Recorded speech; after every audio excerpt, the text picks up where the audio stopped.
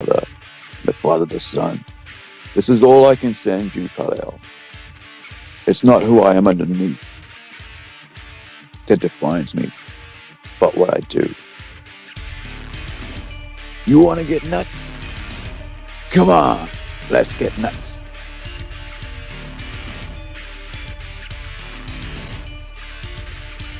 Just because someone stumbles and loses their path doesn't mean they're lost forever. You're making me angry. You wouldn't like me when I'm angry. I let my father die because I trusted him. Because he was convinced that I had to wait. That the world was not ready. What do you think?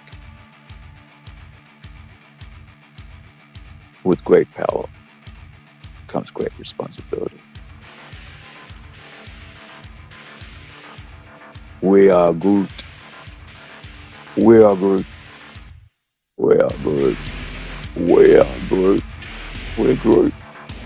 We're Groot. We're Groot. I'm with you till the end of the line.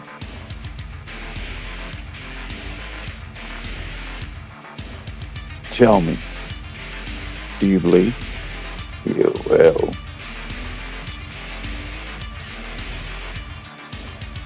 Big man in a suit of armor. Take that off. And what are you? Genius. Billionaire. Playboy. Philanthropist. I am Batman. I could do this all day. Tyranny God. None of you seem to understand.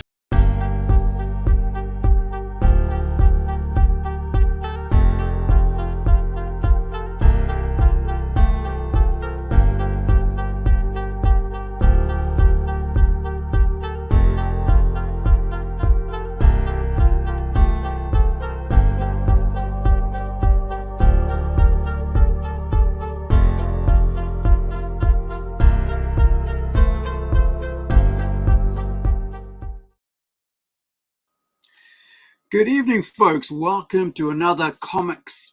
Was it comic books? No, it's Kiwis and comic books and whatnot. Yeah. Yeah, I can't even remember the name of so many freaking shows that we do, which I'm very happy to do, by the way. Thank you for joining us wherever you are in the world. Welcome, and welcome to New Zealand. Welcome to our show, and I'm happy to have Lynette back, a good friend of ours and of mine. And being a bit sick, and but we're going to be talking about a lot of really cool stuff that she's been up to recently, and a trip that she made had to, and she's everywhere all the time. She's such a very much into what she does, so she's everywhere, taking trips, holidays. Every time something comes up, she's out there at these events, and I'm just so cool. And and here's something this is Ross from Wellington, our friend, and we've just been joined by another Wellingtonian. Welcome, Rex. Hey, I'm in. That was instantaneous. I thought I'd be in the back room. I got caught like that on other people, like on Niobe Comics. He's like, I get wait, thrust into things, eh? Yeah. How we going, guys? Another Wellywood person and another Wellywood person in the chat. Ross Payne, caricature artist, and of course Rex is an artist and is going to be writing his own comic and doing the art for it, so creating and writing and art stuff, illustrating and stuff. Now, Ross, you're welcome to come on and show off some of your work, man. I'd like to show off our Kiwis talent on this show. This is the whole thing about New Zealand, taking our amazing talent and showing people that we don't just sit over here at the bottom of the world, but we do very cool creative stuff like this, right? One of the books I picked up, a whole lot of Maori language books and stuff, because I'm picking up anything to do with illustrations. But before I yabber on, Lynette, for those people who don't know you, you have a channel, and I'm going to put you on solo. I'll get you to a proper intro, and we'll take it from there. So, hi, I'm Lynette. I have I cosplay as Fabled Hero NZ, and I also have a YouTube page called Fabled Hero NZ. I have a monthly podcast called The Shapeshifters of Wraith, and I feature different cosplayers and different aspects of the game of Flesh and Blood, and how we build our cosplays and how we present them, and different things and struggles that we may have. I just recently did a episode in performance, and how you can bring your best foot forward to bring a little bit more life to your cosplays. So that's where we're at with the Shapeshifters of Wraith. I also have done some cosplays for other things, including Aru's very own creation and Critter Girl, and I might delve back into that. We'll see how we go. But at the moment, I'm very much into the Flesh and Blood sphere of things. And then that's what brought me to Queenstown for a very special 5-year celebration and a world premiere of the latest set called Heavy Hitters. Awesome. I mean, Wow. that's, 5 years, man. I mean, like, we got another Christchurchian. What is that called? Christchurchian or Christy or Christy or what do you guys call yourself now, Jason? Right? You know, up here we call fungers. Cantabrian? Would that be suitable? That's a good question, actually. I have done. Cantabrian, yeah. Is Canterbury down south? There you go. Like there in you go. Christchurch? Yeah. Oh, Yeah, that's sort of like the province. Yeah. I always thought it was in Hamilton. You know, I always like No. it's Hamilton. No. Welcome. Hey, jump on. Hey, if you guys are watching this for the first time and don't know what we're up to, we just talk about Kiwi creatives, and we get Kiwi guests on. We open this up to the Pacific Islands, and we'll open up to Aussie. So we're basically Oceania, and so that way, if you're out there creating comics, if you're out there making music, film, documentaries, writing books, whatever you're doing creatively, we'd love for you to come on and talk about what you're doing. Rex, take it away, man. My name's I'm known as Rexilliun online on Twitch. But my real name's Chris. I guess I'm a hobbyist sort of comic book artist. And like Aru said, I'm in the middle of sort of writing and producing my own comic book. And I got invited on to Plungecast by Aru probably a couple of weeks back, just to sort of discuss the local scene. And have been having a blast, sort of talk to him about comics and film and some local legends. So it's a little bit about me, I guess. Yeah. Awesome. So I've been having fun with this. I think like last week we got invaded for about 2 hours or something by Canadians and Americans. After the show, we're just finished. An hour long, right? But like we're up till about midnight, I think, last week, and it was like. I think we need to have like an after show. So we go like 2 hours. We talk about sort of like local, the local scene, New Zealand creators, what have you.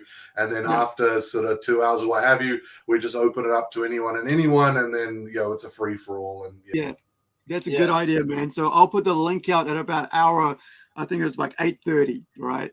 Oh no, sorry, 9 o'clock, because we got to give an hour and a half to our Kiwis. Hour and a half, 2 hours, I think, is like a good sort of time frame. Yeah. And of course, we're waiting for Jason. Once he gets set up, he'll jump in and we'll get him to introduce himself as well. Because one of the things that I'm really keen on is networking us Kiwis out here, because I think we're sort of like, we're in our own towns and stuff. Unless you have got your vehicle and you're traveling around and stuff and able to get to places, you're really pretty much stuck in your own little place, like me, right?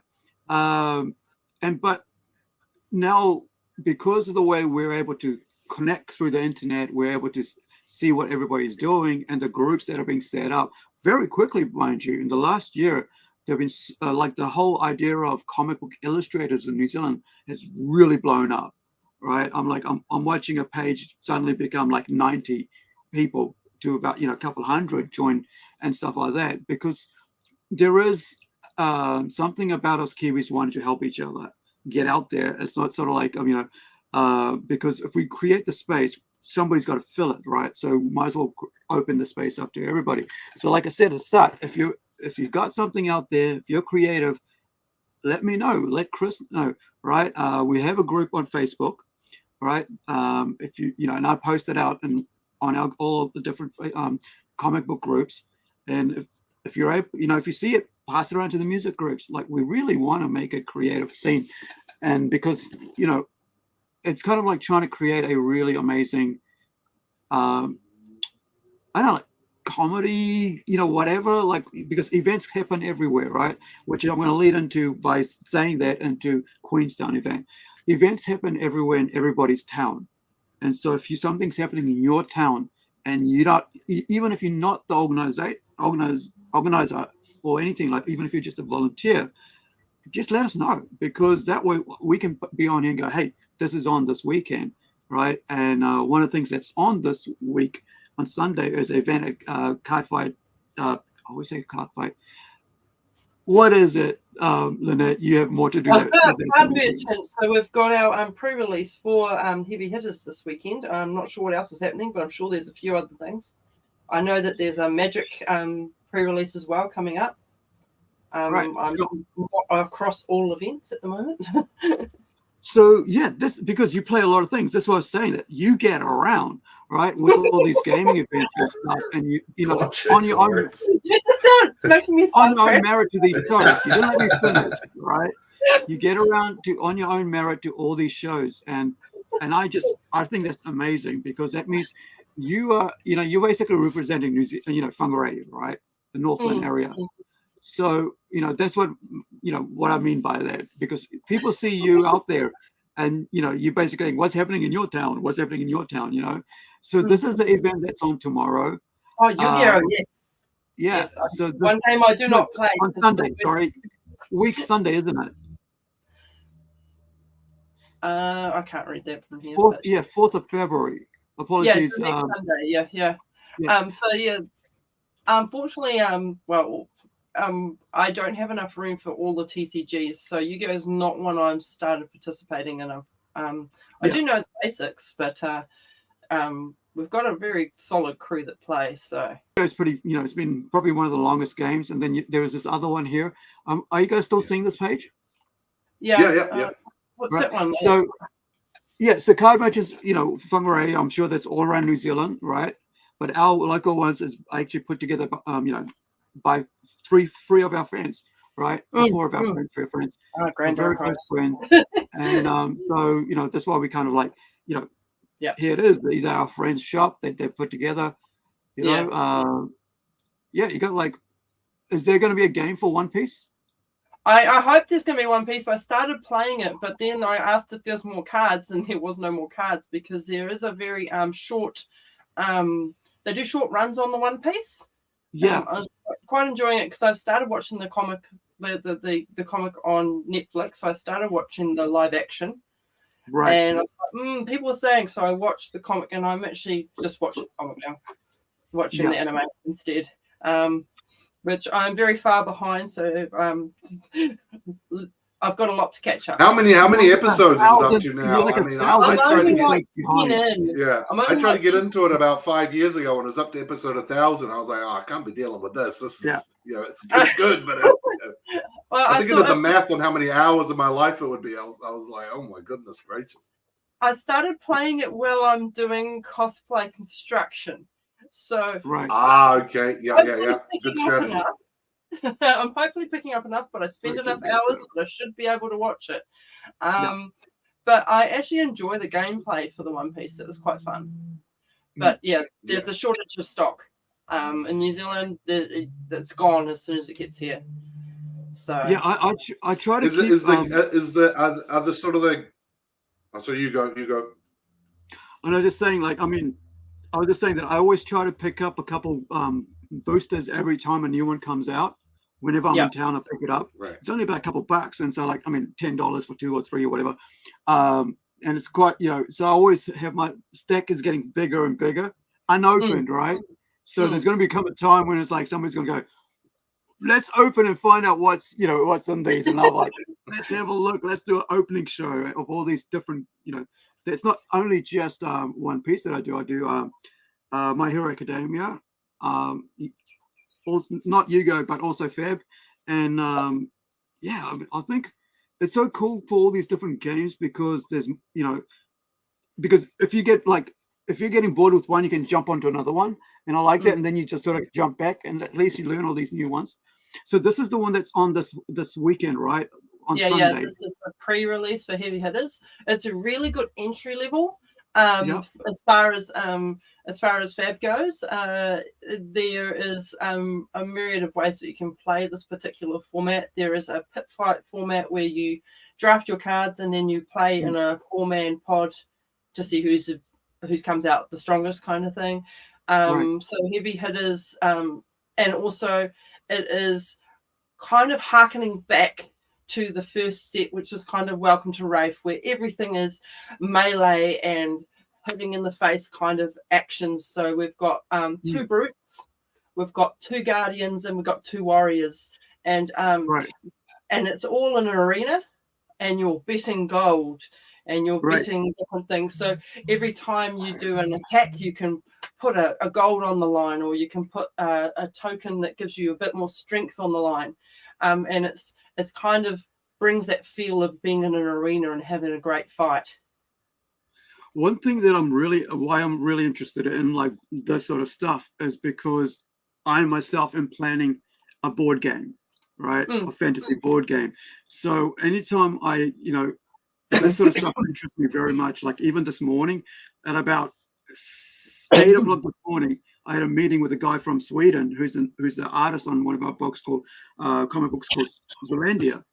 And it's a fantasy, with elves and stuff. And I'm going to enjoy the day that you dress up as one of our characters from there, because it's like elves, dwarves, beastmen, bunny people, orcs, and all that. And so this morning we were just like planning it out. And so I'm quite excited for that, because I know that that's you're into that. But let's talk about your trip, right? I was hoping that Jason would get in here and then we can do it. But let's get into your trip, and we'll start with where do we go? We went here, so let's start with this. Now let's hope that the volume's right. Thanks about that. Now, have I got you guys set up well? Yes, I have. All right, here we go. So I'll just let this play through and then we can talk about it, okay? Oh, the showstopper. Make sure you get the shot here. I'll do it for you.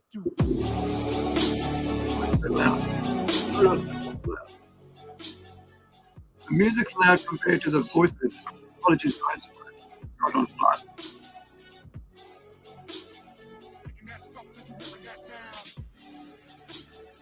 It's gorgeous.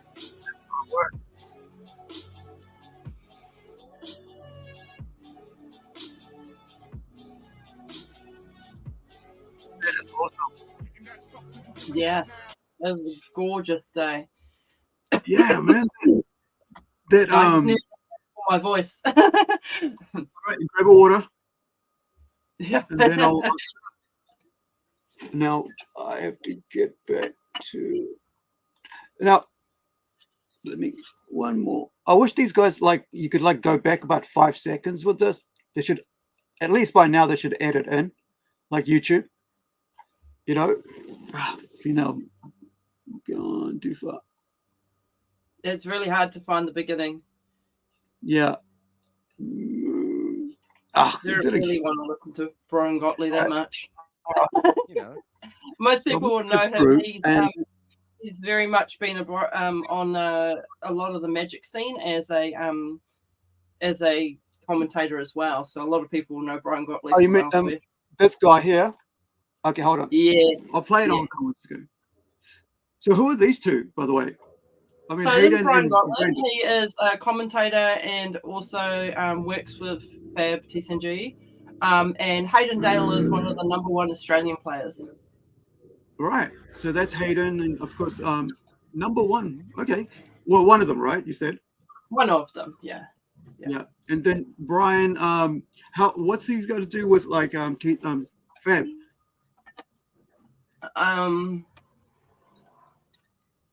So he has come aboard to support. I think he's the one that actually works with James White now as well, doing a lot of the like actual development as well. Yeah. Yeah. You can tell he's been working hard. Check out the under the eyes.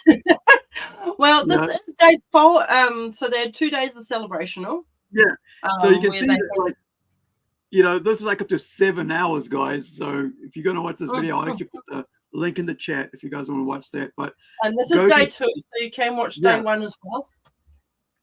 Yeah, top 8 hitters draft, and so I want to play it through, and then we'll stop at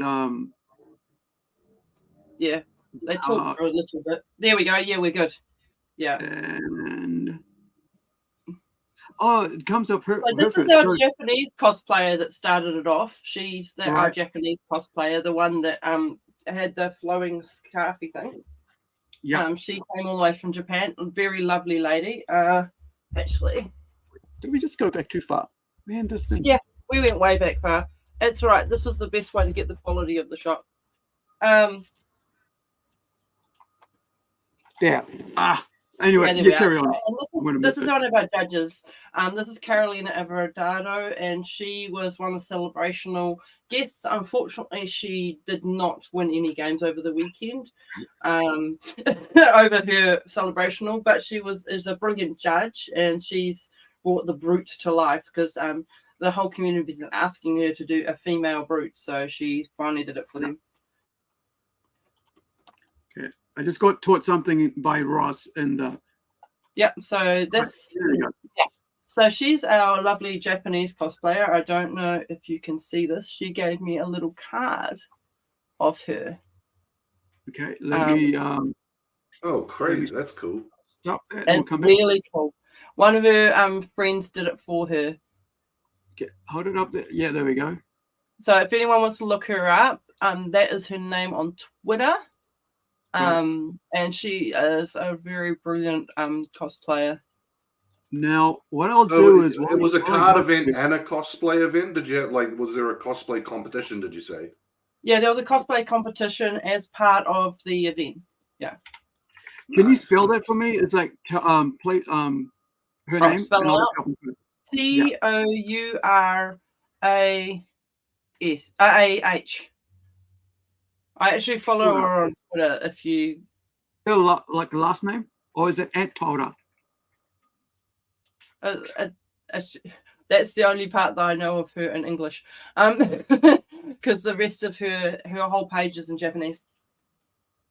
All right, let's There because was there's like a whole bunch of Tora with names out there.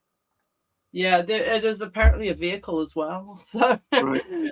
So she's hard to find, but she is a brilliant cosplayer, and I really enjoyed meeting her and her friends, her contingent that she came with.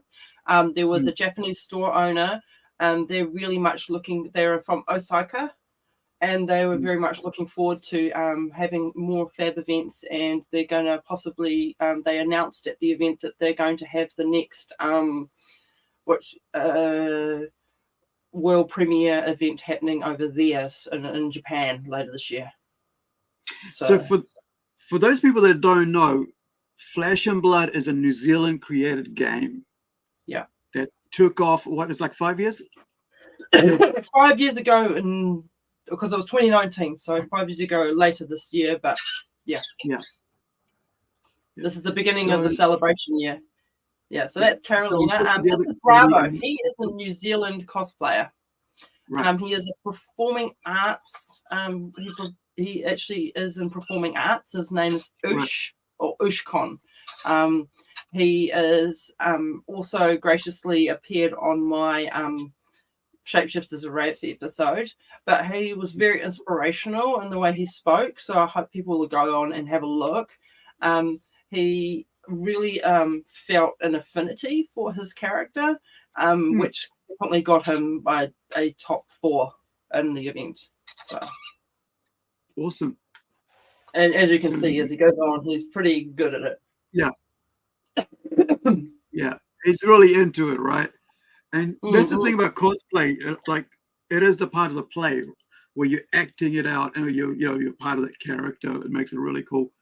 Now, what's the company that makes Flesh and Blood? Because I didn't know that it was. This is the first time I'm hearing about it. Legend Story Studios.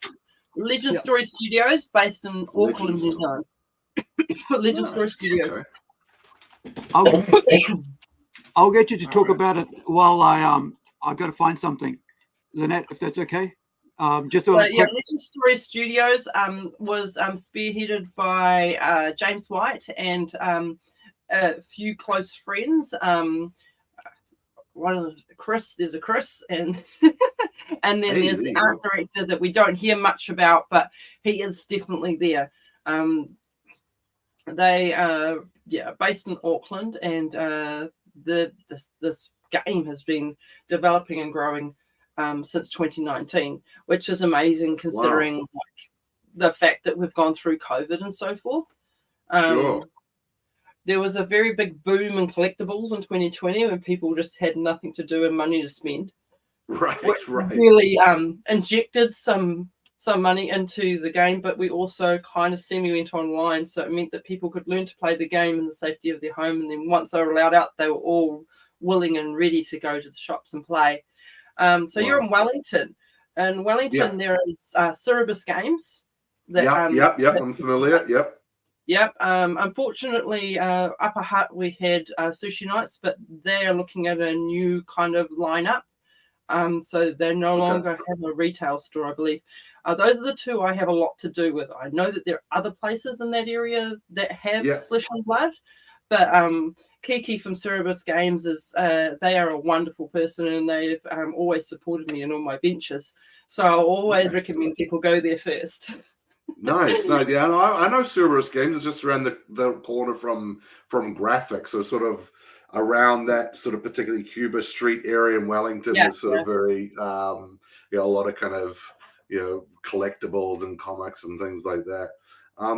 That's awesome. It sort of reminds me of, I'm just looking at the website now, it sort of reminds me of like Grinding Gear Games, I mean, me and I have been sort of talking the last sort of episodes about, companies and New Zealand companies and creators that have sort of, it used to be, I guess, in the 90s, where if there was a New Zealand company or creative, you could tell, there was a difference between, and maybe quality or the sort of the production value between, something made in New Zealand and something made in the States. But that's not there anymore, So I think of Grinding at Games of, is it Pillars of Eternity? That big sort of MMO game that's being made, massively successful. See it on Twitch all the time. But again, I saw that in the wild and was like, wow, that looks like a great game. And then someone told me, hey, that's actually been made in New Zealand. I was like, oh, okay, cool. So it's sounds like something I have to look up myself. I haven't seen that one, so I'm pretty sure Pillars of let's have a look here. It's made by this studio called Grinding Gear Games. Pillars of Eternity. There you go. So Pillars of Eternity. Let's have a look at that site. Is it a .com site? Since we're showing something off, I'll just say that. Yep. It's a video game, so I'm sure it has a website, and I'm sure Grinding Gear Games has a website, but you can find it on Steam. I mean, it's it's massive. It's sort of Diablo-esque MMO kind of style game. Yeah, I mean, like, look, if anybody out there, right, knows who these people are that are creating this game, let us know, man. Like, I know we're not, big friggin' YouTubers, but it's just celebrating New Zealand stuff, Got to start somewhere. Got to start somewhere. Yeah. So if you guys know anybody out there that's doing that stuff, we'd love to just let other people know. Like, I never knew this game existed until right now, right? So now this allowed like new people getting introduced to new stuff, new games. It's on Steam, right? Is that on Steam right Yeah, there? it's or big. am I looking- It's big. It's you know, Yeah, I mean, Xbox One, PS4. Yeah. it'd be interesting to see what the player base is, but yeah, it's you know, if you're on Twitch, you know, Quinn plays it a lot. New Zealand streamer. I'm pretty sure Adslin Gold plays it or has played it. So yeah, it's is it World of Warcraft? No, but you know, it's you know, it's up there, and everyone says it's a you know, real good game, sort of in the same vein as Diablo. You know, I think when Diablo 4 came out, a lot of people were sort of, you know, because this was already in the market, and it, you know, Diablo 4. This was sort of the game to beat, you know, and people were kind of like, I don't know if they did it, you know. So it's yeah, it's definitely up there. It's on PS4 if you got a console, so on PS5. Oh, nice.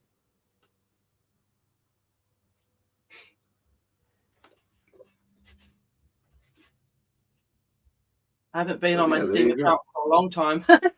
Yeah, fair enough. There you go. I think it's free to play. I think they get you with the old sort of, you know, microtransactions and what have you. But apparently they're you know, cosmetics. It's cosmetics and stuff. Cool. May complain inappropriate. Okay. Yeah. It's yeah, like I said, it's in the vein of Diablo, so it's pretty dark, and you know, you'll have people drinking at inns and stuff. You know. So, yeah. It's cool. That is awesome. Yeah. So Obsidian Entertainment. So Obsidian, I mean, Obsidian has done some pretty big stuff. Yeah. I think they're the original creators of Fallout, right? Like Fallout 1 and 2, I think. It looks familiar. I watch my partner play a lot of Fallout. Yeah. Right. So did you say this was a Kiwi game or no? Yeah, it's made here. You know, it's produced by Grinding Gear Games. Right. Pillars of Eternity. So, yeah. That's cool, man. Maybe I'm thinking of the wrong game. I'm looking at it going, hang on, let's have a look. Are we promoting some other stuff? It's Pillars of something. Jesus. Yeah. Hang on. It's interesting because we do have quite a very strong digital Path of Exile. It's okay. Same acronym, different. Sorry. Path of Exile. I know that game. There you go. Sorry, my bad. Yeah. Hey, it's Friday. Yeah, it's late on a Friday. Right. Okay. Please forgive Exile me 1,000 got in it, right? Yeah, I was looking at the trailer going, this isn't right. When do I say it's not right? Oh yeah, Path of Exile. Something that's like a bit there you go. That's it. I've heard of that. Just joking, guys. Just joking. Not so I'm just saying it's a different, you know. But like, So sorry. That's all good. So core starter pack. So wait, so is this playing like a trading card game? Because no, this is. I mean, I understand it's like Diablo 4. It's sort of like the Affliction mystery box contains 21 microtransactions, each with several variations. As always, these microtransactions are purely cosmetic and do not affect gameplay. You have an equal chance of opening each type of microtransaction from a mystery box, but some individual variations can be rarer than others. You will not receive duplicate copies of any variations you already have. man, the graphics are cool. Use the Nethermancer body armor to attune with the dead. Nearby corpses of slain enemies radiate, allowing you to gather their souls when you walk near. Absorbed souls are contained within an effigy when you die, waiting for you to return and collect them. There are also matching boots, gloves, helmet, and a cloak to complete the set. The Eldritch Royalty body armor displays a rune of sovereignty above you that improves the more auras you have affecting you. Matching boots, gloves, and helmet are also included in this box. Place the entranceway hideout decorations and use them to travel to the Labyrinth, Menagerie, Azurite Mine, or the Forbidden Sanctum. The The tumbling orb So this is pits just glow an when there ad is for, currency like, of a a matching type cosmetic, on the ground, like, letting out a shockwave when that currency is picked. So this is just for like the mystery box and add-ons and all that Advertising. stuff. Well, look, the end of the day, You'll probably be able to 20% find off. it. You'll probably be able to find like a trailer, a gameplay that you could play in the background.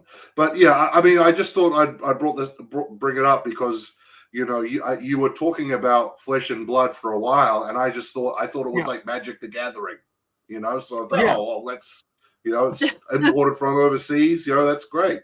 But whenever when you see something like that's high end being made here, that sort of always puts a smile on my face, Yeah. And I was just saying to Lynette, that's sort of a theme sort of running through the last sort of couple of episodes. It's been, we can do whatever the people overseas can do. The Americans can do. If you put your mind to it. So so that's basically it. I mean, like at the end of the day, I think showcase what we can do. I mean, like if you now, don't mistake. James White has been a very in the TCG world very strongly. He came from background of Yu-Gi-Oh and Clash or something, and a few other games as well. And he also played for the New Zealand team for Magic a number of times. So he does know the TCG background very well. Nice. So what? He's sort of the game designer, I'm guessing. Yeah. He is one of the founding members. He is the figurehead mostly. Him and Chris Gearing, and I still can't remember the art director's name because he keeps himself out of the spotlight. Yeah, very much so. Gotcha. I have to check. I have to check it out. That's awesome. Recluse. He's a creative recluse. Creatives. I think it's Jason. No, I can't. I don't want to even name him wrong. I'll just leave it there at that. Yeah, fair enough. He was listed on the website, but I just don't want to name him wrong. No, that makes sense. Yeah. So this is me Let's and return James to White's Fab in this event. Yeah. So this is me. This is me, James White's mum, Claire, and James White, of course. So there is a bit of special story about this. I didn't finish my cosplay in time that I wanted to take, so I decided to take down my tailor costume, which I hadn't entered anything yet anyways. Did some adjustments to it, and I was getting ready because I have a friend who's been in the TCG world for a long time. His name is Gene Bunbury, and I was setting up his stall. He let me have a space there, and I started talking to. I'd been introduced to Claire the day before, and I was talking to her, and I started pulling out my tunic, and I says, "Oh, I was going to get someone to wear this," and she said, "Can I wear it?" And I says, "Sure, you can wear it." And she told me the most amazing story about the card, which is what my cosplay was. It's a card given to winners, so I can't even show you one because I've never won one. And it has, she is the subject matter for Taylor because she was a seamstress as well in her years. Oh, excellent. She felt it was very significant, and she felt very privileged to be part of my cosplay, whereas I felt very privileged she wanted to be part of my cosplay. Down to there's little Easter eggs within the card. There is a picture of a husband and wife in the card, and that is James and his wife. Oh, excellent. Okay. And they do. Yeah. What was that? Look on your face is the same look I had in this. See that? It's the same gushing look, right? Yeah. You're like, this is the moment. Yeah. And you don't want to, you're enjoying it. I'm like thinking that's exactly the same friggin' face I've got on that you have. Yeah. It's like, I was just so pleased. Claire did want me to be in the middle, but I thought the balance would be out for the photo. Yeah. Because because of the white and green. Yeah, it's a good choice. I mean, it's really well done. I mean, it's very artistic. There's a green in the, dark green in the middle with the cream on the outside. Well, ivory, is it? Yeah. Is it ivory? Yeah. What do you call that? Ivory.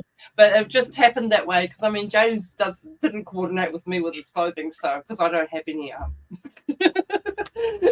right. I don't have any guys over that. I think Jason needs a link. Yeah, no, Jason forgot that there's a link on the main chat one. That's where I found He's got it now.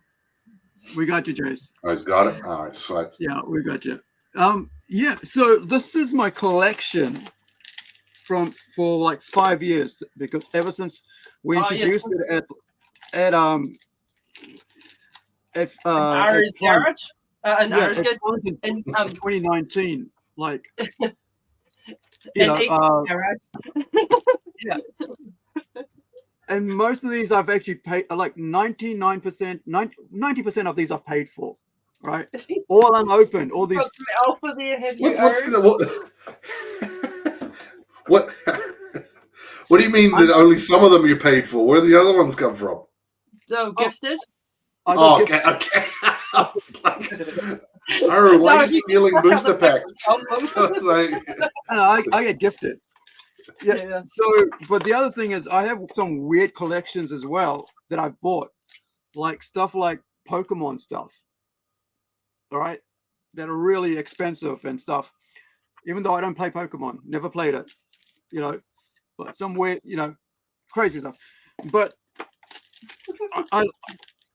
so you got My Hero Academia and 3 booster packs. No idea what's in them. And then I was telling you earlier about, that one. And there's a couple. That's the One Piece game that you were talking about. Yeah, and then there's a booster pack here, but I think there's some more around here somewhere. Oh no, yeah, and I've actually ended up with a Magic somewhere as well, because there was a new one came out. When did this one come out? What are we looking at? Crimson Vow. Crimson Vow. Yeah, that's a little bit older. That was the werewolf set. That's probably why I got it, because of the werewolf set. Yeah, because I'm writing a werewolf comic book right now, and vampires. So I'm like, that's my jam, werewolves when it comes to monsters.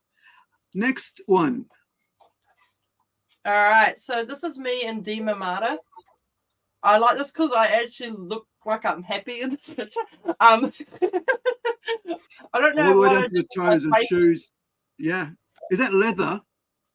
No, that's thermoplastic and foam. It's good though. Like, it looks really, really well done. Yeah.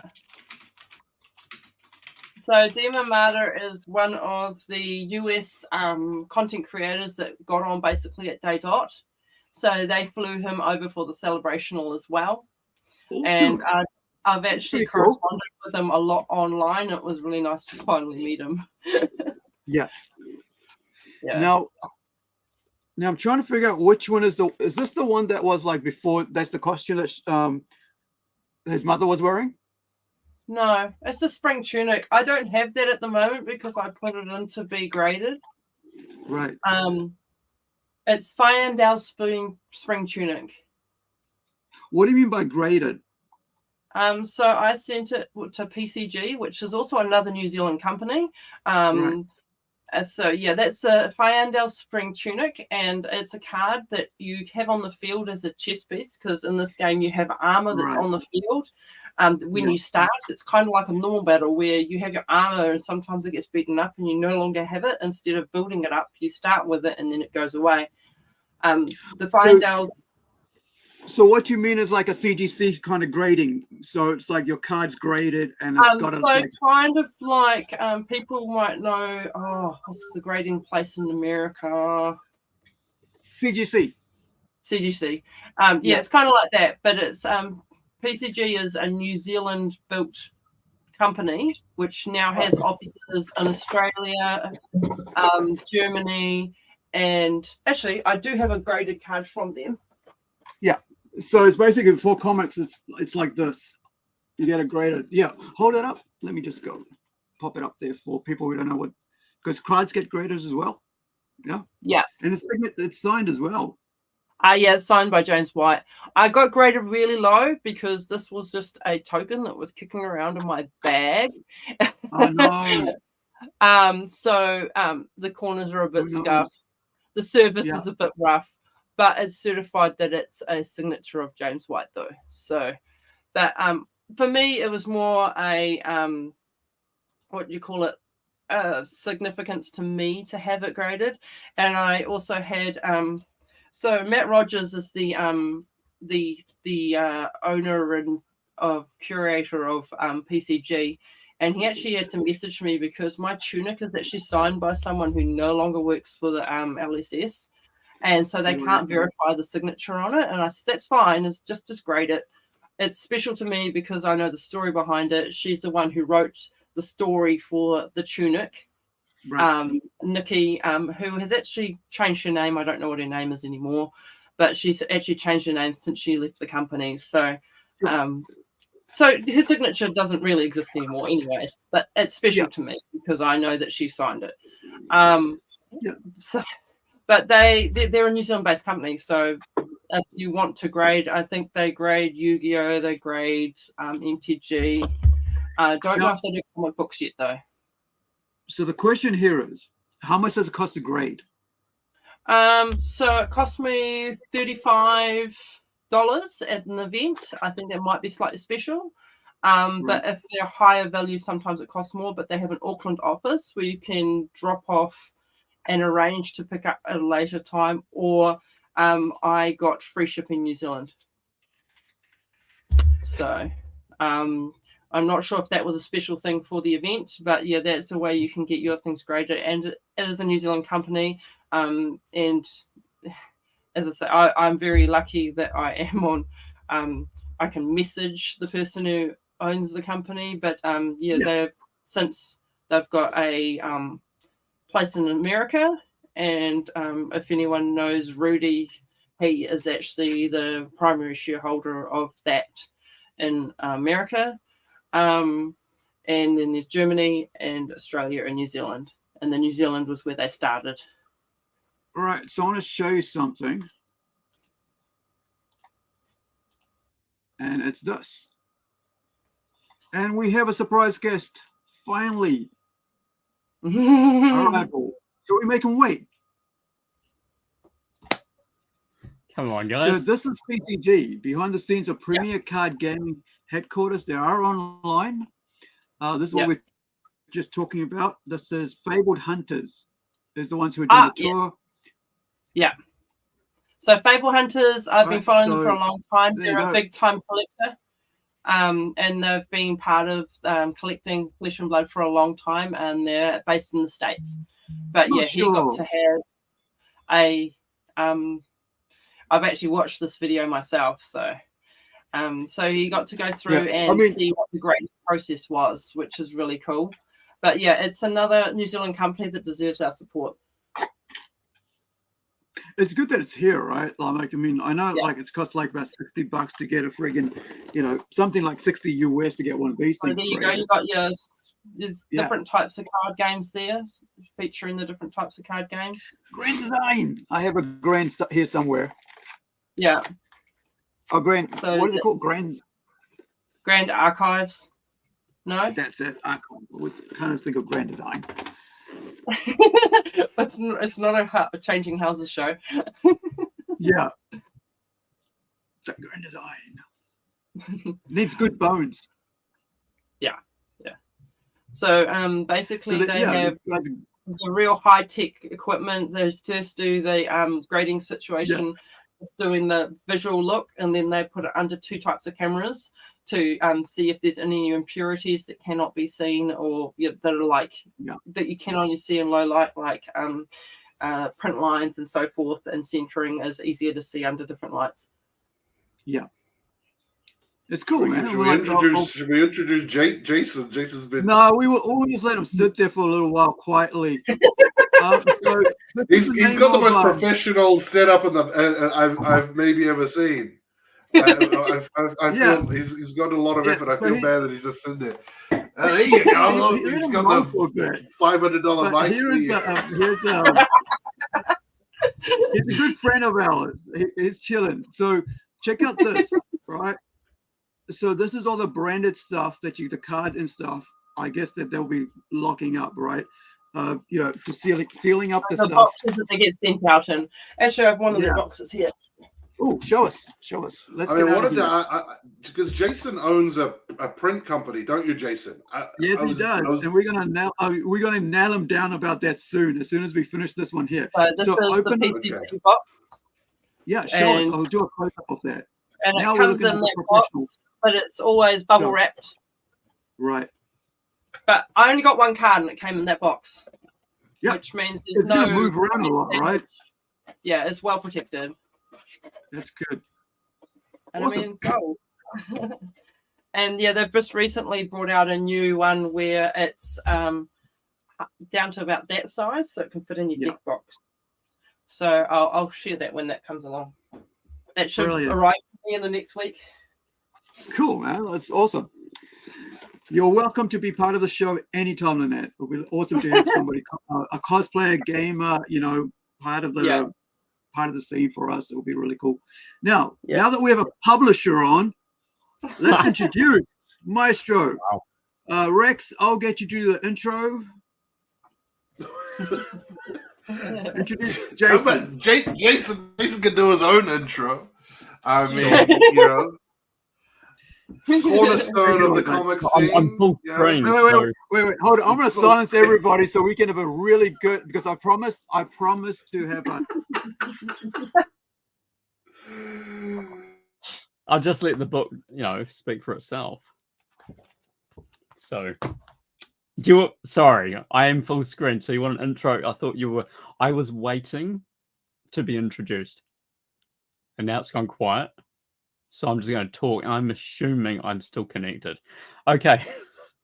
Because it's gone really weird since it's gone silent. Yeah, so Jason Lenny, I wear more than a couple of hats, but they all cross over between my real world gig, which is my main gig is a brand agency, Ledge brand agency. So creative branding, working with obviously commercial clients. And part of that, under that umbrella, is Beyond the Ledge Press. So that's like that publishing arm. And then what comes under that are my voluntary work, putting together Funtime Comics. And then, of course, New Zealand Comic Creatives, which is, what's the best way to say that? That is an umbrella organisation to represent New Zealand comic artists from around the country, focus at Armageddon events, where we have a stand given to us, donated to us by the very generous Bill from Armageddon. And yeah, that's where we get to sell our wares and comics and get locals on the stand, meeting the public, interacting. So a couple of hats, but they all sort of work together. Funtime Comics, again, it's gone silent. I'm assuming I'm still going out onto the internet. Can someone just acknowledge? There we go. There we go. No, that's good. That's good. I needed some sign because honestly, you're not just in the void, Jason. No, that's good. Because tangent. I'm going to take tangents because I like tangents. I run role playing games. You can see them up on the shelf. We were playing on Discord the other week, and I was talking to my crew for about 5 minutes. I was the game master, telling them all these legends and backstories, and then suddenly we realized after 5 minutes that my mic had died, and I didn't know because everything was just silent. So that's cool.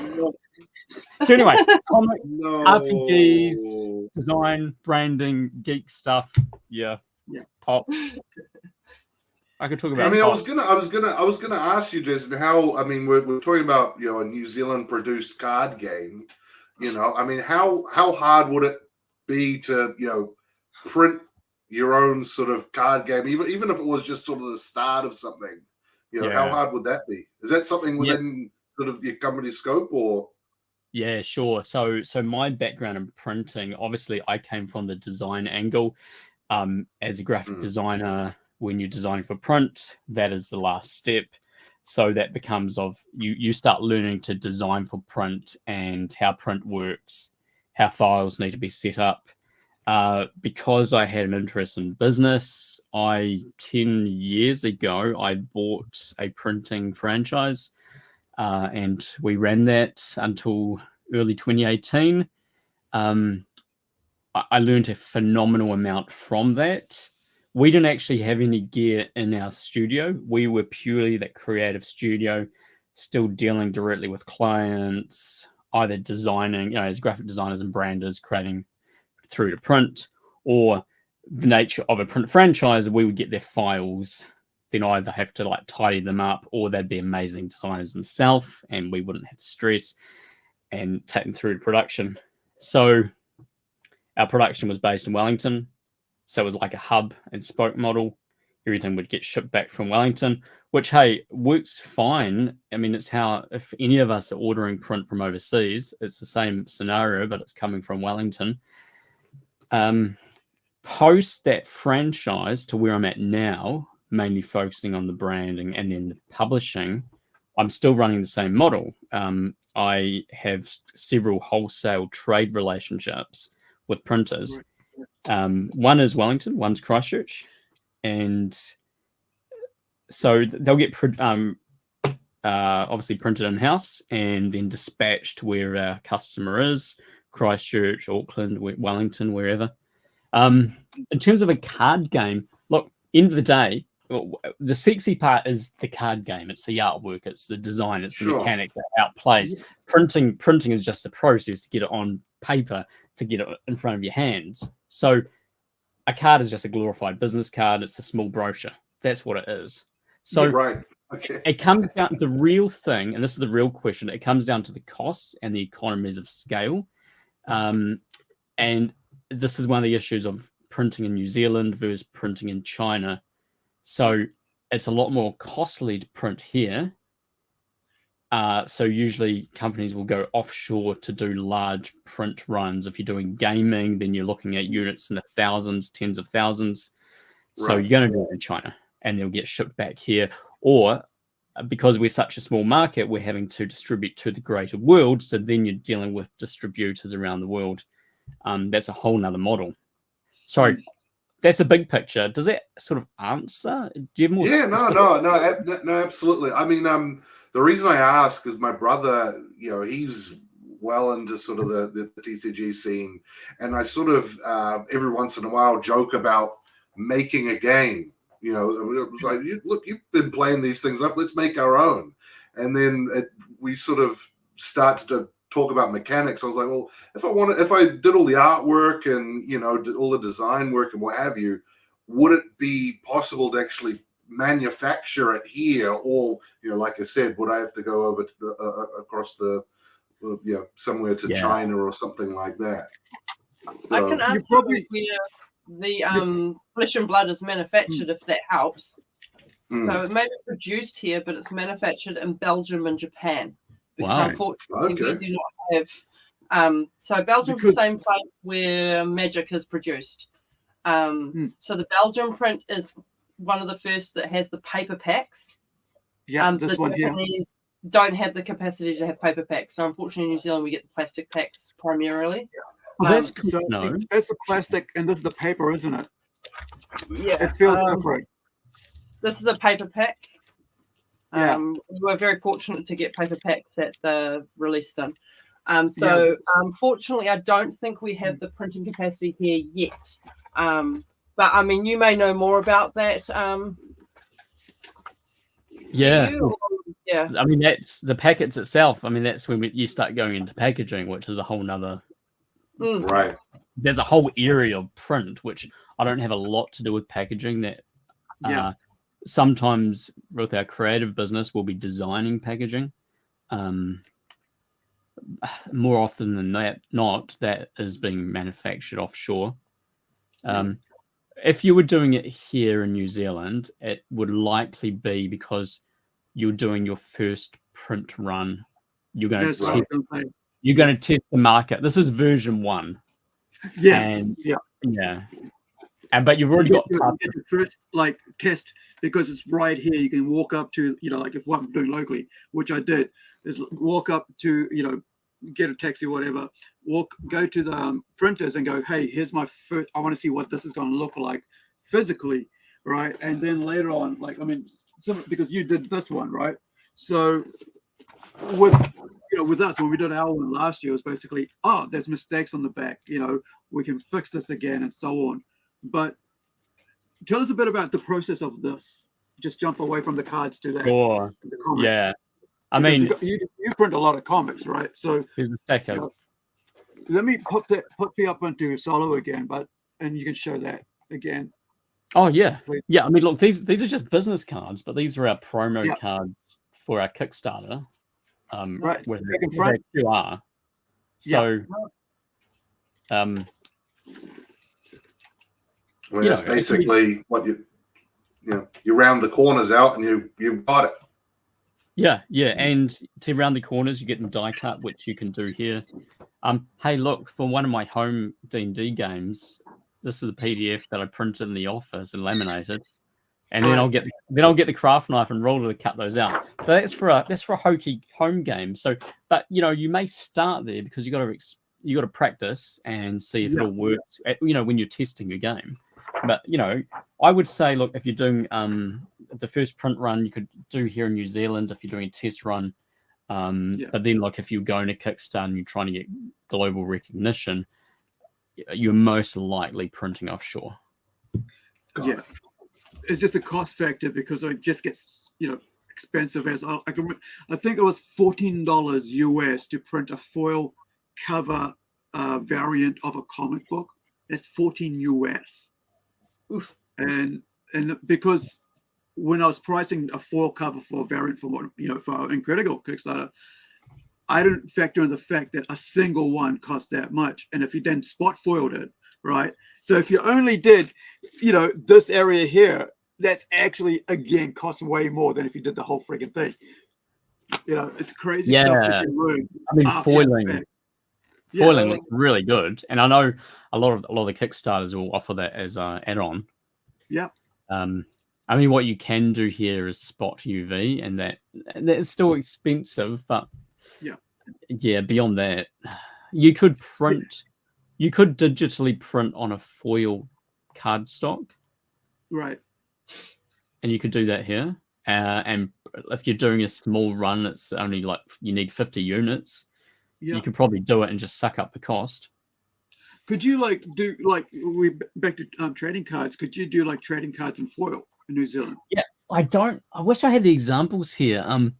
There was a print company. I don't even know if they're still open. This is going back 10 plus years. It was very similar. They sort of very similar to the franchise I had, but they would offer foiled cards and you could print on clear plastic. But they'd streamlined the model, and you could effectively get a really low cost foil or metallic business card, and then that's not hard to turn it into a trading card. There was a local one here that did that for me, like this 20 years ago.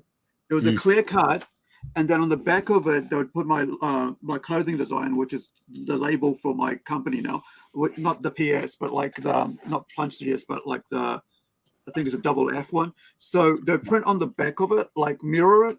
So you'd have to paint on the back, but in the front would be the actual beautiful clear, coat on it, so you wouldn't see it. But that was 20 years ago. So if you think about where we are in New Zealand now, whether if they still do it, it'll be so cool. And all the stuff that you got with what with what Lynette's holding up with foil cards and stuff. Looks good. I mean, really, what you're talking about, first run and stuff, it's prototyping. Locally you can prototype anything you want. At least actually anything. I'll just grab a sample. Sure. I mean, the reason why I asked the question was specifically around foil, things like foil, because you as a layman, you look at those cards and you go,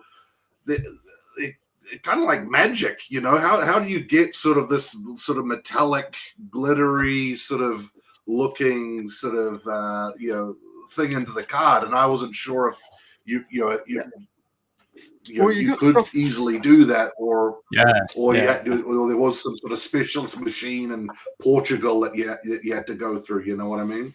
So that's cool. I mean, that's cool that that we have the capability to do it, Jason. Yeah. So this is a chromium, right? Cover double thing cover to like this is actually plastic, all right? Chromium sort of thing.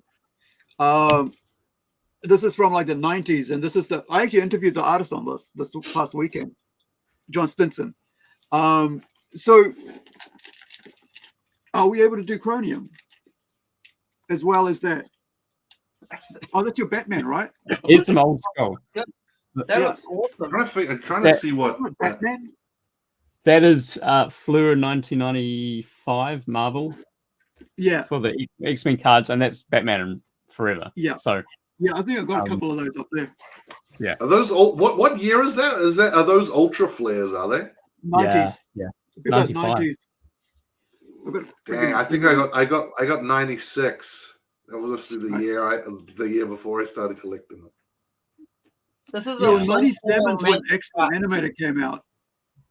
I prefer the fab foiling because I can read the cards, but that's the old school foiling. Yeah, you got part foils like this. Yeah, I prefer part foils. I can read the writing on them. I struggle with foil. I wanted to ask Jason about Fun Time quickly, because he's got the stand in the back. Nice. I'm loving it. I wanted to ask you.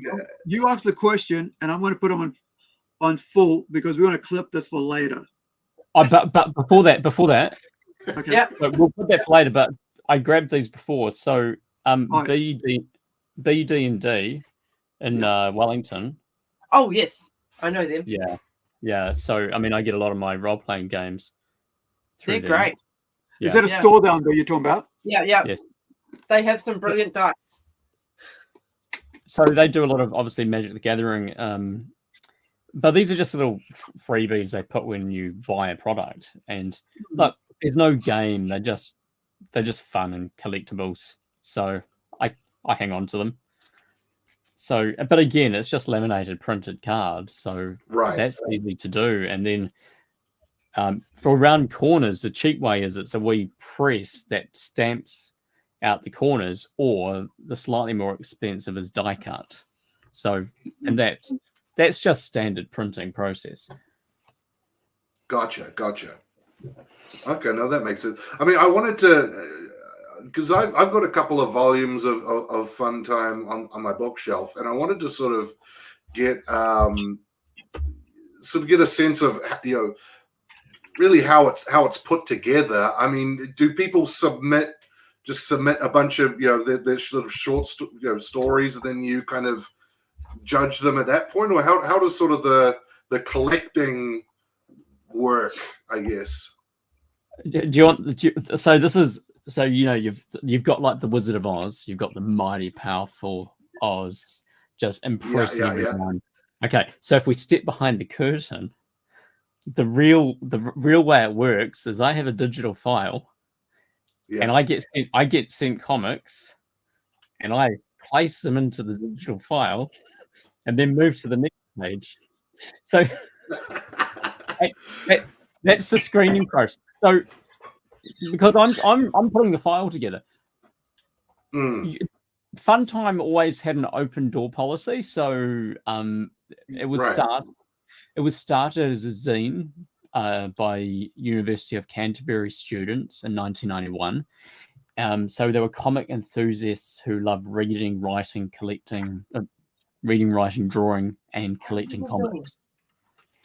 And so they would just combine whatever was submitted and print it. But it was just a black and white 5 underground grungy zine. Right. Obviously, it's evolved over 30 plus years to now being a full color magazine. I wish I'd kept my copies of zine. I had copies of zine. Yeah. I I don't have them all. I have some of the early ones. I first got involved in 2001 when I was a design student. So Funtime runs as a monthly meetup, and that's like the lifeblood of the group. And putting a comic together was always just the byproduct of these people who meet up. So it's always been focused around community. The one thing I would say is, as the comics evolved into more of a color magazine, as soon as you go color, you start getting full color comic submissions. So you notice the standard and comics being submitted are of a higher caliber. But we also still have black and white. We have hand-drawn comics, which I'll still scan in and then manipulate in Photoshop to get the black and whites right and then place in the file. Or because so many artists now are working on iPads or their own computers, coloring, creating their comics, they give me those final polished, amazing artwork. And so it often, at that point, it often is just placing it directly in. In terms of an editorial policy, right, it's that loose. It's more of a if there was a question mark over the content, then at our local meetup we would just discuss that, and then that would just come down to suitability. Honestly, we've never really been in that situation. So apart from, one time I got a comic which was very much horror genre. And, we're creating an anthology we're trying to appeal to a wide catchment of readers. And we've also always tried to make it accessible to younger readers, but trying to work out where that line is, where you cross over, has always been tough. We sort of agreed that it was kind of a teenage, young adults upwards, because sometimes the themes and stuff and content are definitely not suitable for kids. In fact, we always put a disclaimer on the back. Some content, you will never see that, but it says there some content not suitable for children. So we've been brainstorming a Funtime Junior for years aimed at kids. That project's shelved because that suddenly throws a whole lot of other challenges. How do you get enough comics suitable for kids? And then what's the age group? Is it 6 to 12? Is it 8 to 13 years old? So there's no hard rule. It's more about the way Funtime works. Is it is a platform to showcase New Zealand comic creators, and generally, it's a wide range of genres, stories, short form comics to long format. We get daily comic strips. You get some cartoons. So it's very eclectic. And what we've tried to do is we've tried to turn it into more of a magazine. So we'll have interviews with the artists. We'll always have a feature. We'll always have a feature interview with the cover artist. Then we might have an artist spotlight, one of the regular artists, writers. I say artists, but I mean writers as well. Some of these are co-written, they're written and drawn by the same creator. Then you get the ones where there's a team who has worked on it. We'll also promo other indie New Zealand comics like Shane Evans' Wastelands. Mm-hmm. So we've got 4 pages of that in the new Funtime that's going to Kickstarter. And, that's like a bit of an advert to promote Shane's work. It's just about cross-pollinating. Speaking of the new Funtime, there it is. Ooh, that's a beautiful cover. Yeah. That's good balance. Yeah, so our cover artist here is Maya Templar from Christchurch, illustrator, artist. She heads up like Christchurch Zine Fest. Very young. Yeah, young artist. She's very passionate about creating. The thing about what's great about Maya's work as well, it's just so different. What I can say is I'll just go to her article. That's it. Yeah. Wow. Wow. So that's the feature. Yeah. So you get a piece like that, which is very watercolor and hand drawn, then more digital art. I mean, it's hand drawn, but digitally colored. Yeah. Yeah. And then we It's get a black and human white doing it, report. even though it's digital, right? It's Yeah. not AI.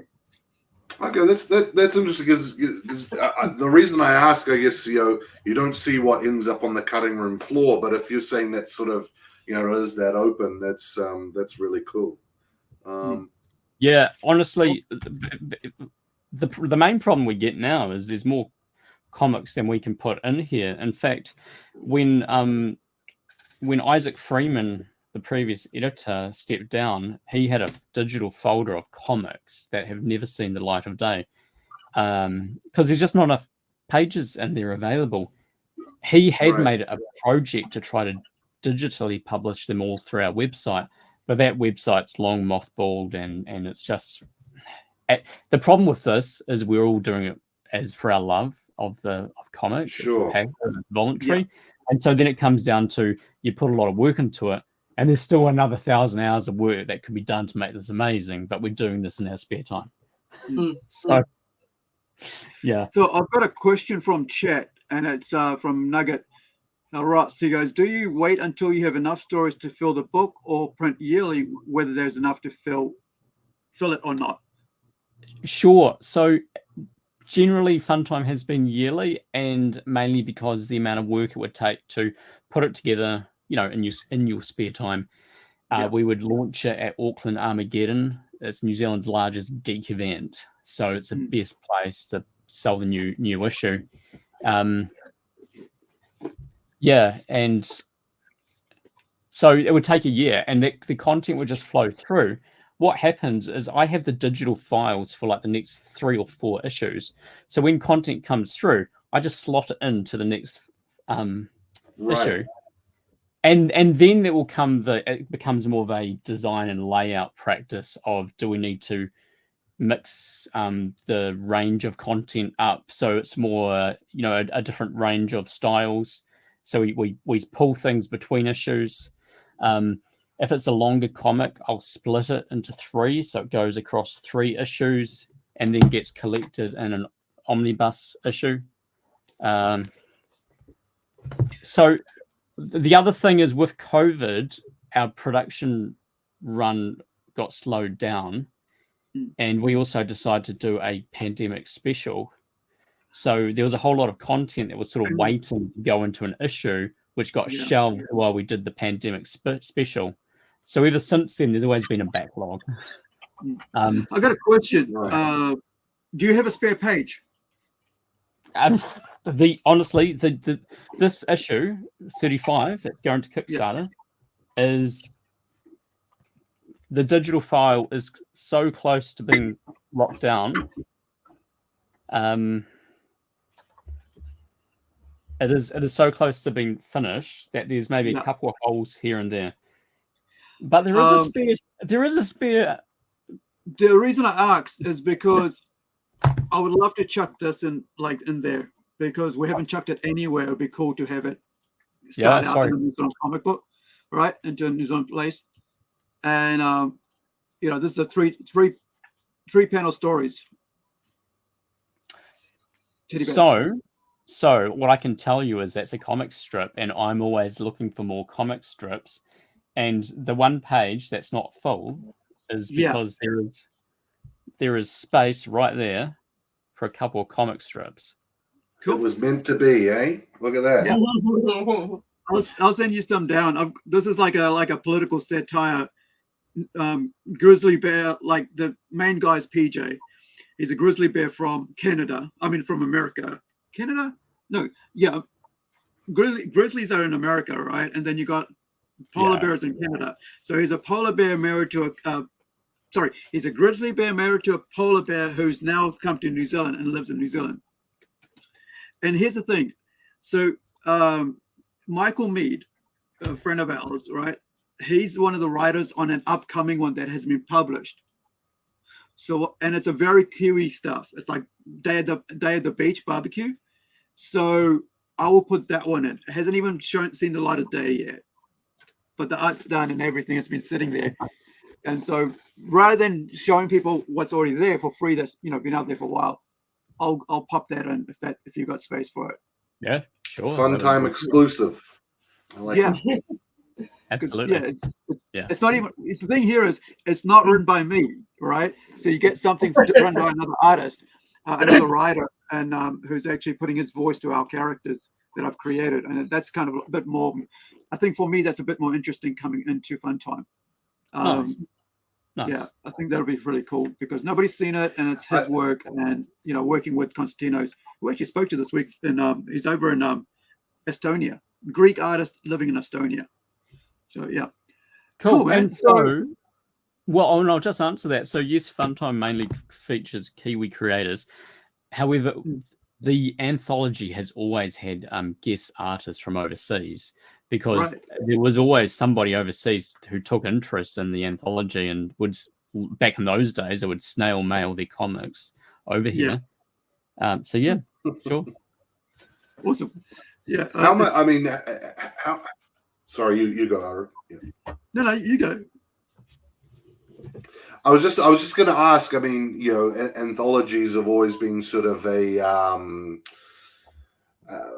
so not a, I don't want to say a testing ground because that doesn't do the book justice, but it's always been, anthologies have always been an area where you can sort of test an idea or a snippet of a longer form sort of story. I mean, how many stories do you get that are sort of, part of a longer story, or sort of someone testing something out that they're going to sort of make a bigger project of? How much is it all sort of purpose built, sort of a 4-page story, or there are people sort of like sort of Shane Evans sort of things where there's 4 pages of a bigger story? I mean, how prolific is that? No, good question. Look, so 90% of the comics, they're not purposely created for Fun Time. Some are because that's the artist's regular outlet. Other times, the artist creator has already released these online as a webcomic. So now we'll reprint. Years ago, Fun Time had I'm pretty sure it had a policy that they wouldn't reprint. But as webcomics became more popular, it made sense to give them a second life in print. And plus, where else are you going to get your comic printed? There are a couple other great Kiwi anthologies, which is amazing to see those coming up, or they've been going for a while. Bristle from Brent Willis in Wellington, and Battle Mag from Dunedin. But aside from that, I think we're the only colour anthology as well. So anyway, the long format. One occasion I got given 100 pages. Ooh. And then it's like, okay, so how am I going to put that into a mag? In one of the earlier issues I ran a selection of pages, 2 side by side on a like A5, or slightly smaller than A5 on one page. And then in the omnibus, I was like, you know what? I've still got a stack of pages which are never going to get printed. So I put 4 on a page, which you can barely read unless you got good eyesight. But it was like, I've got the comics, and it's going. That honestly, I should reach out to that guy. That was Matt Graham. I haven't heard from him for years, but his comic would have been great as a self-published graphic novel. The other time is we ran some pages from The Spanish Lady in Tales from Pandemia, because as the story goes, and I love telling this story, I was putting together a digital file for Tales from Pandemia. I reached out to Arthur Whelan in Auckland, and he's a regular contributor, and I was like, hey Arthur, do you have any comics on the pandemic that you may have created? And he said, no, but I do have a 175-page graphic novel on the Spanish influenza that's already completed and that I published digitally, but has never been printed. So I was like, Arthur, first of all, I said your comic deserves to be in print, and with him, we self-published it as a graphic novel. But more importantly, for Fun Time, well, that was important to bring his comic to life in printed format. But we ran a selection of pages in our Tales from Pandemia, along with a guest artist article. Look, if anyone creates 175 pages of hand-drawn, hand ink, and hand watercolored comic art, I mean, they deserve to be featured and printed. So it's like, yeah. I love that because Arthur is the sweetest guy, and I love talking with him. And he just, that's his outlet. He taught himself, I think he taught himself to draw quite late in life. Yeah. And he works for a newspaper, and obviously this is what he does in his breaks and at cafes. And he engages young people at Armageddon's. They come up to him and he'll be talking to them for hours. He just wants to inspire them to draw and tell stories. And one more thing, Shane Evans. So that's another example where he's self-publishing a series of books. Yeah. So we're taking the opportunity to be able to feature that as a featurette, which helps to cross promote. So a couple examples there. Otherwise, Nice. yeah. One last one, and this is an example where I'll get a comic and we'll divide it over 3 issues. So the next 3 issues, 35, 36, 37, like I say, I have the digital file, was already in the works. There's a comic in there, it's about 30 pages, so I've split it over the 3 issues because it would be too large to put in one of those alone. But then when the omnibus comes out eventually, they will be collected together. So the omnibus is great in that way because that's a way where you can finally get it in one place. Yeah. Well, the other thing is, like, nobody who's doing a story, even if it's short or long, is doing like a cheap on it. Like, you know, just because it's short doesn't mean it's like you put less effort in it. I think you're putting more effort in it because it is short. You know, because you're telling a short story really quick, and so you want it to be as impact. So you want to make it look as good as it can. It might look like it's been rushed because of the art style, and it's like no. It's just as important because everything that's on that page matters in that, you know, in that panel. Like, I mean, I've just started doing, anthology series, which is going to be collected as a trade paperback later on, which is probably about 120 pages or something. But none of those stories I put in there is like, because the first one's got 2 short stories. I didn't think of them any lesser than any of the other full 90-page stories I'm doing because. Oh, no, not at all.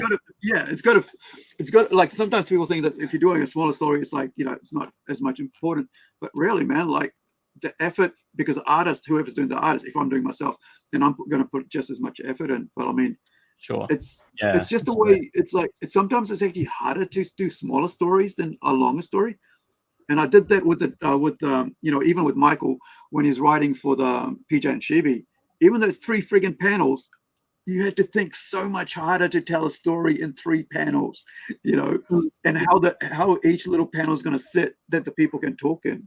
So let me just chuck that up for on the higher thing. So tell us a bit about this story, dude. Zombie Jesus. Yeah, Zombie Jesus. I mean, is it like text list? It's a text list comic, and I'll let the artwork, you know, speak for itself. Yeah. So this is Tom Williamson, Christchurch. It's a 4-page textless comic. Born again. So, but it's Zombie Jesus. So after 3 days, third day, rising again. Maybe 4 or 5. Yeah, and then I mean, there's Shane's. So there's Shane's comic. Is that from issue 2 or 3? No, that's issue 1, I believe. And then we got to the. That's pretty cool. I mean, the fact that you printed it, it's all done within New Zealand. That's really cool. You know? Yeah. So I can't wait for it to be in a graphic novel, and we can probably do a Kickstarter and make it really, because he does a lot of he's an artist himself, so you could imagine his work in foil, right? His, all that stuff, and it's just, and it'll kick off really well. And the fact that he's building it up over 4 issues, like it's supposed to be 3, now it's 4, but I mean, that sort of also, like when we talk about marketing, like we're doing in our chat, like he's like building up an audience by the time he gets to issue 4, Those who missed on issue 1 and 2, because those are all sold out, right? Issues like they're small run prints, right? How much did you guys print out for each one? It was only 100 of each run. Right. Yeah.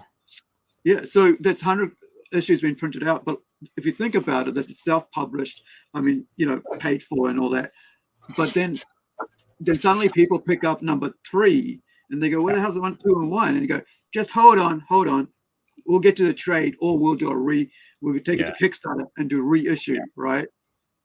So that's my thing for it. It's like, take it to Kickstarter, do a trade at number, when 4's out, and then do 1, 2, 3, 4, and then do like all the actual different colors. Because the great thing about Kickstarter is where people go for specialist comic covers and items and posters and trading cards, those things that you won't get on like at your store, or you won't get on Amazon, because these are just direct to customer.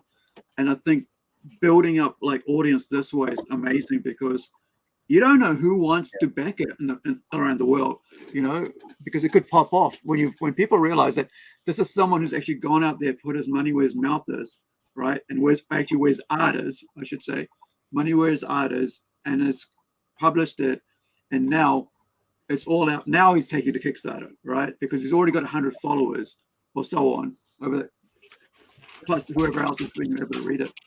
Yeah, no, and I've talked with Shane. I would love, once he's completed it, it would be great to bring it together as a graphic novel.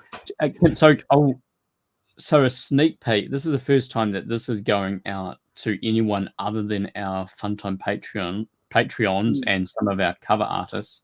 So issue 35 is obviously going to Kickstarter very shortly. And I'll do a bit of a promo focus on that shortly. But for issue 36, speaking of the amazing Shane Evans, look at that. the robot. Yeah. Well, So, nice. like, as much as I want, 35 is lovely, and it's a very abstract cover. That's what's cool. Like, our covers are always so different, and then we get this beautiful piece of comic art for the next issue after that. If the Kickstarter works out well, then hopefully that will be September, October on Kickstarter. Nice. Excellent. I'm just trying to find the Sunspot magazine his art's actually in, because we actually put it out. Like, did he give you the robot story? Is that what you're printing in there? Or so the robot story is in there. And so originally there was another cover artist, but she got delayed with finishing hers. So we just pushed her cover to the next issue after 37. I've got covers through to at least 39 at the moment. And it was just in conversation with Shane, because we're already working on publishing his comic. I was like, "Hey, do you want to draw a cover?" So within about 2 weeks, he returned completed artwork.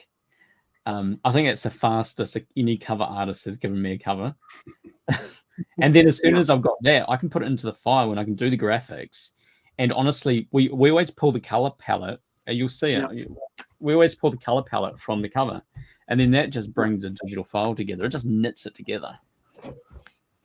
So in 2019, we put out a magazine called Sunspot, and this is the content pages of that. And so we had that in there, but this is digital. So I love the fact that it's in print now, and we get to see the beautiful colors of his work in print. Kind of like, like you can see it here, right? It's supposed to be on page 4 right at the start. And I felt just so bummed out because of COVID, right? And I had to pull it off, and I was like, and now, so what we've done now is kind of like the magazine itself. It's $2.99 if you want to buy it off of Rising Sun Comics. But this showcases, I don't know if you're in this one. I know that Adrian's in this one. So in the, you hear about News on Creators, you actually see, where are we? We got interview with actual, I think Artist Corner is actually Shane in here. And then you've got, the Robo Hut there, and then you got Verena, who's a translator of 40K, and some other stuff. But I mean, Adrian, where is Adrian? So we got an Adrian story in here. So I'll put a link up so you guys can. That's right. They're celebrating page 11, celebrating New Zealand comic community. Adrian Kennard. Well, did I miss it? Yeah. So let me see. There we go, right there. Yeah. So we got Ayla, who's a journalist, basically interviewed him and was like so cool and like, yeah. I'll put that in the link so you guys can check that out. Check out Adrian's interview. Actually, Adrian's going to be here in the future because there's like an anniversary coming up for Earth's End, and I'm quite excited about that. And it's going to be awesome. 24. He released it 2013, I thought. Yeah, it would have been sometime around then. Yeah. My first Auckland Armageddon. I went first time I met Adrian. And the whole crew, Adrian, Kelly, Sheehan, Damon Keane, who was doing Faction Comics at the time, which inspired the revival of Funtime. So Damon Keane, you amazing. Yeah, Adrian had just published Earth's End. He may have only had I wonder if it was just he would tell the story, but I can't remember if we were selling them or whether it was just the editor's copy, like the author's copy. Yeah. Which one are you talking about? Which book did he put out? From Earth's End. Oh yeah, no. Right, the actual book, Yeah. Earth's End. Right. That's what I was thinking. What are we talking about? I was thinking of the company Earth's End. Oh yeah. So the company came a couple of years later. There he goes. Yeah. Yeah. No. Yeah. Oh wow, nice. Yeah, it's like that 1001 comics you should read before you die. This is New Zealand's version of knowing who your New Zealand creators are before you die. And one day I hope to be in this as well as in the other one as well. Oh, there'll be version 2. Yeah, it was so cool to be part of this. I don't want to curse Adrian by saying it volume 2, but it'd be great if you can get him on. He did a lot of work in this, dude. Hunting, researching. It is a beast. I mean, like, I've sold about 2 issues of this. I think when I had my shop, because I was like, look, this, you gotta have this freaking book if you're into comics, the whole zine thing. What was it, like about $50 or something? And it's well worth it at that time. You can find the occasional copy at a comic store or on Trade Me. I'm fairly sure I got my one off Trade Me. And I got this from actual Adrian, like at the Armageddon. So it must have been 2013. Or was it 2014? No, it's 2014. It's 2014 because it's 2024 this year. So it's 2014, 10 years. Right? Yeah, that's why I think he may have it says first published 2013. I just can't remember if we were selling it on the stand or whether it was just the author's copy he was showing. But still, either way, you can spin it out. Yeah, technically, this is the period of 365 days. That is the 10th anniversary. So there you go. Yeah, the approximate anniversary. So just a wee story about this that came up earlier today about Moa when you were discussing it on Messenger. Right. Because I've been involved, helping with run the New Zealand Comic Creators stand, and we'll always have a shop in the box. So that's a box of New Zealand comics which gets shipped around the country. Often, and we'll be selling these, and sometimes, and there'll be a box of these sitting in my room. But usually, what happens is I end up failing to actually buy one for myself, and then they'll all sell out, and I'll be like, "Oh, I never got one," which is why I tracked that down off Trade Me, and then Moa I found it at Pop Stop, and because obviously I go to Pop Stop. In Christchurch, and they had a copy of Moa, so bought it. Good business cost. Don't tell the accountant. Yeah, that was gonna be. We're still sort of working out the format of the show. I think we were sort of a couple episodes back. We're like, let's sort of spotlight one artist, but So we're gonna do more today, but it sort of fell through a little bit. We'll save it for another episode. We can do someone today because I have something here, a stack of something here that I'm gonna put Adrian on, and then I'll just showcase that article that we did, and then I'll bring up beyond something. It's not beyond the ledge, but it's beyond something. Do you remember what it is, Jason? What are we talking about? You mean me? Beyond. No, the Warden? Oh, Beyond Reality Media. Yeah, so I have a stack of their comics. Sorry, yeah. And the reason I thought I'd bring Bill this up is because, well, I actually kind of called out, maybe not called out, Bill this week on Facebook, because I saw Niagara Falls. Is that Niagara Falls? Is that like in Canada or is that in Africa? It's in the border of Canada and America. Canada and America. Right. So You're thinking of Simon the Niger, Beasley, yes. right? Yeah. Simon Beasley is actually at a event there. And I was like, wouldn't it be cool to have Simon Beasley in New Zealand? And how good it would be for all us 80s kids to be able to take all our friggin' horn gods, all our 2000 ADs, and all our awesome sort of like, all our comics. And like I could, I'd rock up and go, hey, all we need to see is Simon this year. Nobody else. Don't bring anybody else. Just Simon will be enough, right? Cost-wise, if it costs too much. Because it'll be cool to have Simon Beasley, who's worked, who last week, as we talked about, Martin Emons worked with them on, on Lobo, worked with Pat Mills on Lobo, sorry, and then, worked at 2000 AD with the art-wise and stuff like that, and did covers for an interior art with Simon Beasley. Wouldn't it be awesome, like, to be able to have Simon here? Because all of us kids who grew up on 2000 AD, in our 40s and 50s, or even earlier, right? 70s. It would be so cool. So as you can see there, we've got Beyond Reality, and that's part of you can read about it in that magazine if you're keen to check it out. But like, what did I miss? I missed the wrong word. So you can see in that one we had some of the art of Shane, right? Art of Evans on Facebook, on Instagram as well. Yes. So there was a review that Ayla did, and she read the Inspirational Duncans, because I gave it to her and I said, hey, check this out and do a review of that. So we were doing a whole bunch of stuff with this magazine and, looking at yearly. But the idea was that we'd have complete stories, right? Complete shorts and stuff like that. So talking about the fantastic Duncans, I hope it's here, or has she still got it? No, it might be up there somewhere still. But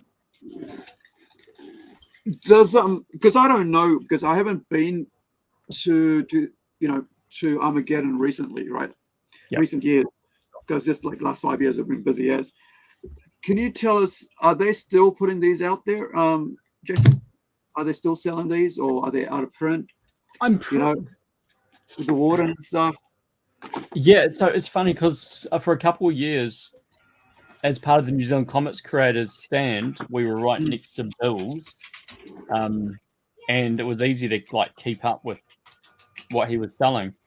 I believe 2019, 2020, 21, they were just selling off old stock. I'm pretty sure he's come out with a sequel for the Time Traveler. What is it? Yep. There's a sequel for that. Traveling traveling tourists. The classic thing about Armageddon is when you're on a stand, you spend all the time in the stand, and you might get around some stalls, but there's a whole bunch of other ones you never get to. So, I'm not sure. I remember being on a table in the artist alley like one year and going, this will be great. I can spend all my time at Armageddon. And then I never left the table. And it was like, this is actually kind of hellish. Actually, I don't like this, So Artist alley is worse for that because, you're representing yourself. So when you're not on the table, then at least you've got some friends. You need a buddy. Yeah, you need a buddy system. I mean, and because of the cost, they'll I see a lot of them they'll pay 50-50 for the artist alley. So then there'll be like two creators who can back each other up. I think Jason, you were talking about this in the previous time that you were on the podcast, but you what's sort of the response to New Zealand comics sort of at Armageddon? Yeah. Is I it, mean, I have- or that's well, No, that's not a great sign. But I mean, talk us through Mm. that. I mean, where's sort of I sort of wonder sometimes Yeah. how the scene is with the greater public and what the scene could do to sort of, you know, get out there a little bit more. You know, sometimes it seems it's a little insular. Yeah. I mean, but Well, you know, things like Fun Time Comics and more. I mean, you look at more. I don't know how it's not a morning cartoon or something. no, You Moa. know, Moa's amazing. it's so marketable. You just sort of go, well, how has this not gotten picked up? You know what I mean. So I talk a little bit about sort of what the experience with the stand at Armageddon is like. What's the sort of the public's reaction, and maybe what we could do to sort of grow the scene a little bit more, I guess. I'll just see if I have it here. So, like last Auckland, I can't get my hands on it right now, but I got stock from Mark Abnett, This Land, and I mean that sold really well. Yeah. And so when I say really well, you have everything has to be considered. Freaking Scholastics. Yeah, but everything's got to be considered in comparison to what. So if I say a lot, I mean, well, if you sell 10 of one comic at Armageddon, you've done exceptionally well. So I had 10. We had 10 copies of Volume 1 and Volume 2 of This Land. Volume 1 sold out. And then we sold less of Volume 2 because some people will be like, oh, yeah, I'll grab both. Others will be like, I'll try book 1, then I might get book 2. So you kind of like have to almost like double book 1. So that was... Yeah. And because, it's a beautiful publication. It was relatively priced, I think $25. It's collected together, reprinted by Scholastic, so it looks good.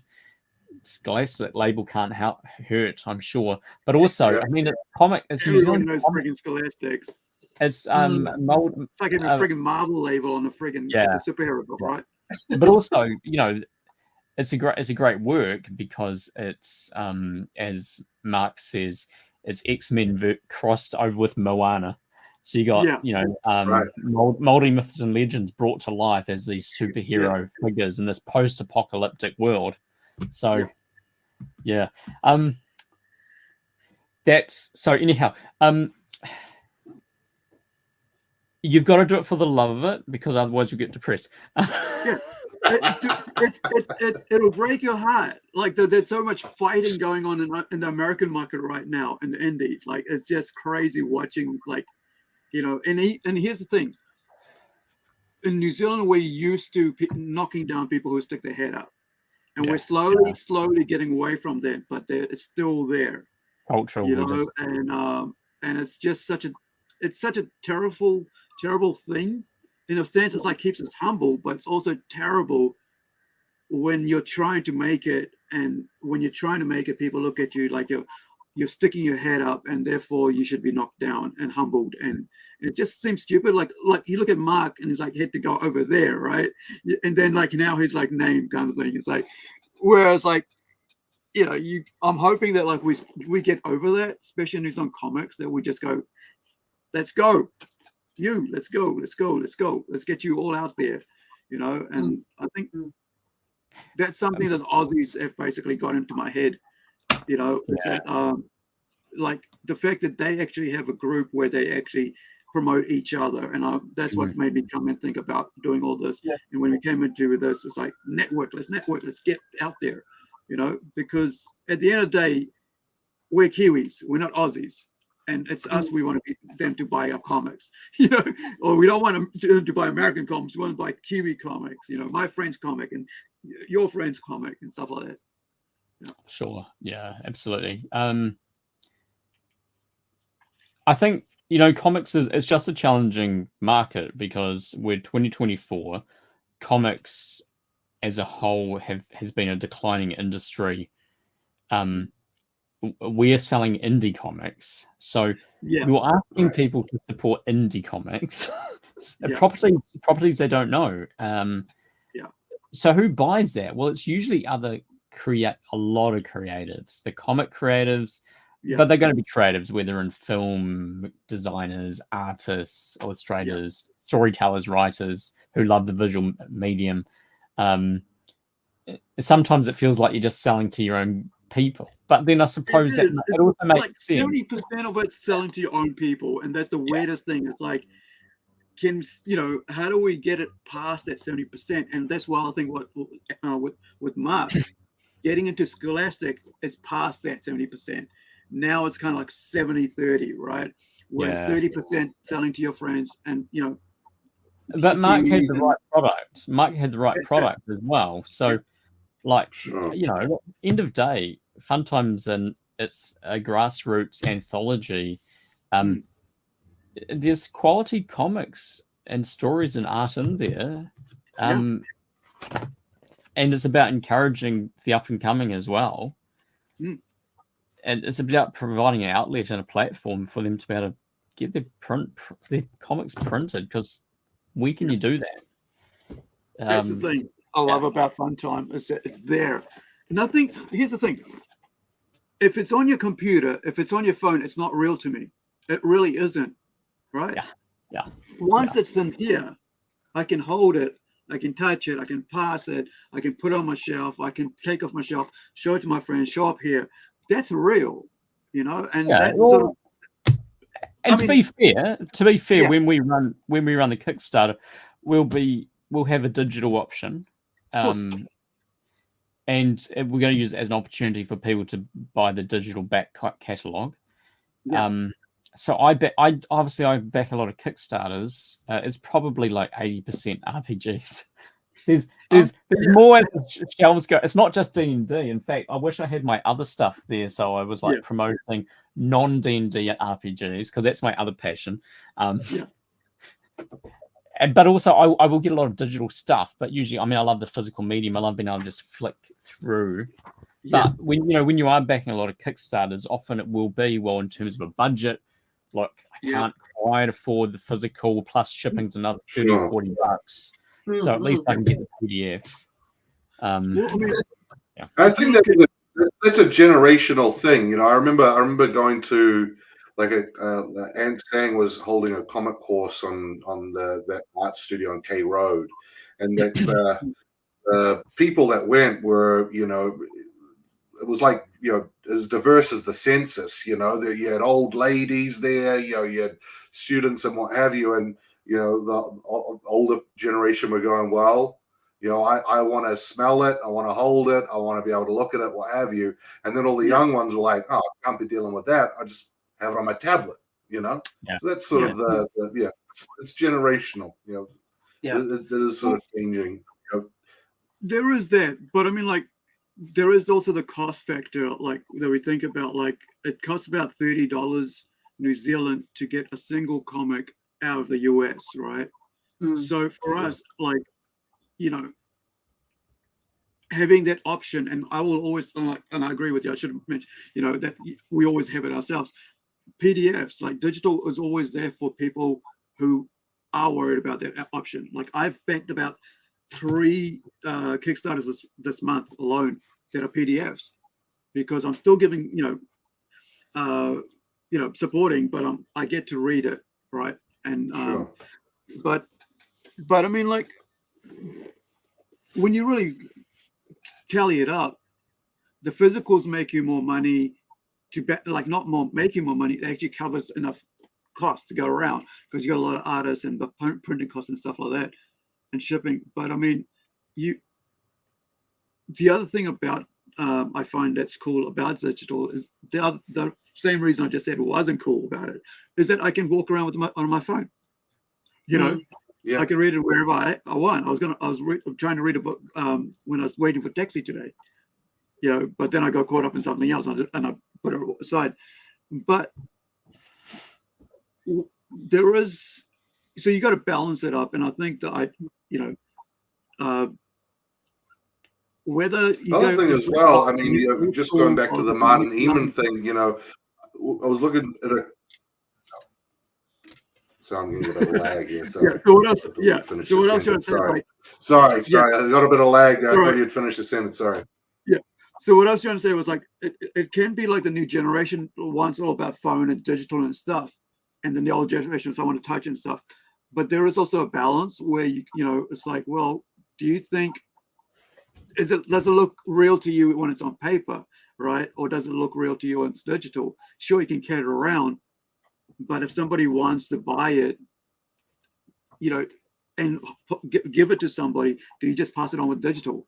You know, there's an option when it comes to like the on selling of something. So like this thing here, right?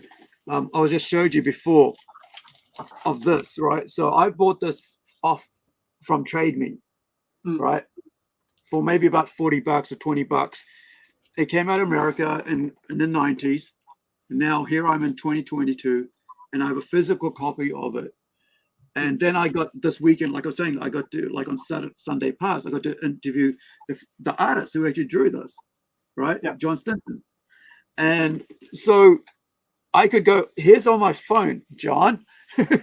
Or I had it read on phone, but look, this has sold, it's touched so many hands, so many people have enjoyed it, and now it's in my hand, and I can think it. And I think, you know, it's like there's also the fact that if it's digital, will always stay the same price almost, right? There's no value to it afterwards. There's no after value. Whereas this went from about $5 or $3 in the US in 1990s. To now $20 or $30 New Zealand, right? Yeah. Well, now you're talking about collectibles, and obviously a lot of us are into collectibles, but it depends whether you're buying it to be able to read it, or buying it to read it and it's a collectible as well. It's both. It's all three, you know. Like, reading it, collecting it, investing it, reading and collecting, fan of it. Plus, you know. I can actually weigh in a little bit here. I have a little story about my uncle and his comic book collection, right? He had this Phantom comic book collection, and it was always up on a shelf where I was not allowed to touch it. And it was the most wonderful day when I was about 8 years old, where I was allowed to touch one of those comic books and see and feel it. And I never forget the first time I got to actually have a look at those comic books. I'd been at the library and those ones weren't in the condition that his were, you know, and you could see the love for those comics, right? I did have to wash my hands before I even touched it, but you know, I think that's one thing you don't get from a digital copy. That's thrill of opening and seeing all those pages for the first time.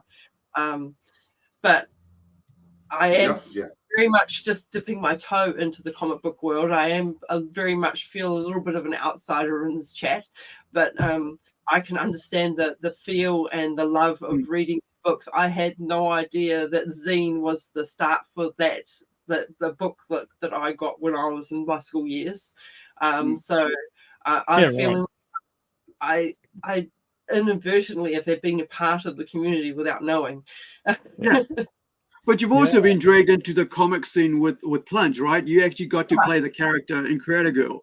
You know, I've got a poster up here somewhere around, you know, and it's like, you know, and not only that, you got to help me design the costume that looked cool on her, you know, and now cosplay is orbiting the same sort of nerd sun that comics does too, you know. So you're there somewhere. I mean that's interesting because we're not. Yeah, sorry, you go, Lynette. It brought back memories for me, and I'm so pleased. I'm gonna have to look up Fun Time and have a good gander, and hopefully it's a beautiful book. Every year I go with my extended family to Rotoiti. We stay at a lake house. You know, we don't own it. We rent it, and there's this old dusty sleep house at the back, and there are these old sort of bear crates that are full of Phantom comic books that, if they were in good condition, would be worth, you know, a pretty penny now. But you know, they're all dusty, and you know, obviously kids have been kicking and punching them and stuff, you know. So it's just every time I go back there, I just sort of, you know, my hair sort of goes white a little bit looking at, you know, look at these old comics. You know. But so I'm probably got to finish up because I said to my wife half an hour. on podcast. Fair enough. Fair enough. But Fair enough. I mean, I know I got to talk about the Kickstarter, but Yeah, we're going to do a clip with you full, and we're going to give you like about 5 minutes to do this, and The then plug. Now is the time. plug it, and then I'm going to clip it for you, and I'm going to send it to you. So yeah, you know, so no pressure not to stumble. yeah. Let me find our Kickstarter first. Let me get there. So You get one cut.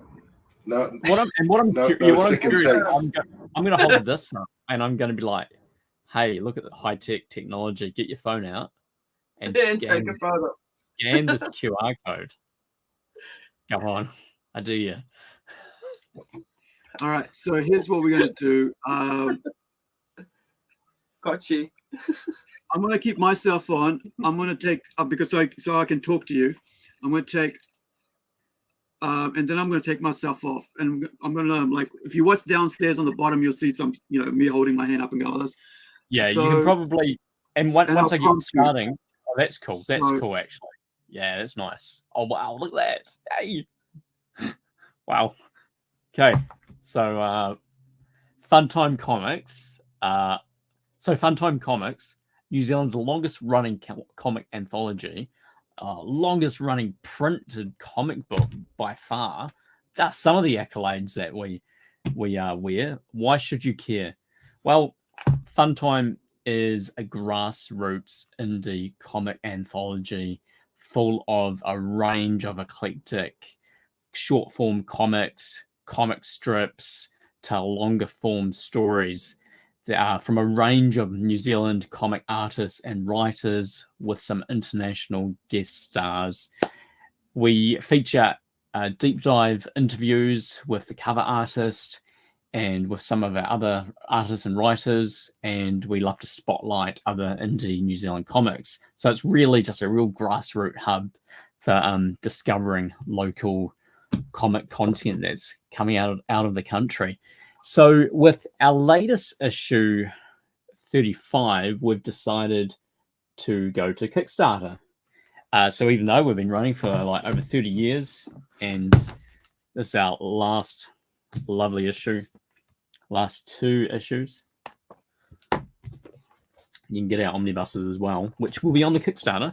The reason we've decided to go to Kickstarter is, look, it's where the industry has already gone for indie comic creators. And it makes sense to connect with our audience on there and get support from our followers to make this viable, because Funtime Comics is all voluntary. And so, there's a lot of time that goes into it. And it takes a long time to get the money together to be able to print the next issue. So by you supporting Funtime Comics on Kickstarter, you will get obviously a printed copy sent to you. Plus our back issues if you're after that. And it's a great way to support local artists and writers while reading some, fun comics and cartoons. This amazing cover is by Maya Templar from Christchurch, illustrator, runs Zine Fest in Christchurch. She's our feature artist. So there's obviously we get to talk with Maya to see how she ticks and why she loves comics and drawing, and then obviously a few features from her before we go into Cactus Girl by Maya. Cactus Cat, sorry, not girl. And articles. So a few articles on New Zealand comics. Rufus Marigold, written by Sean Guerrea, one of our artists. And then that's an advert. There's not too many adverts, but when we do, it's only because we're just trying to tell you about other amazing Kiwi comics. Amazing art from Brendan Wright in Christchurch, who is like the editor of The 77, a UK-based 20 AD magazine that pays homage to the whole style and love for the 2000 AD comics. We have comics from Simon, of course, Fletcher, who was our cover artist for the previous issue, completing his story arc of Real Dreams. The Legend of Garius. Cool. You enjoy that one. It's quirky. A great comic that focuses on environmentalism and the need to protect our wildlife, but in a bit of a slightly macabre way. But I'll let you decide that. You can see a bit of blood. Whew, who knew pangolins were so violent?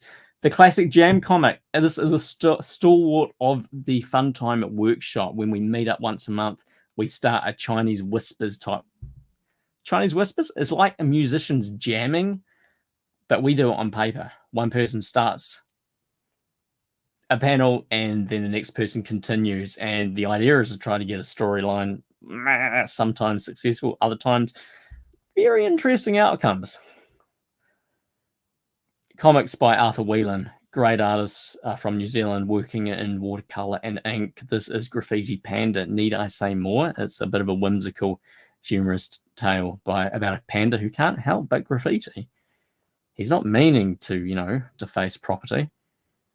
That page isn't complete, so we're just searching for more comic strips, which we've been promised to fill the page. Bob Gibbons out of Christchurch has been part of Fun Time for over 30 years. An amazing comic here, more of a journal comic story by a British artist, Melanie Davies, who was living in Christchurch and came to a couple of our workshops, but unfortunately had to return to the UK. Very talented. So we featured her in our last issue, and would love to obviously see her coming back in future issues. So again, very eclectic range of comics, black and white. Tony Scanlon, again, a stalwart foundation member of Fun Time. Born Again, it's Zombies, Jesus, need I say more? So that's just a bit of a taste of what's in the latest Fun Time comics. I'm just going to rattle off some names because without the creators, we don't have a comic anthology.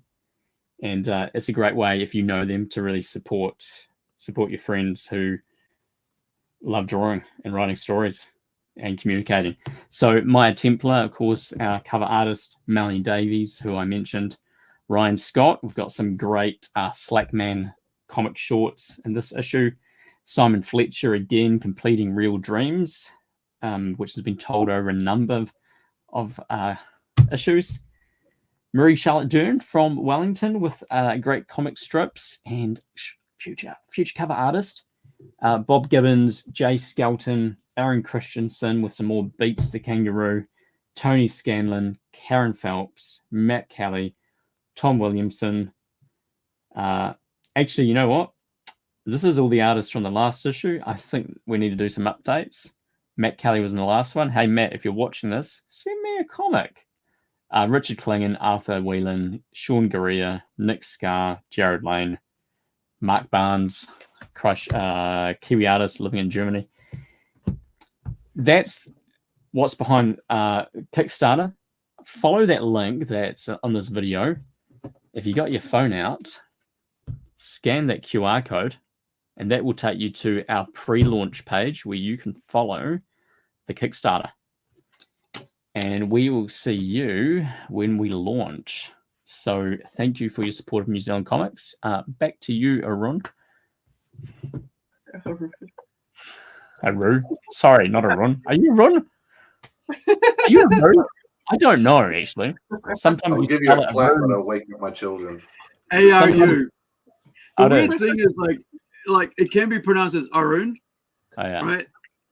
It's actually a name and like a shortened actual name, Arun. And like I've had friends call me Aaron. I don't mind. As long as that ARU is in there, it's fine. Yeah. But yeah, cool, man. That was really good. And I will clip that and I will send that to you and we'll share it on our own page and stuff. It's really well done. And make sure you stick that on your Kickstarter as well, because that's pretty cool. Well, that's been one of the challenging things. There's a lot of work to put a Kickstarter together, and everyone recommends you have a video. And it's like the amount of work to actually create a motion graphics video. That's a lot of time and effort, and I don't have that. I don't have that to spare. So there is someone watching right there, right now, and I'm looking at you, Ross. That could be something you could provide to the indie comics community in New Zealand. That we could, I don't know, let us know, because that's something we all need, to be honest. Because it brings a bit of excitement to the element where there's moving, there's talking. But look, there's nothing better than having people saying this is what we're doing, and I think that was a great cut, right? Yeah. Yeah. There we go. Well He's just right want- on cue. I just want to say, Aru. Oh yeah. Okay. Yeah. Just honestly, Aru, thank you for what you're doing, because you're taking your time to put your neck out there. And like you say, Kiwis love to pull down and criticize others who are actually proactively doing something. So good on you, and thank you for creating a platform. Because this is hard and it's tough. And again, they're doing some great stuff in Australia, and comic to movie YouTube, and comic publisher. So seeing you sort of put your hand up to make this happen. Well, I mean, it was Aussies that basically said, "Hey, I see you're doing Kickstarter. And like, hey, have you thought about this? Have you thought about this? Have you thought about this?" I'm like, I could get somebody else to do it, and then I'm like, oh, I have some time. Let's do it. So yeah, and well, also, like we the behind the veil. The reason I actually got this microphone, which isn't as expensive as it looks, no, it's just first time actually using it. Yeah, but I've been slowly getting all the right stuff. And I'm actually using my iPhone as the camera, so it actually all works really well. Yeah, it's all about the light. It's always about the light. You got to have lots of light. You got to be really lit up. It's also because it's got really dark outside, and I don't have that natural light anymore. So the thing about cameras is that, because I did 3 years of camera work, right? The thing about cameras is the iris. If you don't give enough light, whatever you go to edit later is crap, no matter what you do. So if it's really well lit, it won't get pixelated, and it won't like come shadowy and stuff like that. So the way you've got it, like if you look at your face, right, it's like right up here. If I put you on solo, see how clear that is? Yeah, because I mean, there's a shadow, but I quite like. No, but that's supposed to be there, because if you're flat, you won't. It'll be like flat. It won't look real. That's it. So you got to have shadows. So the way you've set it up is really good. But like, sorry, and I just want to, from what you're doing here. So I was during 2021, 2022, I was part of a international study group where we were all doing brand strategy and part of the same training course. And our facilitator who was taking it, because I would start talking about comics and role playing games, and he was like, "Jace, why don't you get on YouTube and start a channel, and that's a way to promote it." Only problem was it was like, oh, there's another thing I need to do.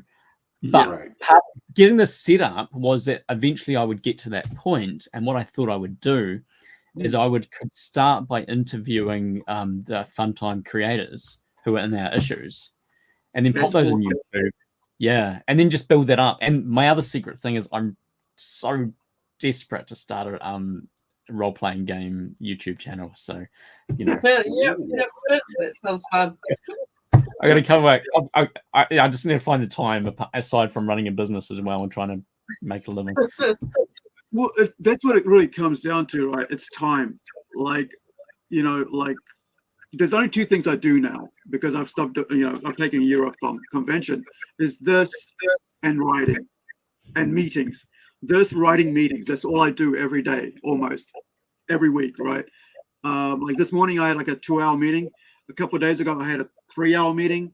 A couple of days before that, I had a 3-hour meeting, and it's all overseas. So my body's all over, But like, this is important. I find that our Friday night shows are important because it showcases New Zealand, and it might take a while to build up what we need to build up, but you got to start some friggin' where.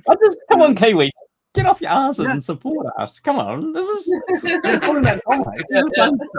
how do I? Welcome to my house, basically, and that's why I asked Chris to come on. Hang out, like make it more. I mean, I don't want it just about me, man. Everybody be like, it's just him all the time. But I want to open it to everybody. Like it's there. That's why I set up the chat. So that's this year. The chat's got 20 people in it, right? At any given time, if you're free, jump in. Don't care. Jump in. Tell us what you're doing. Let's go.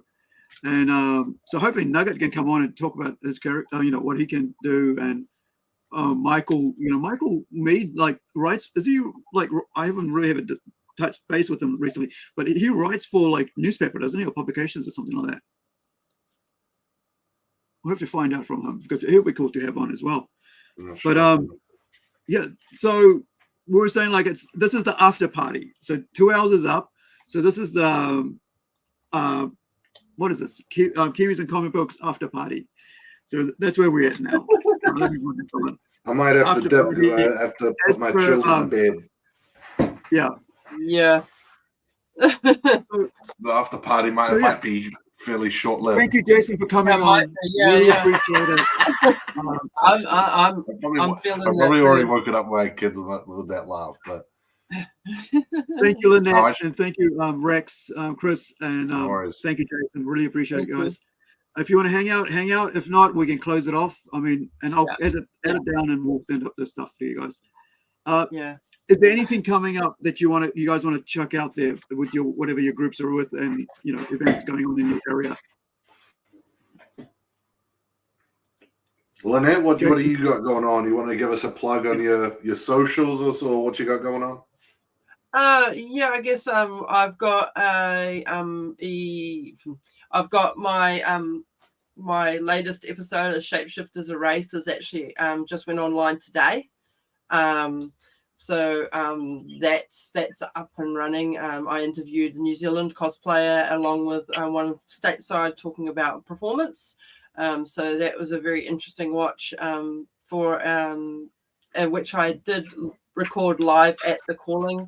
So there is a lot of background noise, but bear with me. There is very good content there.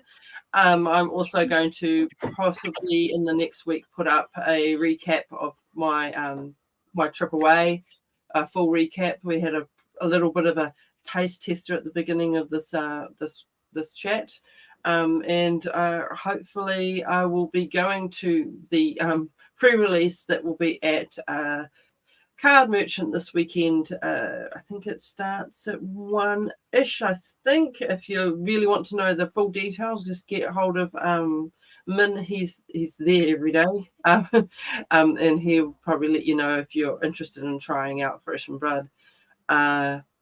Yeah, that's pretty much where I'm at, and I'm Fabled Hero everywhere. Instagram, Facebook. I need to put more work on there.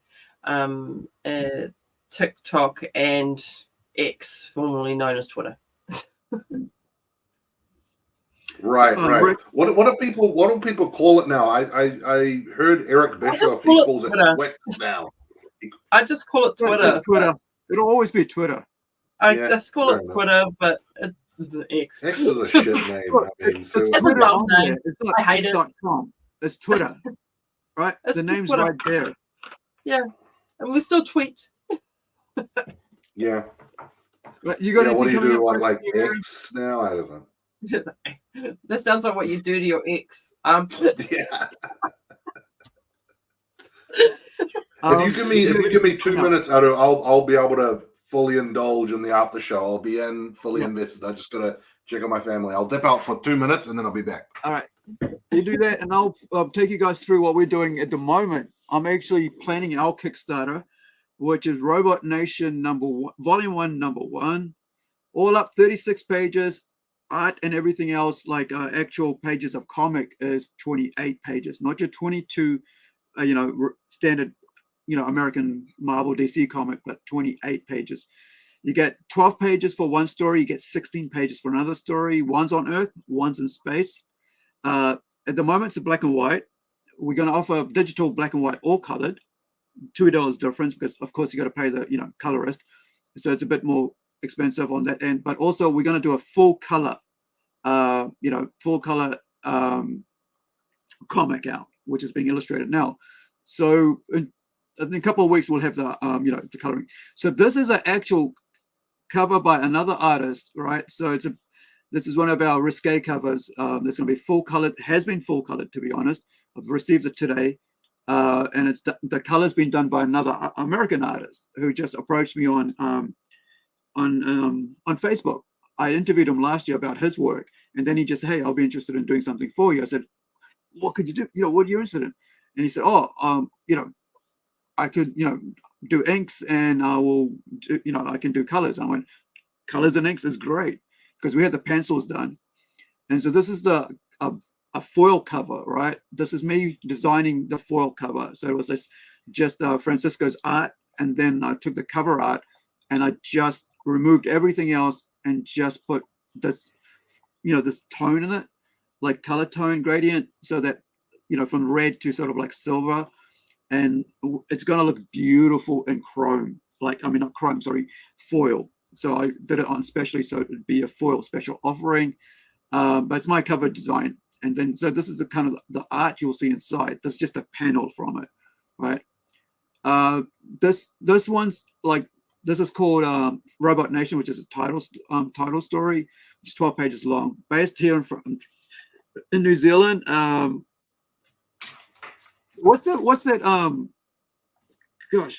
port on the way to Whale Bay before Nguru?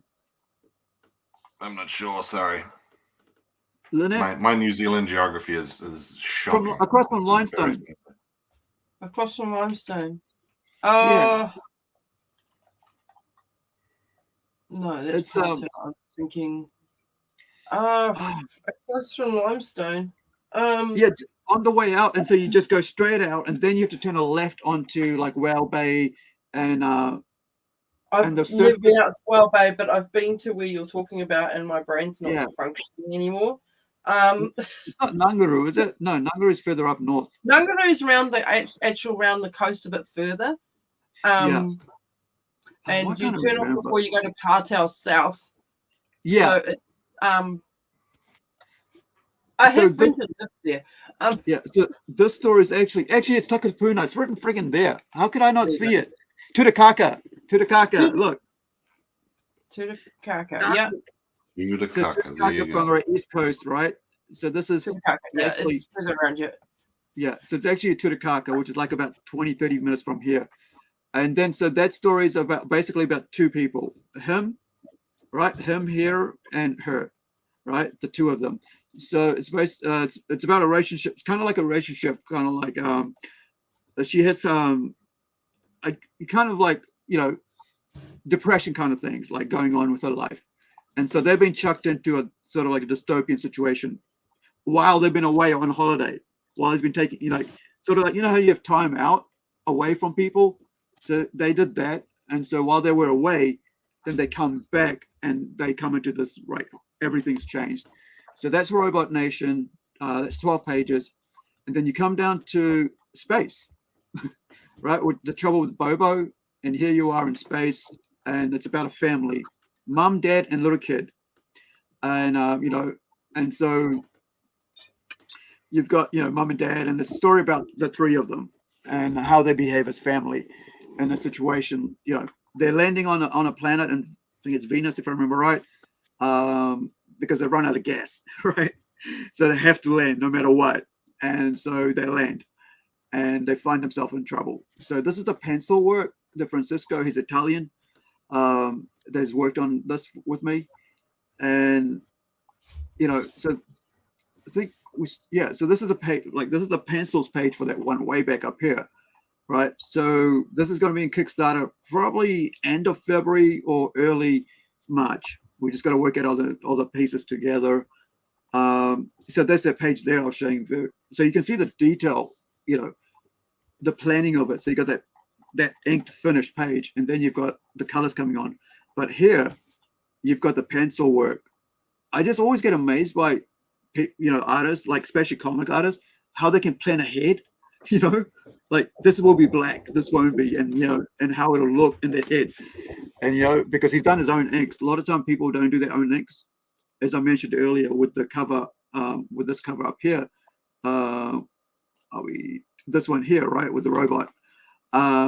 This is actually just came to us penciled by James D. Hill, And then we had an artist called G-Spot, G-Spot. He went and inked it, and then he also went and colored it.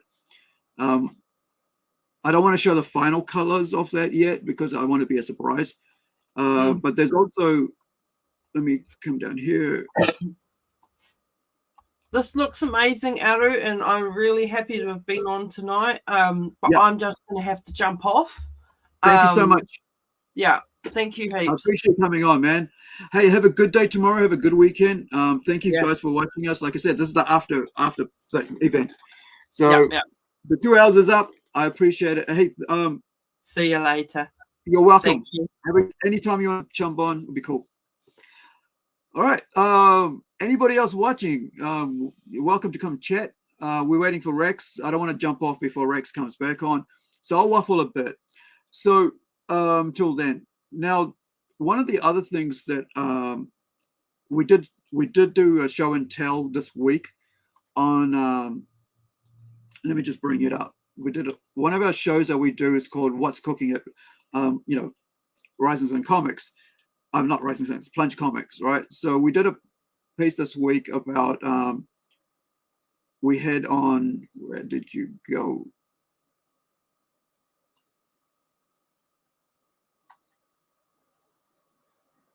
Past lives. Oh, here it is. So we had a bit of show and tell with our colorist, who's going to also be coloring this. This cover here is colored by this artist who is let me just stop that one and bring the other one on. It's Francisco, sorry, not Francisco, Hugo Aquino. And so I had him on and we talked about some of the work. We did a bit of show and tell where he is with Incredible 2. Let me just, and we're talking about this one here, so let me just bring that up when it catches up. And so yeah, it's pretty cool. So I'll link it here so you guys can check it. So he's been working on 2 pages, and we're talking about how how his art changed from the flashback to normal, and we were talking about his work, his style, and what he was doing with it. And this one, the style here is what I want for him to bring into Robot Nation, because I want that European soft touch cartoony feel to it, kind of like the 2000 AD. So it actually doesn't look like a modern day comic. I want it to look like something out of the 80s or even 90s, and not the flashy sort of really heavy toned stuff for the interiors, because I think having a softer touch to Robot Nation would give it a different element altogether. And so if in a later stage we have somebody else come in, they can do their style. But I just wanted for this story as the opening, number 1 issue, we would have something a bit more, a bit more European, because the artist is European. So might as well actually carry on with the theme of it. So that was one page that we looked at. Then we looked at this other page. Am I right, or am I on the same page? Let me just pop across and here. So this is another kind of like a flashback kind of page, and we discussed about why this character is a sculpture, and we talked about how I myself, I'm a ceramic sculptor, I'm a painter, and all that stuff. Like I'm multitasking all the time, but I don't illustrate anymore. When I was in my could say in my teens, in my 20s, before I had my wrist injury, it's kind of like just drawing, and just because I had my arm in 3 months in a cast, right, and that was it. It was like I just didn't feel like drawing, and I don't draw anymore. And so if I do, it's digital, and it's just to create stuff. So you can see here I was talking about like the colors for that stuff. We just did like a work in progress cover of that, but we didn't really talk about it much. But here's the cover for issue 2 for Incredible 2 that's coming out, and we've already finished half of the book with the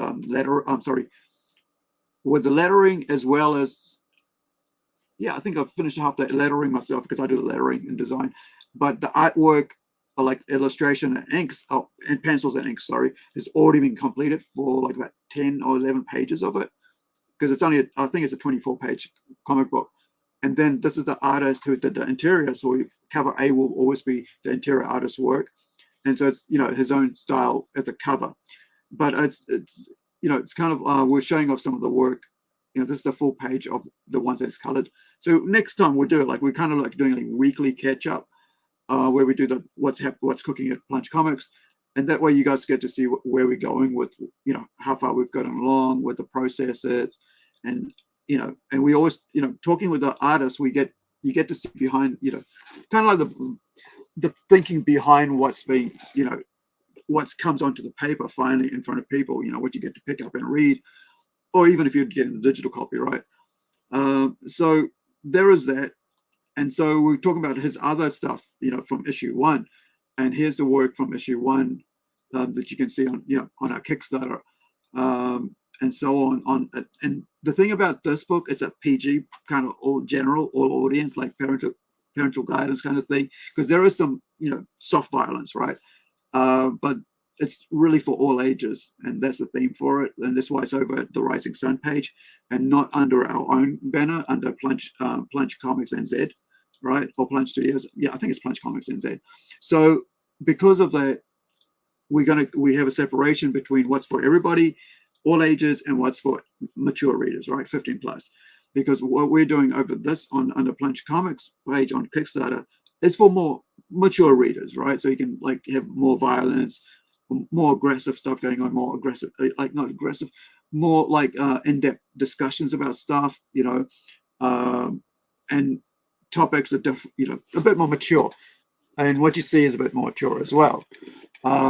So we get, it's just a way I've just wanted to keep it apart like that from what's happening on what we're doing and what's happening on the all ages section. Because that way, I feel like that way we're actually making sure that there's a border between what's there for everybody and what's there for, older people. The other thing I'm not sure if you guys are aware of, there was a couple of years ago, there was this huge issue with a comic called Dead Rabbit. And I forgot I had it, right? So what happened was I was going through this bin, and I put up, I did an hour post going through it, and I only went through about freaking that much of it. Haven't finished the whole bin. So let me bring up the story about that while we're waiting for Rexilliun, sorry. And so this is that story. So I'm going to show you the story about that, and I'll show you the actual comics, right? So Dead Rabbit Record Comics, right? So check it out. So the Ashcan Record. So the comic was published in various dates in 2018, right? And 2018 is when I came back from my 2 years of depression, right? What people like to call blue period. I just went into a slump because I had to close my shop. My big dream at that time was I had my comic shop, I had to close it, and I just kind of like felt depleted, dejected, and just worn out. And I just went for 2 years. I just lay in bed, watched TV, read comics, went to my sister's for dinner once a month, and that was it. That's all I did. Right? Got my groceries, picked up my pain meds for my neck injury and spine injury, and that was all I did. So, but at that time, as I was saying, I was reading comics, and so I liked this idea of this character. I thought it was really cool. It reminded me of the character reminded me of myself, right? Someone who's like midlife, and basically, it's not going well for him. So this week, I didn't know I had it, like, because I have so many freaking things, right? So many cartons of comics and everywhere. But when I was going through this box, and I still haven't gotten through, like, I've only gotten through this much of this entire. I'm not sure. Let me pop this up so I can actually show you how big this stupid thing is. Hey, Justin. Hey, man, pop in if you want. I really appreciate, come in and hang out, because otherwise I'll be yammering away. So see that. look at how long that's my arm, right? From here to my elbow. And so it's 2 rows, that way to that way. And so if you see there, and that's also my arm, right? So that's how much comics are in there. So I didn't realize that's where that was, because sometimes, like, I'm on here, I'm going, oh, where was that freaking comic, right? I've been looking for one comic for about a month now, right? Which is the Frank Cho Jungle Girl full X, right? Nude, like the most nudist of nudes you'll see ever. And I got him to sign it. And the thing about me is sometimes when I'm excited, my brain doesn't work right. The excitement goes beyond it, and I forgot where I got him, and I didn't realize where I actually got him to sign it. And then he said, "Are you sure you want it signed there?" I'm like, "Yeah, man. Yeah. Did not ever think. And later on, my brain's like, dude, what the hell? But, I got a signed in-person Frank Cho book, and I still have to find out where it is. So here's a dead rabbit. Oh, the other thing, I got Reborn in here by Mark Miller, right? The whole set. Oh, that is Spider Dinosaur, but where are you? Yeah, the whole set of Reborn, right? So usually, when you see behind me, it says toys. That's because there's shelves of trade paperbacks. There's boxes of comics there. There's comics like over here in the shelves underneath the thing. And it's just, my room's just, I felt sorry for my landlord and the plumber this week. My taps died, like seriously wound off. And the poor guys had to like walk through a maze, just go straight from the door straight to there because they couldn't go anywhere else. So there's like door there and there's a kitchen there. That's all they could do. Go like about 7 steps, 7 meters. I think no, it's like maybe about almost 10 meters straight on the line. Nowhere. They couldn't turn left, couldn't turn right. Yeah, it'd be crazy, man. But like, so here we go. So this is Dead Rabbit. I was able to get the entire set. Hopefully, if I remember right, 3, 1. It's a 4-piece set. 1, 2, 3, 4. Let's see. So issue 1, issue 2, right? Recalled. I have no idea how much these are worth, right? So let me just pop that over that way so you can see a bigger thing. I have no idea what these are worth. I haven't looked at them for like maybe about 3-4 years because like it's been 2018, right? So hold on. Here we go. So that's number 1, as you can see on the screen. That's number 2. So Dead Rabbit was the original name, which got recalled. And then so what they had to do, and I'll read the story soon, what they had to do then was like, it had to do with the restaurant, right? It had to do with the restaurant in this, like in the local city or something. It's called Dead Rabbit. So they had like, the name was like a trademark thing, and they'd done a comic strip. So which meant that those rabbit people, like in the menu, right? So those owners of that company, restaurant, because they had a comic strip part of their menu artwork, and they were called Dead Rabbit, they had this whole case against the fact that they had to cease and desist. So all of these were recalled, but they weren't going to get my recall. I don't want my money back. I'm going to keep that, man. It's part of legend now, right? And it's one of the big legends for me, really, because that's when I came back from my, yeah. And I really love this. As soon as I saw it, I was like, yeah, I want this because it's really about a guy in his middle age. It's 40 years old and so on. And it's like, and it's a really cool story. So 4 issues. So you've got, it's John McCrea as well, man. How can you go wrong with Jerry Duggan and John McCrea, right? You cannot go wrong with those two. So, and the artwork, man, the cover, friggin' solid, right? Solid work, That's why, so this is why last year year before, I should say, when I self-published my comic book based upon, I guess, my reworked art of my, the artist that I worked at the time for webcomic, right? And then I'd publish it webcomic. And then when I published it, then I looked at it and I went, I don't think I could handle this being on the same level on the shops as this book, right? And so I went and got an artist, and you saw that work just before that we were just saying with Hugo.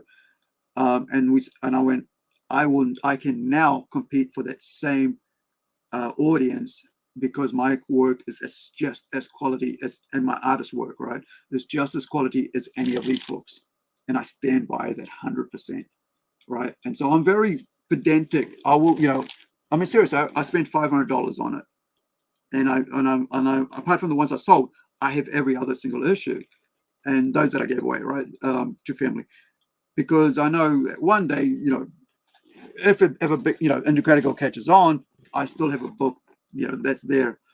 We will also be like, as part of the later on, we'll probably release like the digital web comic as part of that, and later on, we'll probably add some of that into like the trade paper, like when we do a trade paperback or a hardcover when we get to 4. Now, I'll show you. Actually, let's do the story, right? Oh, actually, I'll finish showing all the covers, right? So you got the first cover, right? Then you got cover 2, right? Dead Eyes. And then cover 1 again with Dead Eyes when they're renamed, right? So now I've got both covers. Where are we? Dead Eye number 1 and backwards Dead Eyes number 1 again. So I actually end up buying 2 covers because I love the, that way. There we go. Right. So I love the art on that. So I thought it was pretty cool. I don't mind if in your PJs, just put put a robe on.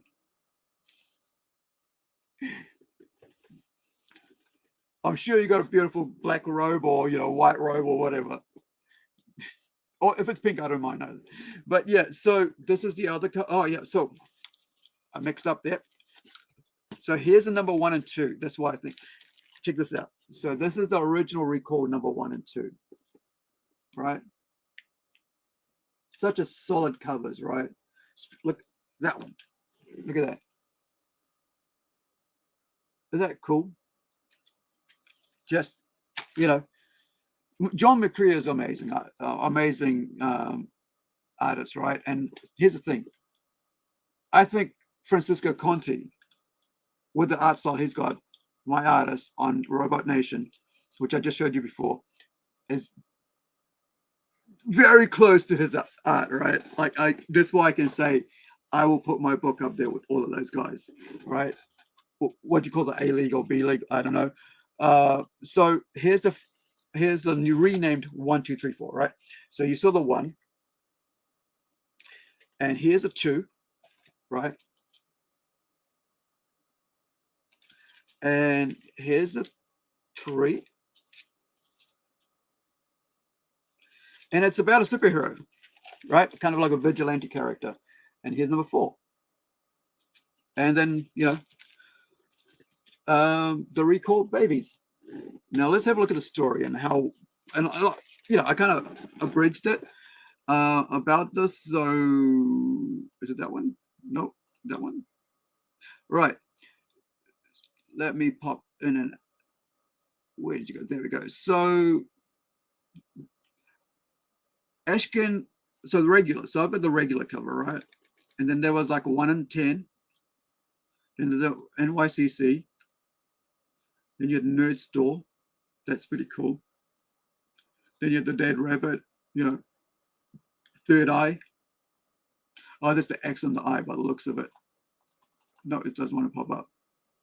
Right. So they're telling you the cost of it, right?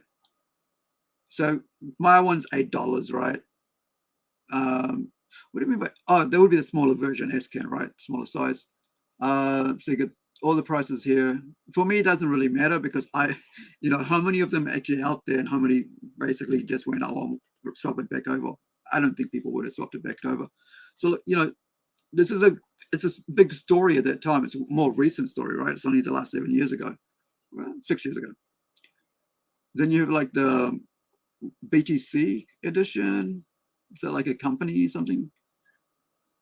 I don't know.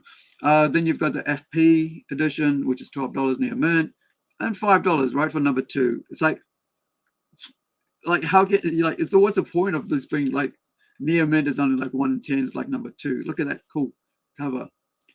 All right, I guess that's the name of the people, RI and BT. So here's the thing.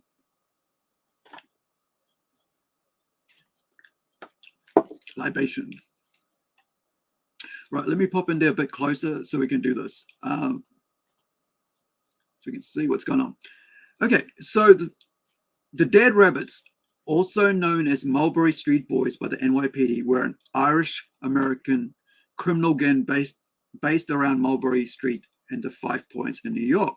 The gang were alleged to have at least started the infamous 1857 two-day gang war, although they later denied involvement in a paid letter to the New York Times. They are also the basis of Martin Scorsese's 2002 film Gangs of New York. The Dead Rabbit Bar in New York City below is famous for its cocktails and has used a Dead Rabbit moniker since 2012. So this is 6 years earlier, right? I mean, later is when the comic came out, right? So that's the Dead Rabbit Bar. And so, yeah, since 2012 for comic strips, as I mentioned earlier, comic strips related to the New York gangs. In their cocktail menus and books, some of which have been CGC graded. So, you know, it's got this. So it's out there. So it's basically considered a friggin', you know, comic book because it's got the grading. Because people, you know, actually are, you know, following this as a actual piece of work and art and comic. Which is why when Image released a Dead Rabbit Ash King in spring 2018, and later that year released the series with a #1, which I just showed you, hitting the shops in 2018, 10th, so March, right? March 10th, 2018. The New York bar owners, DRT Group LLC, had their lawyers send a cease and desist notice to both Image Comics and Forbidden Planet on the 22nd of that same month. The letters notice is shown below. We represent the own, you know, this is what it says, Mr. Bendel. It's probably like the Forbidden Planet people. We represent the owner of the registered trademark Dead Rabbits. Registered, see that it's got the R there. So it's actually not just a trademark, it's a registered trademark, which costs a lot to make sure you know nobody else is going to think it off. And it's a, you know, it's a well-known place, so they want to protect this. And so in various classes, including comic books, right? So this is not something you could just go, oh yeah, no, we're doing a comic book, so it's fine. No. Like I said, CGC graded, right? Which I wasn't aware of, by the way, until now. But I knew they were doing comic books. A copy of which is attached for your convenience. So they probably, you know, yeah, look, Dead Rabbit, right? Mixology and Mayhem, the story of John Morrissey and the world's best cocktail menu. I wonder if John Morrissey is the Morrissey's bar here as well, Irish bar, right? Sean Muldoon, Jack McGurry, and Gillian Voss. So they actually, you know, did a comic book. Like, look at it, it's like hardcover because that looks embossed, like pressed in. And then you got this band here, right? We have a hardcover here. And I'll show you what I mean. Here we go. So when you, let me see if I get you there. So see that? That's what I'm looking at there on the side there. So I can say it's a hardcover, right? So let me pop Rexilliun. Yeah, it's in the same chat. Justin's just asking about the link to come on. So that's what I meant by it looks like a hardcover. So they're not messing around. This is not a floppy little, you know, thing, Ashcan, whatever, you know, just a little menu printed out. But, you know, that's why I said, you know, once again, when you see this, let me hold it there. Is it, am I holding right there? Yeah. No, that way, right? If you had it the right way, it just feels weird the way I'm looking at it. So you can see the bend here. So that's why I can say on here, and I'll be able to show you, when I say it looks like a hardcover, and you see all the press down into the embossed rays because when the ink's pushing down on it, and that's you know, they did that on purpose. So this is a really serious piece of work. You know, it's not just somebody like me, you know, not like me. I mean, I'm talking like, say, just photocopy, right? The cheapest kind of thing you could go, oh, just photocopy this comic book. No, these guys are serious, right? So I'll go back up to the thing. It has come to our attention that you are distributing, marketing, and selling infringing Dead Rabbit comic books. Use the mark Dead Rabbit without permission from the trademark owner.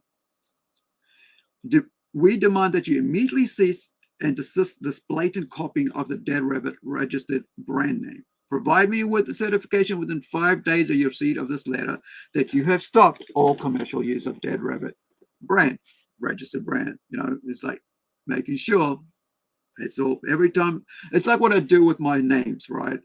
If I put out a comic book idea, right? Like if as soon as the first thing I do before I put anything online, I put a TM right next to it, because that means I can trace it back to the day I actually put it out and where it was put out, and I could just go search, boom, right? And the other thing is, I've had my own logo stolen before. I've had my, and I mentioned this, right? My double F, what I call my Forgiven logo, right? But I call my double F logo. And I'll show you in a minute which one it is. And now, where are we? Pop out of there, pop out of there. Right, that's what I was going to show you. So let me bring up. And the other thing I also do is I actually designed the logo, right? It's one of I use that kind of like, I take my couple hours of the day out and I designed a logo and I keep designing it until I'm happy. Then I put it out in the world and I go, this is what my logo looks like for this comic I'm going to put, and this is a trademark, and it says our initial sings, our initial A sings such and such.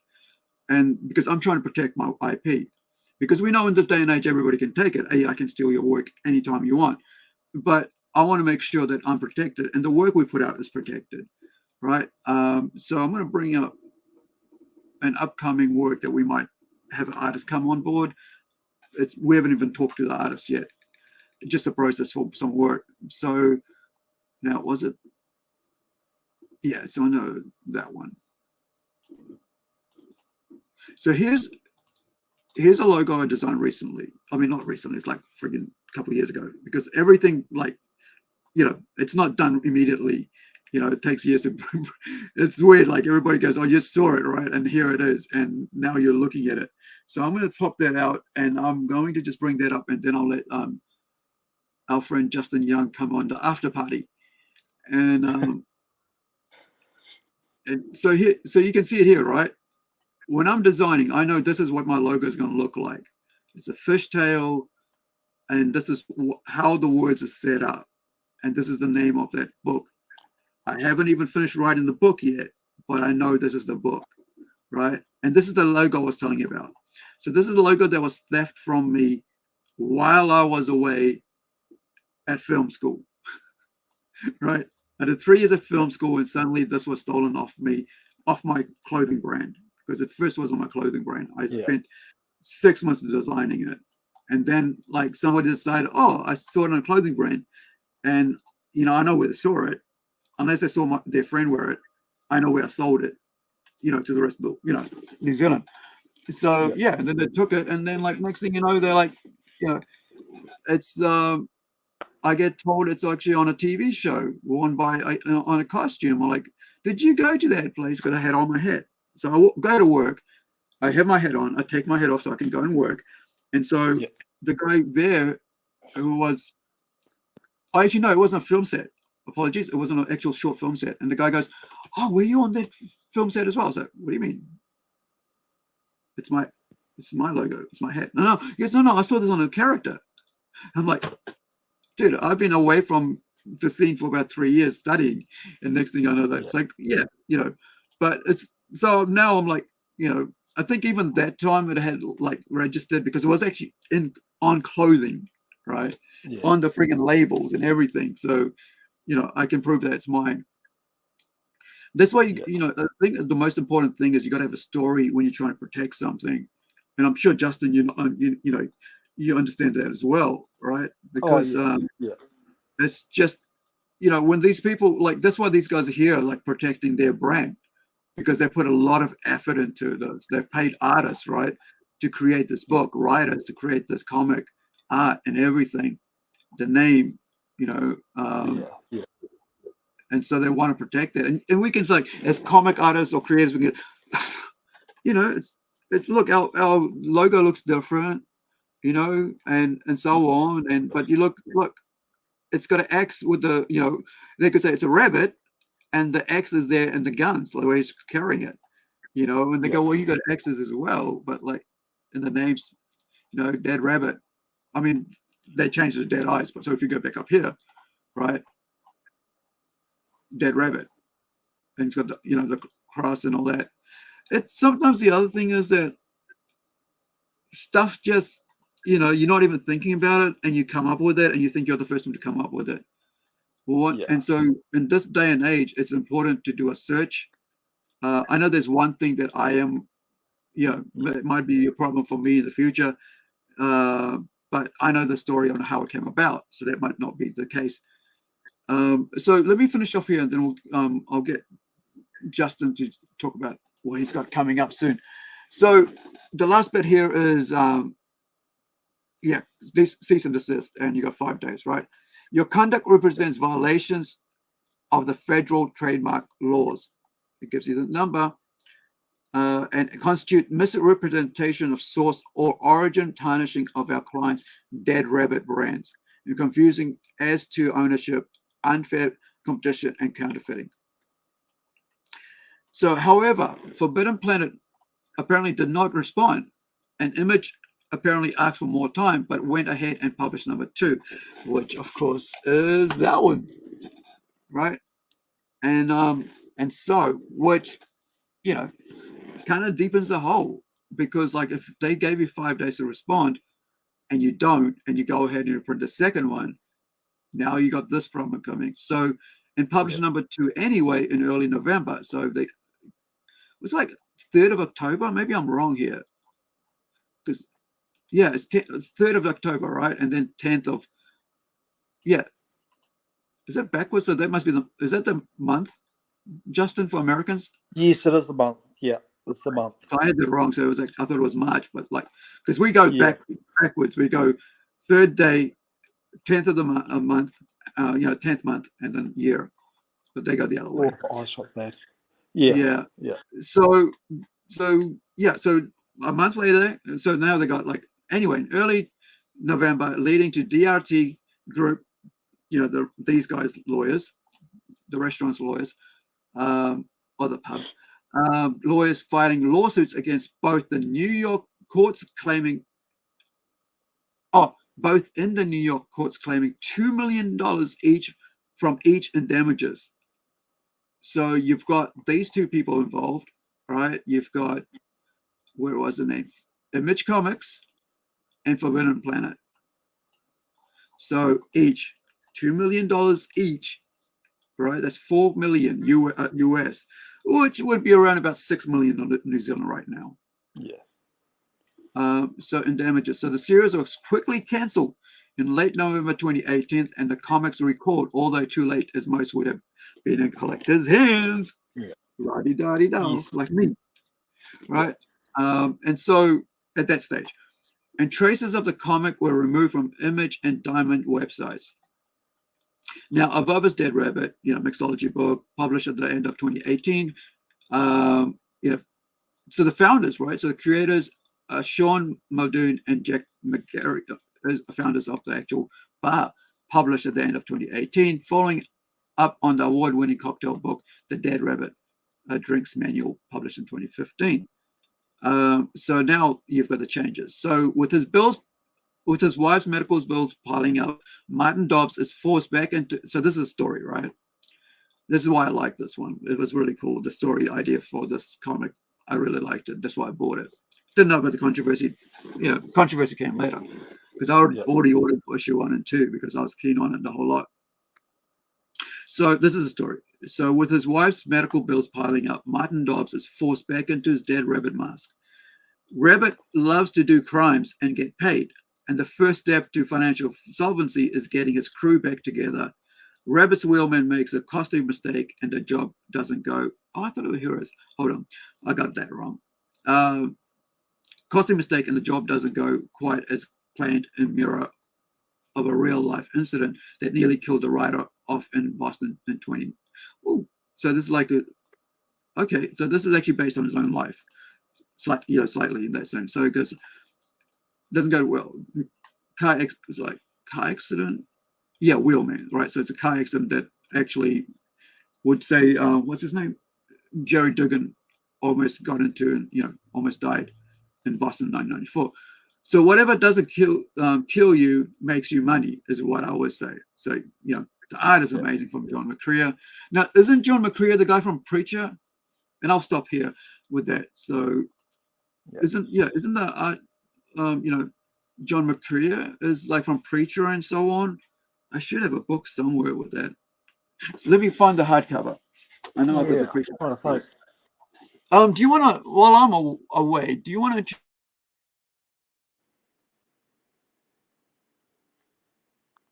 I guess I'm hosting. So two things on what Aru said about, I would say probably copyright and things like that.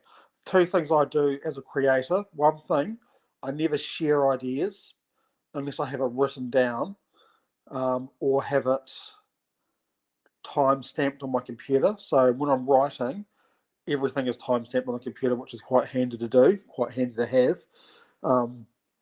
That way, if somebody decides you're going to copy your idea, you've actually got proof that it's yours because you've got the timestamp. And the other thing I never ever do is I never listen to other people's ideas. I know that sounds really rude and really arrogant, but and Aru, when he comes back on, he'll probably agree. When people find out you do comics, they think, oh, it's a money maker. Cool, I can hook onto this guy and tell him my idea, and then he's going to make it, and we're going to make all this money. That's not how it works, generally.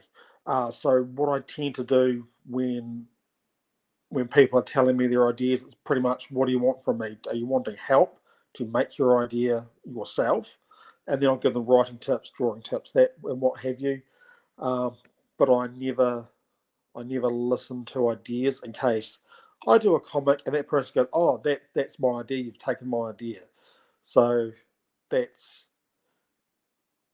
so I just basically, and I'm pretty blatant about not listening. I know that sounds horrible and unfair, but me, got to cover my ass. Same with drawing ideas. I don't share anything unless it's actually got a data on it. So that way, if somebody takes an idea, I can say, well, actually, on the 17th of the 6th, 1999, I came up with this idea. You can't take it, sort of thing. So, yeah. So you've got to cover yourself as an artist and as a writer. And also, you don't want people coming back to you saying that you've taken their ideas as well. That's probably the big thing. And I'll just keep rambling until Aru comes back, because I've never actually been in this situation before. I'm sitting here in my pajamas. I've just come back from Christchurch after watching the Foos.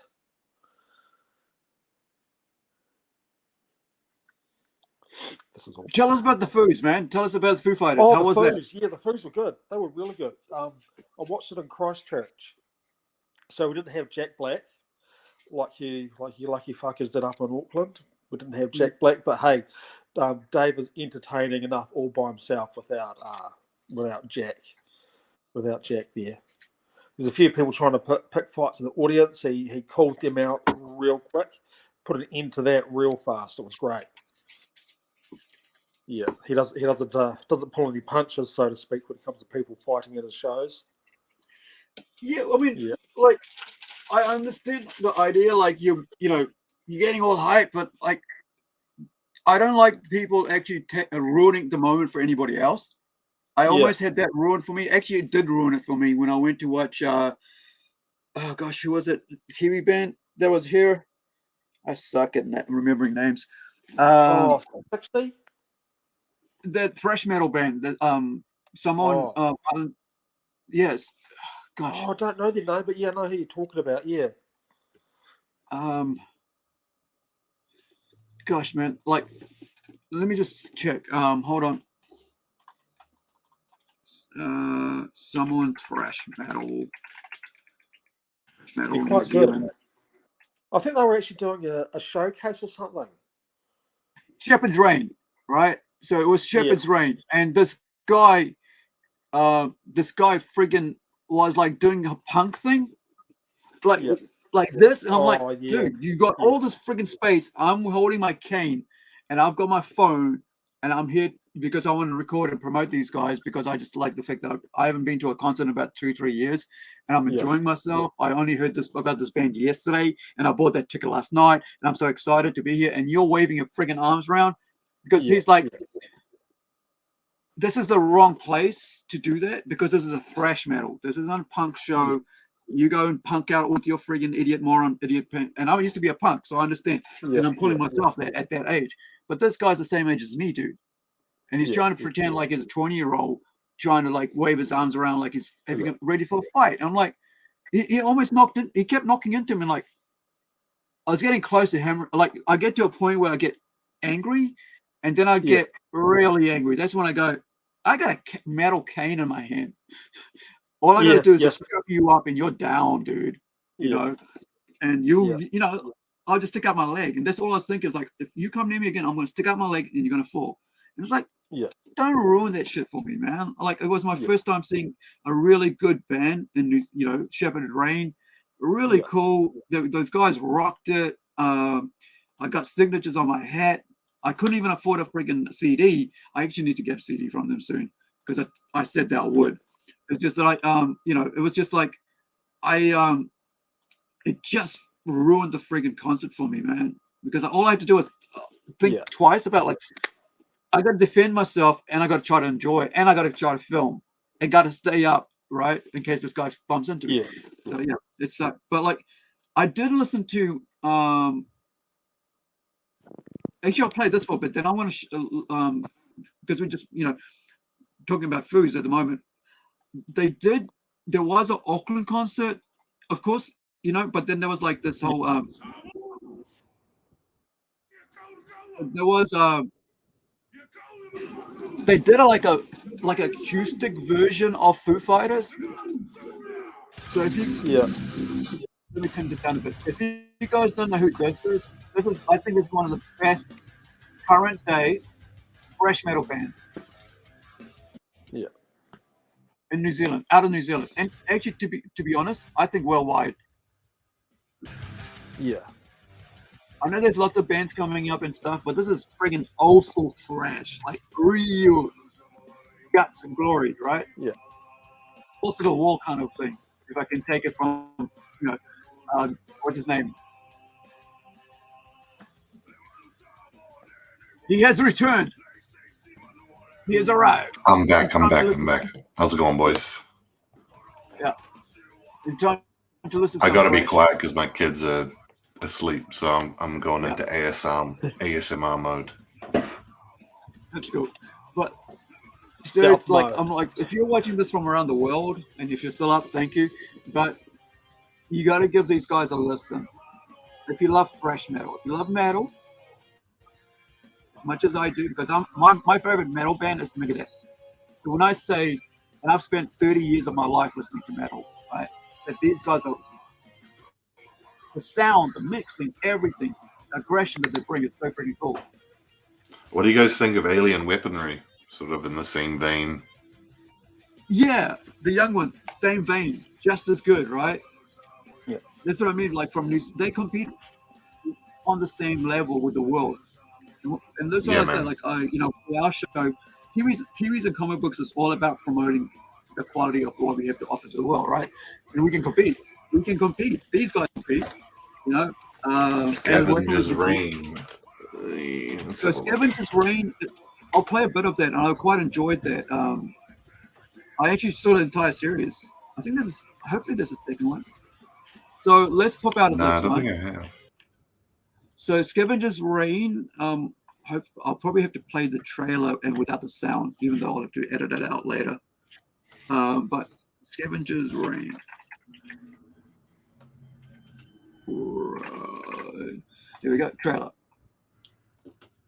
So I watched this entire thing. It's really good. It's it's such a cool story. This is Aussie Nareen. Demeter 227. Oh, we lost I am seeking rescue. lost Justin. Justin's gone. What happened? You know. Come back to us. Yeah. So this is on HBO Max, and it's like I think it's like a 9 episode or 8 episode series. It's about the ship that like basically crashed, like is falling apart in space, and it veers off its course due to certain things, and these people basically just arrive on this planet, and it's a very interesting planet. And This looks cool. I mean, this you don't see a lot of like adult, like Western, like serious animations, you know? This is full on, dude. We're back. Cool. We got him. We got him. Yeah, it's a really good show. These were true. He has returned. Yeah, like the art in this is amazing. The ecology of this, like, is like pushing it to the limit. You know. So this is HBO, right? Is this on Neon then for us? Neon TV? Is that what? I don't know how it gets over here. We don't get HBO, right? I think it's Neon. Ah, yeah. Okay, cool. All right, I'm gonna give it a try then. Do the 2-week free trial. I think we've got a login. My partner has one. I've been watching the most recent season of True Detective. Right. I hear it's trash compared to the first one. So far, I'm loving it. I mean, the first episode's a masterpiece, but so far it's pretty good. Yeah, look, you can actually get it for $9.99 or $9.95, but it is a good show. Like, you know, it's a decent, very decent. You know, to give it a try. Mature, you know, series. Let me find out what was the actual number of episodes. It came out about 3 months ago, and where is it? I haven't seen Pantheon. Have you guys seen Pantheon? Is Pantheon, you know, worth my time? No, I haven't seen it. Is that an animated one as well? Yeah. So, I mean, it's got some high marks for it, but like, I'll bring that up in a minute. So this is how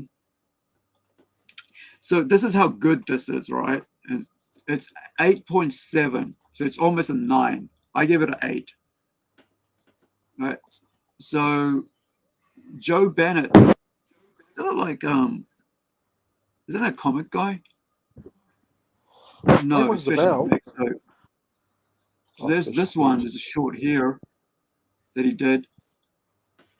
But Pantheon, right? So let's have a look at Pantheon. Whoops. Is that based off that Grant Morrison book? Is it? Pantheon? Yeah. I'm not sure. Let's have a look. It's past my bedtime, so I could be wrong. Yeah, let's bring it up. So Pantheon's got like an 8.3. So it's pretty, you know, episodes based on short stories by Ken Liu. Right, so Ken Liu is original writer. You know, so he did stuff for Love, Death, and Robots. Oh, okay. Nice. That was a good series. Nice. Yeah. Nice. I might have. Yeah, this is on my list of things to watch. Yeah, let's have a look at this one because I've been like, I'm going to get to it, and I'll never get to it. Yeah. The true breakthrough will come not when we create an artificial intelligence that Like can it says, think, based on short story. one that can feel. I Sync Logarithms faked my dad's death and is holding him hostage. Logarithms? The microchip company? I heard they're testing a program to upload human brains.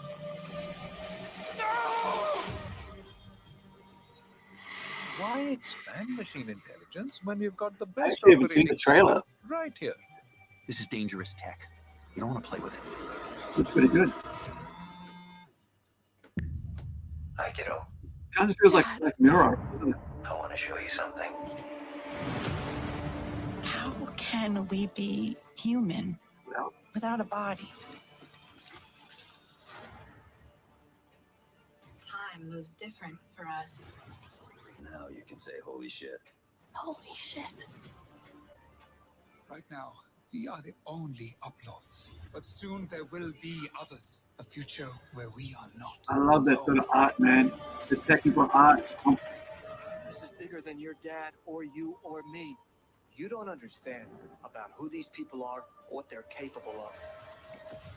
I and the others like me cannot be trusted with this power. It looks awesome, eh? I think Yeah, it I think does that's look kinda something to cool. watch because animation's quality. I like the I like the whole futuristic technical aspect of these stories. That's something I'm like going for when I'm writing, Robot Nation. It's like how far can I take these stories but still keep it real, keep it based like in realism, and especially I mean like you got Love, Death and Robots, but I wrote the robot story that Plaguebot, which is basically what's going to be a 2-part story later coming up soon after Ruth's story and 2 and 3 finishes. We'll have which is like the working name Plaguebot in 2000 and probably about 7. I wrote it way back then, and yeah, you're right. I watched Primal, man. Primal, I love Primal. Ah, yeah, man. There are that kind of squashes what I said before. I mean, there's been sort of like a string of recently sort of Western like kind of animations that are like for more mature viewers. Have you watched the Expanse, Aru? Is that something that you're? Expanse is good. Expanse is very First good. 3 seasons were top notch, but that sort of that reminded me. What you were saying reminded me of the Expanse. It's like there's some outlandish stuff happening. It's sci-fi, but it seems very grounded. It's not you're not like you could see this sort of something like this happening, or it's believable in some way. Yeah. I mean, it's like that's what like when I went like you get to a point like with like technology. There's going to be we're going to kept cutting out. My phone is really hot. Oh, okay. Dang. Okay. It's probably an older model, so yeah. Sorry about that, dude. Now another one's that I've watched the first couple of episodes. Is that for Pantheon or is it for the other one we just talking about? Oh, Expanse. Yeah. I did. I kind of like. There's a point in Expanse where I just wanted to say, can I kill her? Can I please take a gun and kill her? Because I just can't stand this woman. Please kill her. Somebody, please. Yeah. So this is, he's just saying he's watched the first couple of episodes of Expanse. And I'm like, yeah, please, somebody just put her out of misery. She's like, it's like a friggin' albatross around your neck, around the edge of Mariner. And like, sometimes you just gotta take that dude and you just gotta put him into the ocean and carry on sailing. I'm like, yeah. But I mean, that's something like I think a lot of time when they do shows and stories, they drag it out when in reality, if it was you just walk away and never look back. I've been in that case. I've done that myself where it's gotten to a point where I was like, yeah, I'm just going to walk away. Right. And that's fine. And like, that's why I get annoyed when people just keep going back to the vomit, and I just go, just walk away, man. You don't deserve the misery. And that's why Expanse sort of like, it was hard watching. I think it must have been about episode or season 4 of somewhere about after 3, somewhere a situation happens, and I'm like, just shoot her, please. Somebody just put her out the airlock. I'm trying to think what character you're talking about. Yeah, but it is a good story, and I think those guys really, they took something a bit, the gender thing, like all that mixing. I think in the sense that they took it the right way for that world. Right. But I think if you really think about it, people are jealous, and it showed jealousy in there. But they're like, people sometimes will get jealous and they'll do silly stuff and they'll act certain ways, and they don't want to share, right? Right. I get what you mean with the not to run the show. Yeah, no, I understand.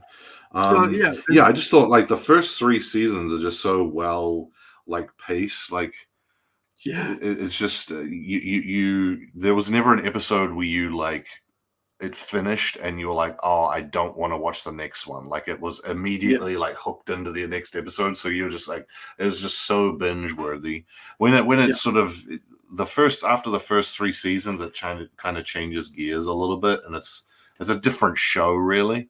It felt like they were dragging it out, and I'm like, because like something like that, you got to plan really in advance. If you're gonna do 5 years, you got to do 5 years, right? If you're gonna do 5 seasons, that's why like when you look at Babylon 5, Sons of Anarchy, how it was all really good all the way through. My mum, who at that time was 60, watched the whole show even before I did. Yeah, my mum watched that show too. That's so weird.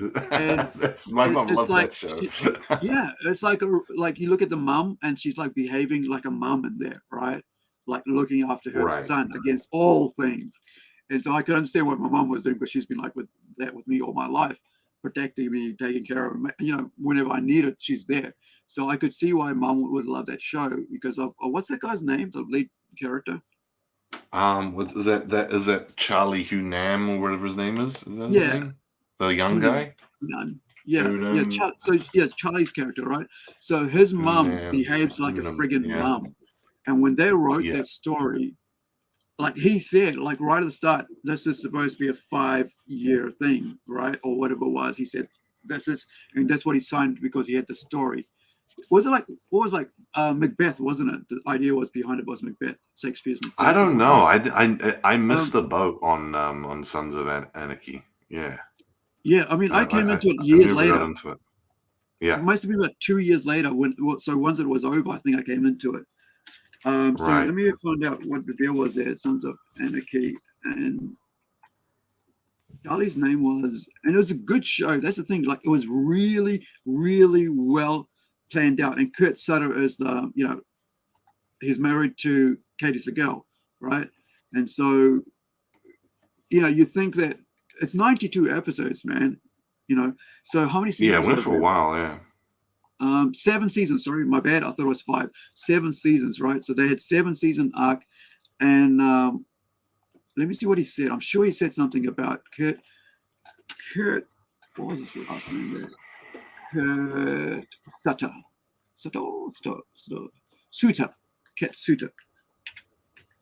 Kurt Sutter on the idea for Sons of Anarchy. So I'm sure he said what it was about. Like, I'm sure he somewhere he basically said this was what it was supposed to be, right? How it's going to work. And I can't remember when he said it, but I remember watching,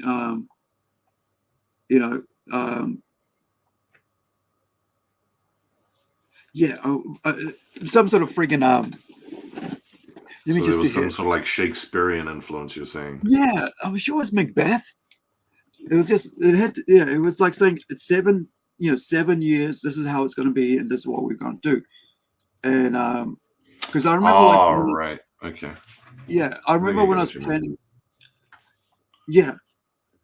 I tried Yellow Jackets, I just couldn't handle one episode, and I just like, this isn't for me, I couldn't handle it. But that was the same for Expanse. I watched 3 episodes or 2 episode Expanse, and I went, yeah, I don't like this, and then I came back to it about 2 years later, and then watched the whole thing. And sometimes Dang, it's man, like yeah, lucky you did. Yeah, I love that show. Yeah, that's yeah. Well, it's like watching a motorcycle gang, right? I mean, what's that got to do with me? And then you realize that there's so much drama, there's so much plots and twists, and you got guys behaving like guys, right? And then you've also got some really cool scenes in there where they try to help people and where they actually back up people that have nothing to do with them, right? But this is what guys do sometimes. And I think a lot of people don't realize that, like, there's, this is the masculinity that really is what we need in the world. How do you say that, man? I'm going to butcher that word. I'm not sure. Masculinity, yeah. Masculinity, gotcha. It's not always bad, and that's the thing about it. Like, all we hear about is the negative stuff, like, Yeah, I mean, with my philosophy on like diversity and things like that, like, if it's a new property, it's hard to like, what would you call it? Like, it's hard to knock it, right? If it's diverse, right? Like, I think of like the perfect example is like Apex Legends. Have you played that game? No, Video game probably came out. Like, oh, gotcha. Sort of like a battle royale kind of thing that kind of came out not too long ago, but free to play. A pretty good game, but characters were more diverse in the census, and you like you had weird sort of all types of identity of pansexual sort of weird space Swedish people, what have you, genderless people, what have you, and it's like well, okay, that's great, that's the character, but for me it's really it only really becomes a problem if you're sort of replacing the character and then subverting what that character is about. That's really where I mean, even Sam Wilson as Captain America, it's like, okay, if Captain America dies, that makes sense. But not when he's here. If you then replace him with like some like I don't know, Bernie Sanders, like communist sort of socialist guy, it's like it doesn't work. You know what I mean? So it's I thought the characters were in Expanse was sort of interesting, that's what I liked. I think I liked about it because it pushed the needle. It showed things would work that way in that universe, and it was good and it really worked. Now, but in reality, like I said, jealousy. Humans are jealous creatures, and we're fickle and we'll fight and we'll argue and we want to own. I mean, not own. We want to have that special someone, and that's why, like, actually, what is that called? Like, open relationships don't work for that one reason, right? Because it doesn't work, man. Like, reality doesn't work. You can say, well, I'll have 1 wife, 2 wives, 3 wives. It doesn't work because it just doesn't work. Because we are human, and by nature, we're supposed to have one person and and go for the multiply with that one person. Doesn't matter if it's male or female, right? Same gender. Doesn't mean that, right? What it just means that it's just we have connection, right, to that one person. And when there's more people, you get stretched out. And when you get stretched out, people want your time. And in reality, when that happens, then someone's going to lose out and someone's going to lose it, and that's where it gets really bad. And whenever people go, oh yeah, it works. No, if you really think about it, it doesn't work, right? The statistics don't show it working. But what I love about, if you watch Anarchy, right? If you watch Sons of Anarchy, the great thing about it, there is a guy in there, right, who is, would you class gay or like trans? And one of the guys falls in love with that guy, right? And so then they try to help that guy, and it's so natural. It is so freaking written well. It's so natural because that's what would happen in that situation. Right, and I've seen that happen in that situation in real life, and that is done so well because it's a new IP, It was written that way from the start. It wasn't later on they tried to change it. It was written that way. There's a character growth. You saw it happen, and over time they had a relationship, and they ended up that way because they built that whole timeline thing. And I think that's why I'm just tired of I don't even like talking about race swapping, anything like that, because it's just boring. So myself, I'm creating characters all the time. So I'm like, okay, I'll create, the way I think that character works in this book, or that character works in that situation there. And that's more fun to me than just bitching and moaning anymore about what Marvel or DC is doing. Because why am I advertising Marvel and DC, right?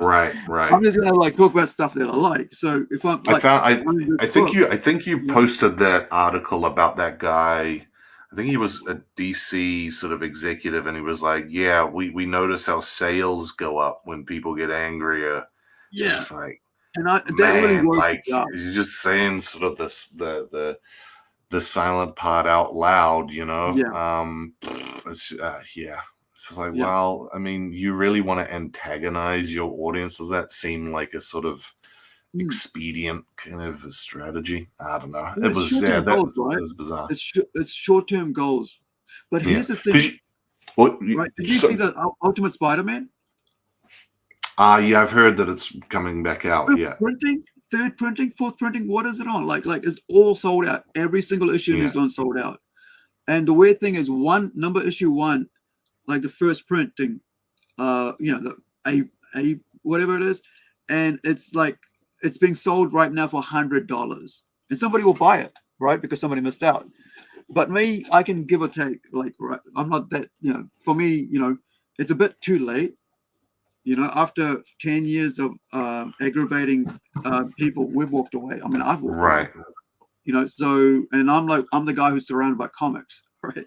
And Marvel used to be my favorite thing for decades.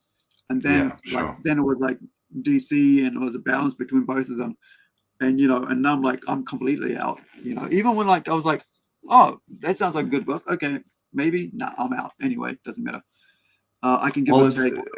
It's something. Well, it's. I mean, it's an old property, but it's novel, right? Like it's something sort of. It's new-ish, It's at least. And I mean, I don't know if I'm not sure if I talked to you about this or someone else, but I did I've been sort of researching comic book sales figures recently to sort of see if there's a decline, or I'm really interested to see kind of where the industry is and where it should be, really, and what's affecting sort of the numbers. And the obvious sort of low-hanging fruit, the comparison is manga versus I'll bring up something in manga line versus with comics, that. right?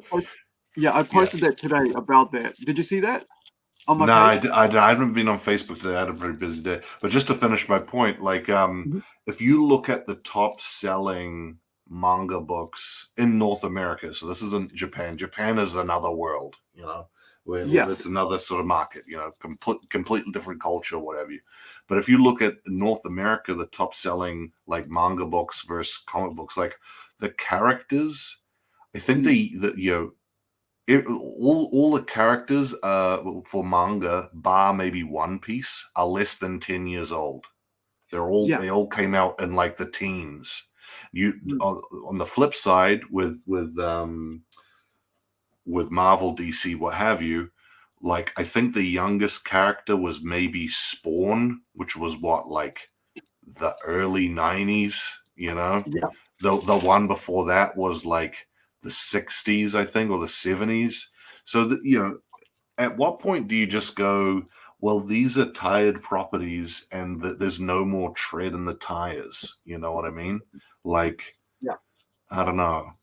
I'm starting to feel like if I was the executive at Marvel, I'd just be like, look, I'm just gonna get the best writers, the best artists, and I'm just gonna go, look, you have 5 years to wrap this up, and then we're ending this universe and we're just starting afresh with brand new characters. Well, maybe we keep Spider-Man, maybe.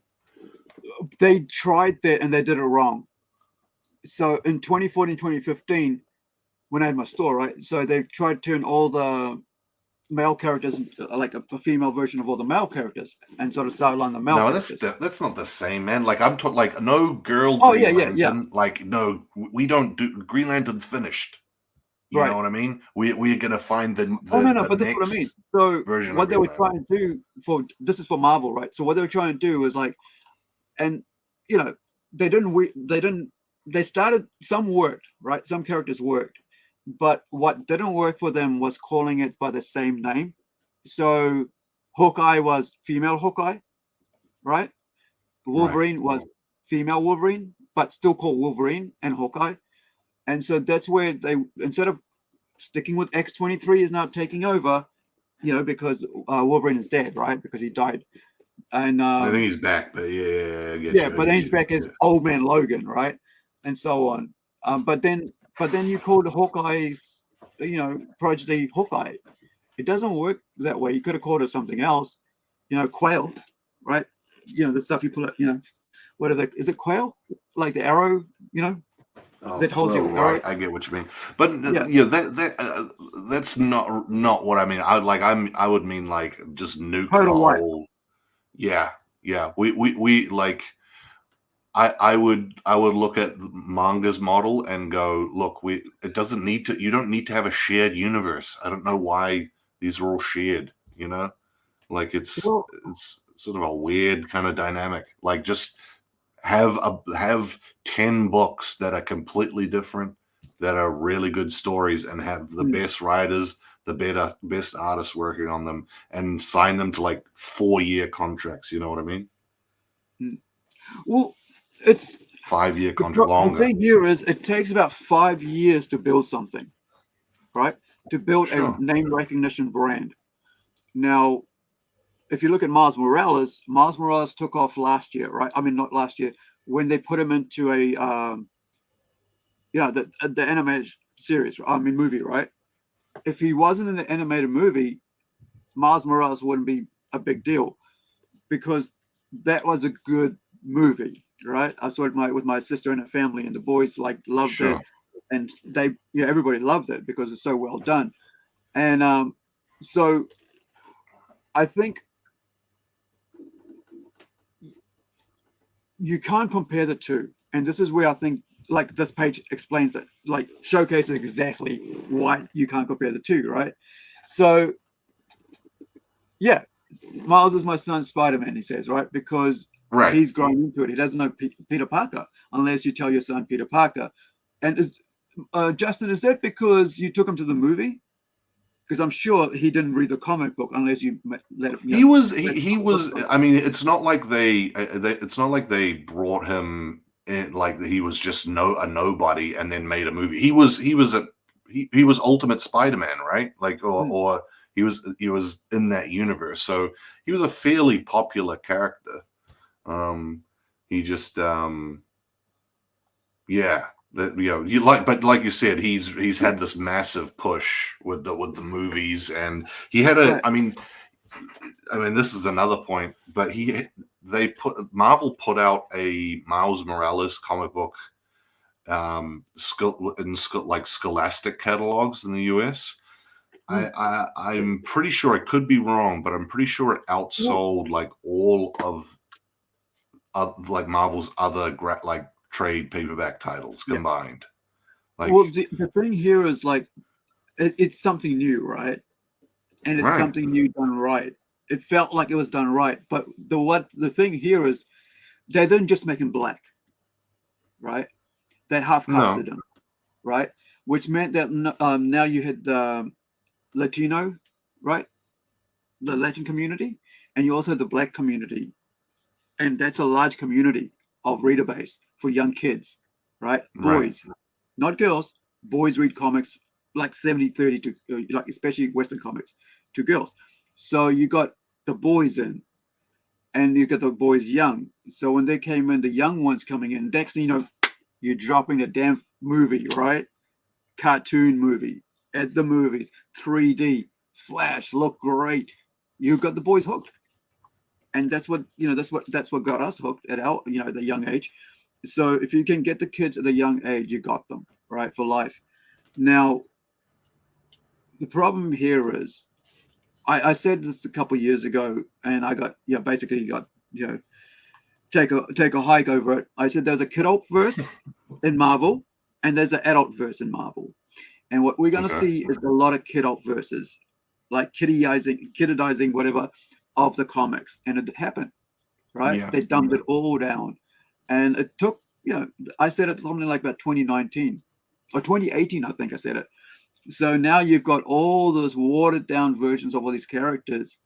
And like I said, like I'm always trying to see, because I've been studying freaking, comics for 30 years, because I'm the kind of guy who looks for ideas and stories and researching. I'm researching communism. I'm researching, fascism. I'm researching, Nazism, because I want to learn. So I'm spending, all the stuff. So I'm also having discussions with people in the comic book shop, and online, and talking to artists and stuff. So if you have enough time, you can see the patterns on where things are going. And so I knew that we were going to head towards like what I called kiddizing, of these things. And sure enough, we've got it. We've got a dumbed down version. We've got like a movie version of it, which isn't what people want. They want what's in the comic books, which Avengers did really well. And then after that, somebody else decided, well, that's enough of that. Let's do something else. And boom, when you saw the end of Endgame, you could feel it.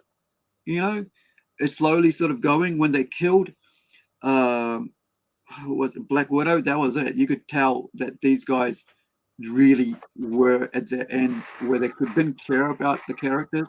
When they didn't give you your where they didn't give you your Black Widow movie, even though she's been in all these movies and all that thing, and she didn't give a standalone, you kind of feel like, yeah.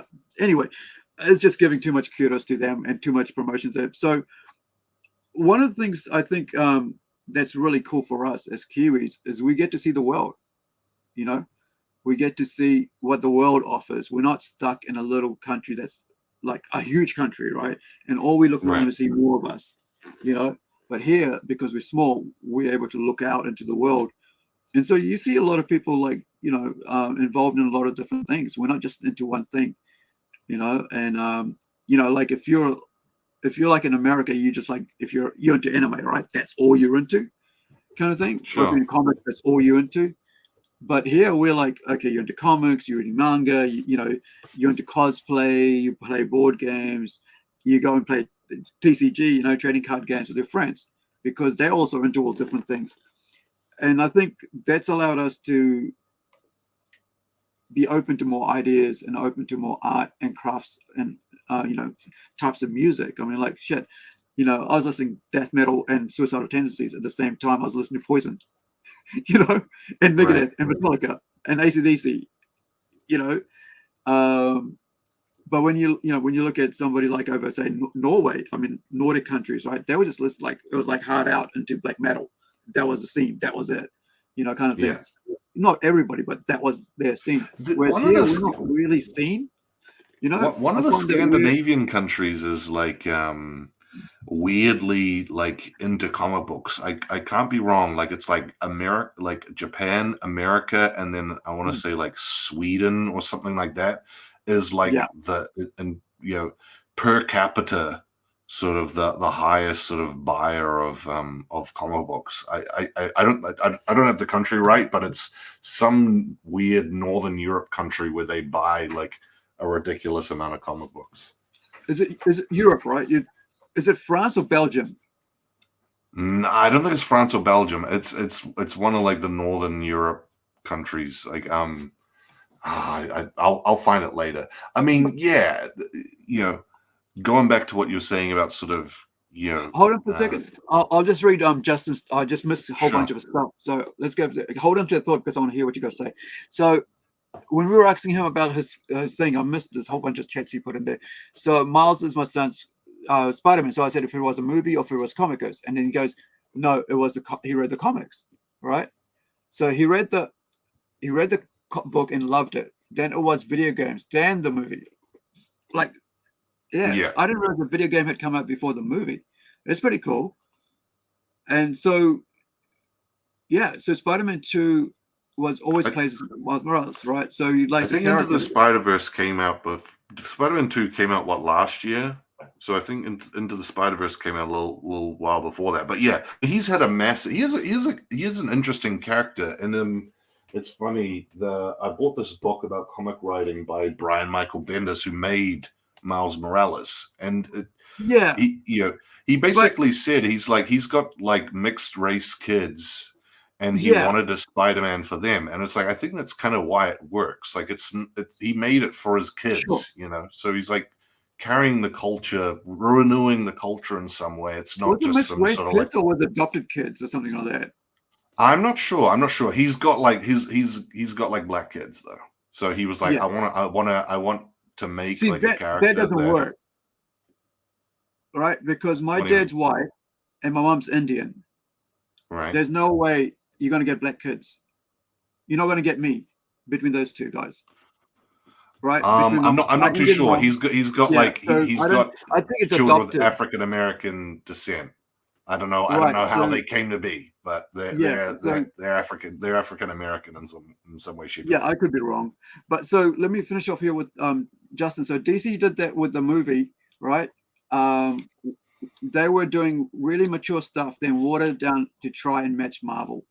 And I think, and that's what I love about DC. It's hardcore, right? It's dark. It's, Batman is dark and it will always be dark. And you got to allow for that. And if you then try to water it down to match some other company, you're not in your own lane. I think if you stay in your own lane and do what you're good at, that's something I'm teaching myself as well, right? What are my strengths? I'm going to lean into my strengths. Same thing when I see artists come across our my email, right, in HR, and I see it and I go, he would suit this book, but not this book, right? So because I've got so much stories, right, like 10s and 20s, 100, right, because I've been writing for 20 odd years. And now I'm getting the artists to be able to do that, like in the last 2 years. So I can now pick, if I see this artist and I go, that works there. Oh, I can see you did a good werewolf. I love your werewolf. So now I'm going to put you on Howler, right? If you're going to come to work with us, and I'll decide, they can sort out the contracts. But if you're going to come and work for me, you're not going to work for anything else except this book, because I can see your strength. And that's like leaning into your strength. And I think that's what, like, when you start changing from your strength, like they did after Avengers Endgame, they lost the people, right? And so the same thing, like, I had a 2-hour meeting. It's like, what are we now? Like, we're still today. So 8 o'clock this morning, because I've been up since like midnight yesterday.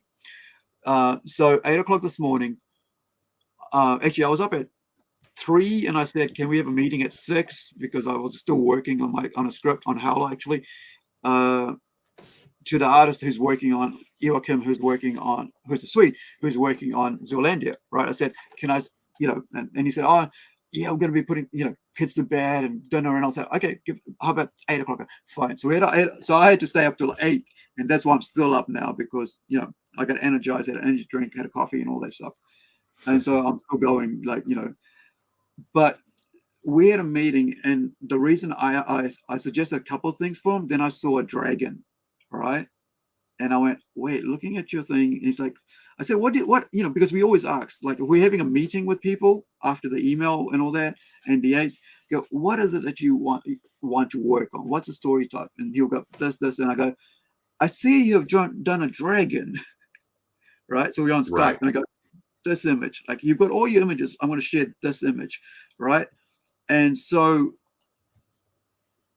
how about this story that I wasn't going to do now, but I was going to wait for 5 years down the road, but because I can see if I have you work with me, I can get it done now, which then means I got to rush it and do a 2 weeks worth of work, and like a month's worth of work in 2 weeks of rewriting the script to make it work.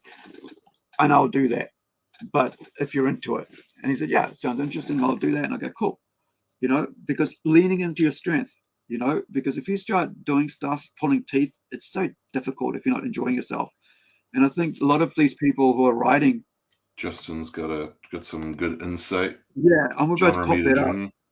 Yeah, so John we Romita did have Jr. has like a very kind of I'm just looking at the John Romita Jr. comment. He is a very like sort of like polarizing style.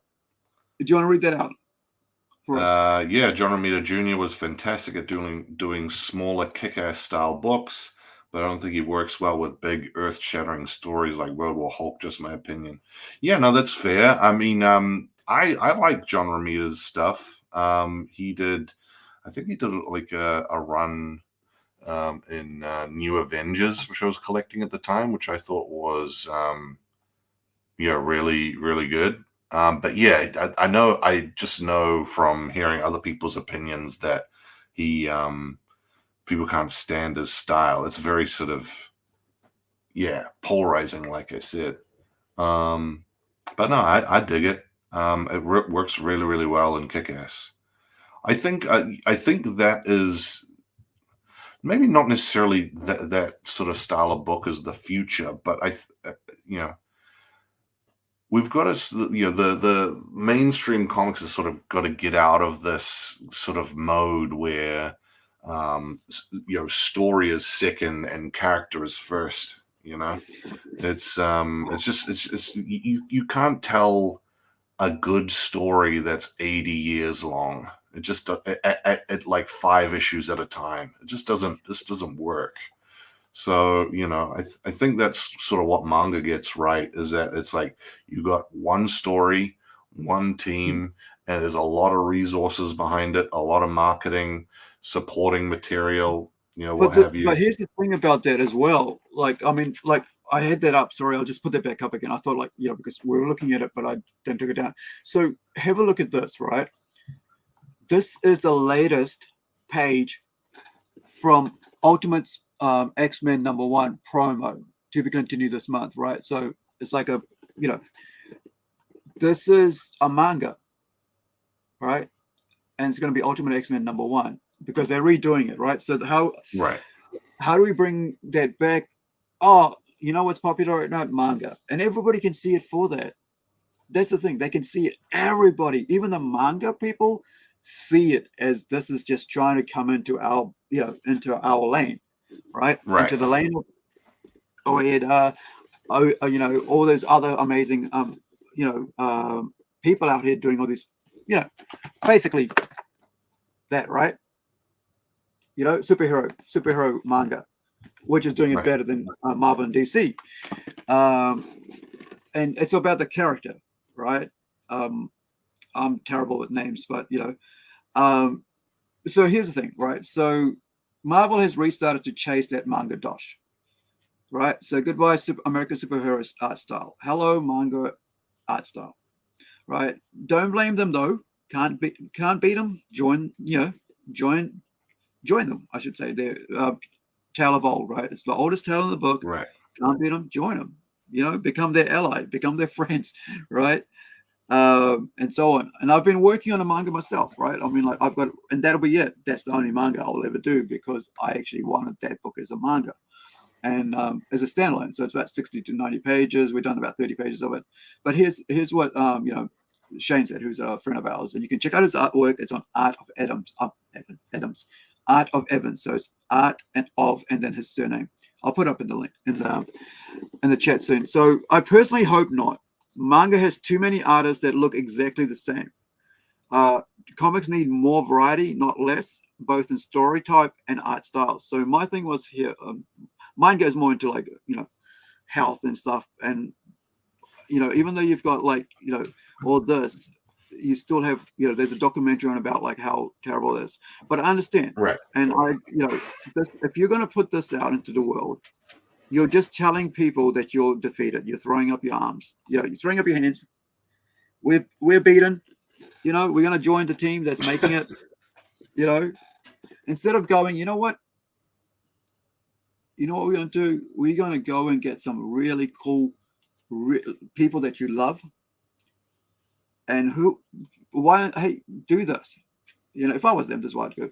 So because they have money, right? They've got Big Daddy Disney, and DC's got Big Daddy Warner, right? So they have basically got sugar daddies, right? So all they got to do is go, you know what? I'm the head editor, or I'm whatever I am, right? It's Jim Lee over at DC, and whoever is it Quesada now, or is it Tom Vilria? I think so. Yeah, I think it's Casado, or at least it was. Yeah. So if I'm that person, I go, listen, we have the money. Let's put out, like, who's the top 5 writers you want?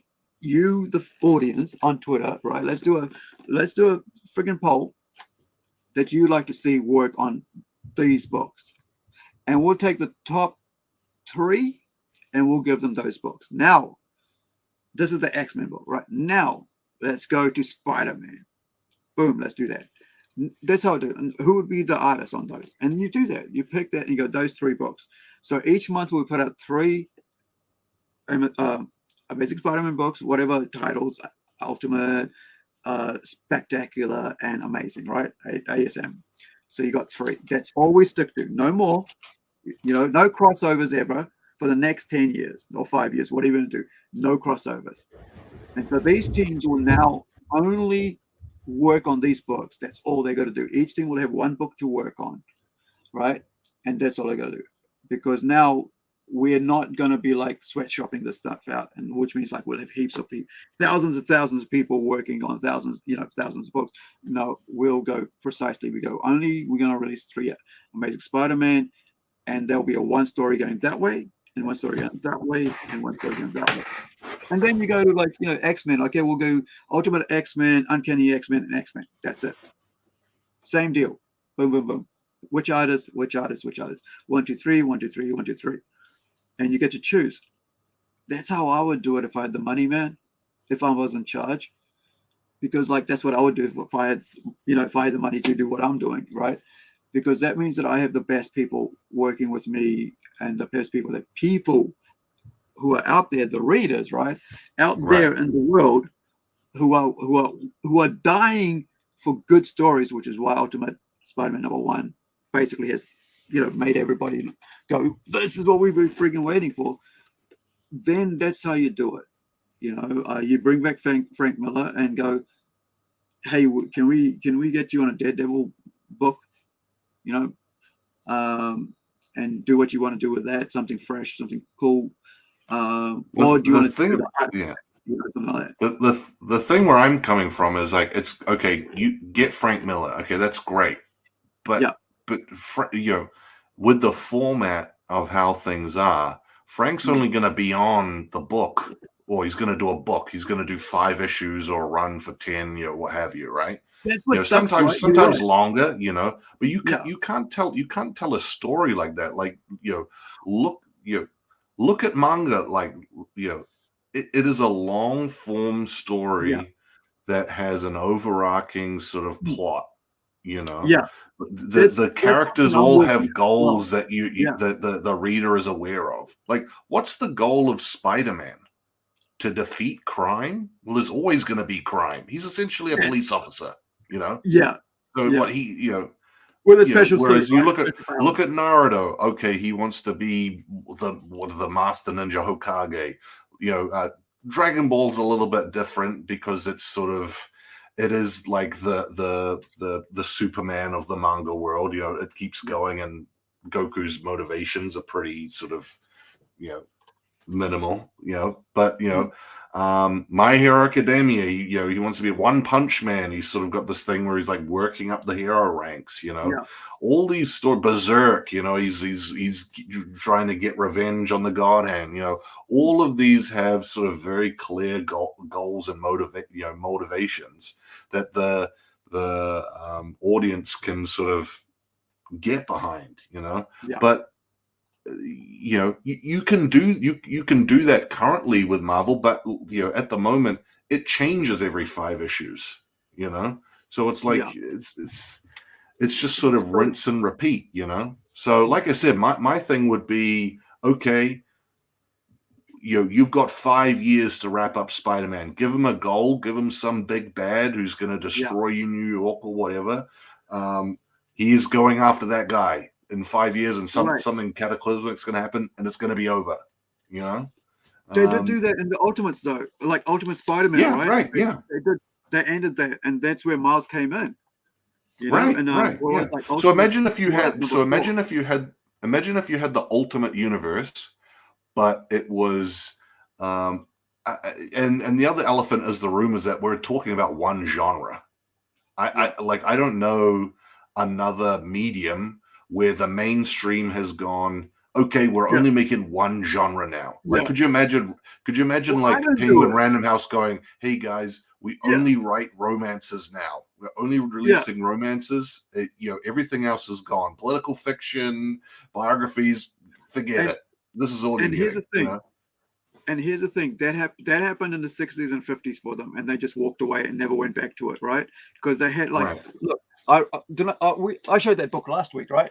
These books, right? These ancient books that you had out there. Man, I need to get gloves, man. Like, I really need to now, because it's always in the back of my head. Professor Thing said about the gloves. Yeah. Like, this is freaking 60 years old, man. The shit's older Right. than me. Right, so I got to do that now, because it's just annoying the hell out of me that I didn't get in gloves this week. So look, this is for girls, and they dropped that, right? Because it's like, comics were evil, horror, and because it was this like the there was comics code thing. This is a theory I've heard recently that's very interesting. All right, continue. Yeah, this is really if you look interesting into stuff. it. So when that happened, this is Fleetway Library, so I think it's out of UK, right? Just for girls, dude. Just for girls, right? Because you won't get guys reading this shit, and I don't mean it in the wrong way, girls, right? It's just a romance. Guys isn't interested into that unless there's freaking fighting and there's a love interest and all that. Got to save the girl and all that. But this is just stories about girls, right? For girls, right? And like that's like there's a series of them, like a girl night, rally to Catherine. These are cool things. But when that comics code came in, they just went, the safest thing we could do is just superheroes, and we'll stay with superheroes. And they never looked back. So there was no romance comic books anymore for their other market. And that market is now in the last 20 years, has turned to manga. Now, yeah, true. Well, here's the thing, right? Like, I'm sort of like you. I'm in the same boat as you. I was a big Marvel head, and sort of I moved cities and closed my comic book box, and I was like about to go to Graphic to set it up again, and it was like, man, I don't actually enjoy reading these anymore. I'm spending like $200 a month on X amount of titles. Like, I'm like, why am I doing this? It's just a chore, So I'm in the same boat as you. But what I've picked up some like Venom and books and what have you, and there's like this strange sort of like fantasy aspect to it. Like there was some like weird like King of the Symbiotes storyline or something like that. Or something. Is that the story? Yeah, something like that. Something like that. Because that really popped off, and everybody was like, "It's a big, it's a each issue of that is really worth a lot because of that whole." But it's clearly like this, almost like this dark fantasy stuff, and it's like, well, why would you even put this in a superhero universe? Why wouldn't you take this sort of creative energy and just make a fantasy title? A dark Marvel, make a dark fantasy title where everyone's like, this is new. What the heck? Yeah. Because they only do superhero, and they got to stick with that genre, and they got to tell the stories in the genre. If you look at like, but I guess my point is that you could very easily segue from superhero stuff to science fiction and fantasy, and if you go, if Marvel goes, okay, we're releasing a romance book, people are going to go, okay, well, that's kind of odd, But if Marvel was like, look, we're going to branch into fantasy, I would be like, whoa, that's cool, that's interesting. That I read fantasy, I'm into science fiction, I'm into it, let's see what you can do in that genre, But at the end of the day, if you don't like superheroes, you don't like Marvel or DC. You don't like those companies. It's but here's the thing, right? But what if you know there's another company offering that already, right? Well, that's so. What's the point? What's the point of sticking with someone who's already offering you that already? Why keep banging your head against expecting them to change when? Oh, I'm not expecting anything, but No, I think it's we're a couple of guys talking about baseball. You know what I mean? Like, yeah. Oh yeah, but like what I mean is like if manga's already doing it, then you're just gonna go do manga, right? If manga's giving you, right, romance, right? If manga's giving you superhero, if manga's giving you supernatural, but manga wasn't doing demon, superhero angel. before My Academia. You know, they ventured into that genre, and it was a smash hit. You know, yeah. Let Marvel do a flipping samurai book. I'll buy it. It's new. It's different. Fuck it. You know, but Well, that's Star Wars, isn't it? Samurai is Star Wars. I mean, they got lightsabers. I guess so, but you know, it is based on like. But again, it's like that's Star Wars. That's another. You know, that's when did Star Wars come out? The 70s. Yeah. You know, it's a 60-year. It's almost a 60-year-old property. You know, 50-year-old property. Yeah. But so, there's a thing. So comics has become like Hollywood, which is no point in doing anything new because we've already got built an IP and built an audience, and that's safe, right? So yeah, there's way more risk associated with having something new, but the industry is slowly drowning. You know, it's like you need some sort of injection, and you need some. You know, pop culture is novelty. I look. Name me another industry where all the characters are 60 years old. Like imagine if like PS5, like on the PS5 tomorrow, it was like, okay guys, we're releasing Pong 23. Yeah. And we're Pac-Man, like it's Pac-Man and Pong still. It's like wait, you're wrong there though. These are relics, man. What's coming out tomorrow? What is coming out? Don't tell me. In the video games. I don't know. Isn't it like Tekken 8? Tekken 8. Well, Tekken 8 is, you know, here's the thing. Tekken's doing well though. And the game industry is coming out with new stuff. I don't have a problem with you making Batman. But if everything you make is 60 years old, you know, it's tired, it's boring. I mean, Tekken, came out in like 94? Yeah. So it ain't that bad. You know, it ain't that bad, man. I mean, it's a. So wait, hold on, Tekken. That's the movie. Might not come up in IMDb. Yeah. Motion no. 98. I think it came out in like 95. The games there are listed as well. So let me find. Oh, true. I didn't know that. Yeah, they do list the games because they have actors in it. You know, like voice actors and all that. Tekken, gotcha. Yeah. You're right. First game release year. So yeah, I mean, like, I don't like when you've been for 60 years, right? Say you've been recognized as the company that does that, that one thing, right? And if that's all you do, it came out in 2009. No, Tekken, no way, man. Sorry, yeah, 1999. No, that can't be right. Is it Tekken Card Challenge? No, that's Tekken Card Challenge. Hold on. Yeah, Tekken 1. Video game, 1994. Okay, there you go. Original release, 1994. So you know, like, and here's the thing: like, I would levy the same criticism at Tekken. One, you know, it's not as old, but if Tekken the sales weren't there, like I would be looking at them and going, you might need to sort of, you know, rethink your strategy. You know, you might need to come up with something new. But you know, I mean, who makes it? Is it like what? It's Namco, right? You know, again, if Namco was only releasing Namco, where is it? Yeah, let me have a look at Namco's like game lineup. I mean, yeah, I don't have a problem with established properties, but you know, when you're releasing like a volume of a story for one character for 80 years, you know, how Superman's over 100 years old, man. Like, you know. Yeah. Well, I so think how can it be good? It's 100 years old. It's the same character for 100 years. I don't know if like you could still do something fresh with it. It all comes down to how well you do it, right? How much effort you put into it. And so far, you know, like I was listening to somebody yesterday talk about how Flash was supposed to be different.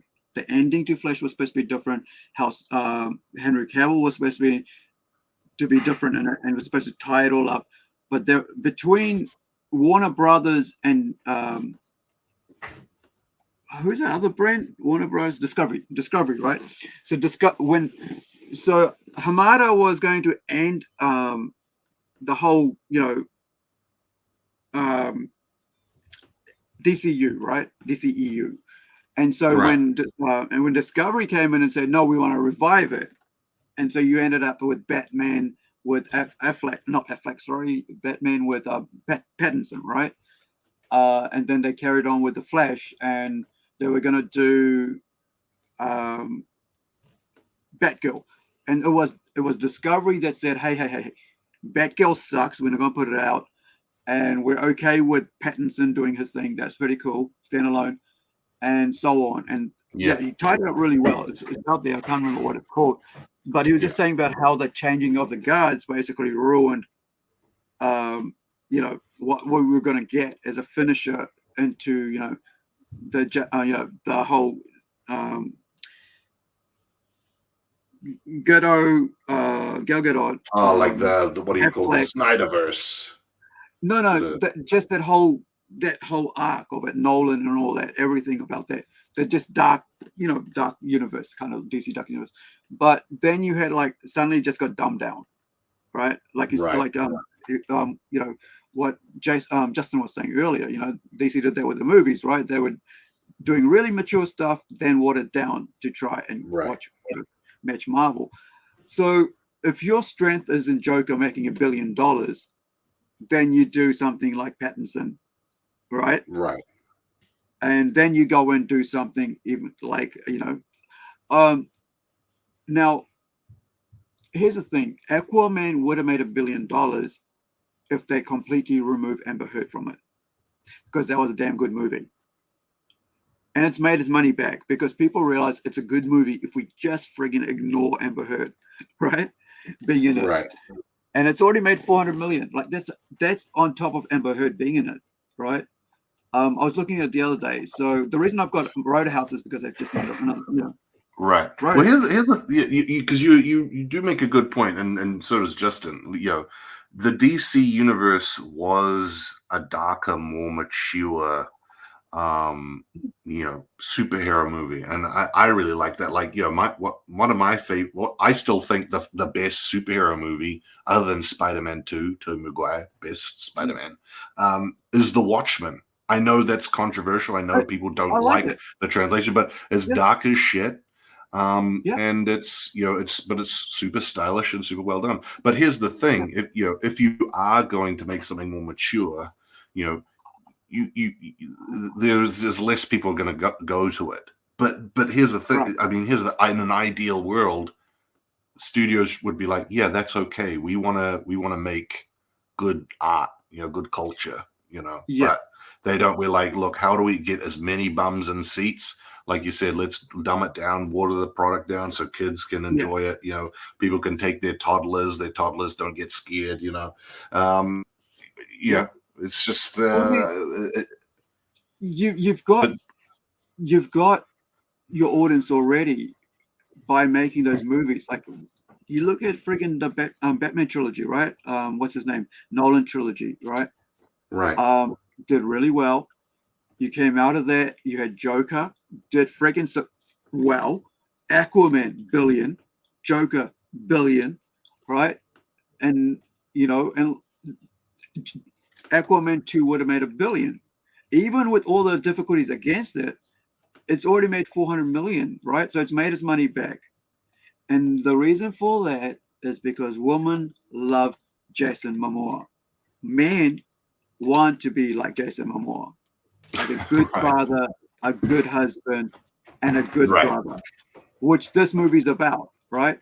About how do you become against all the things happening to you, all the challenges, how do you be a good father? So are you talking about the number Aquaman 2? Is that what you're talking about now? Aquaman 2 numbers right here. Right. Well, see, here's the thing. I mean, it's gross. I mean, it's doubled its. Oh yeah. But I mean, this is like money. It had about $1 million to that for promotion, right? Or whatever that is, right? So that's the cost of it, making it, right? I mean, that's sort of like another thing Marvel has done to sort of stuff the industry. It's like, okay, we didn't make $1.2 billion. It's like, this is a failure. It's like, dude, you made $200 million. You made this $200 million. You know what I mean? That's why indies. And we've discussed this, a couple of weeks ago about how why the indies win, because they take 15 million and make 100 profit. Right. That's it. They see that as a win. So then now they're going to release another movie maybe with like 20 million because they got to add a bit more to it. Now they're still going to make 100 million, right? Now still got 200 million in the bank of $40 million. Now they're going to try again and again and again, but they're not going higher in the making of it, right? The budget isn't going higher. It's not, blowing up, because they understand you got to go low to go high, to make profit.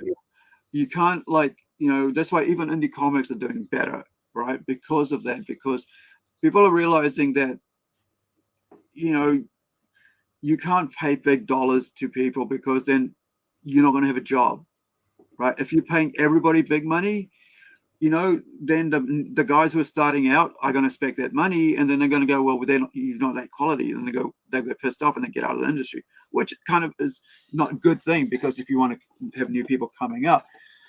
But I think when we really look at how, what Marvel did, they should just stay to what they're doing and go back to what was happening with, with the Avengers and that whole thing. And they want to try, because they know they've dropped the ball, and they've been told over and over by the audience. And the only way, there's, and I don't like talking about this too much, but I think the only way people they voice their opinion in the harshest way is money, right? And they did, right?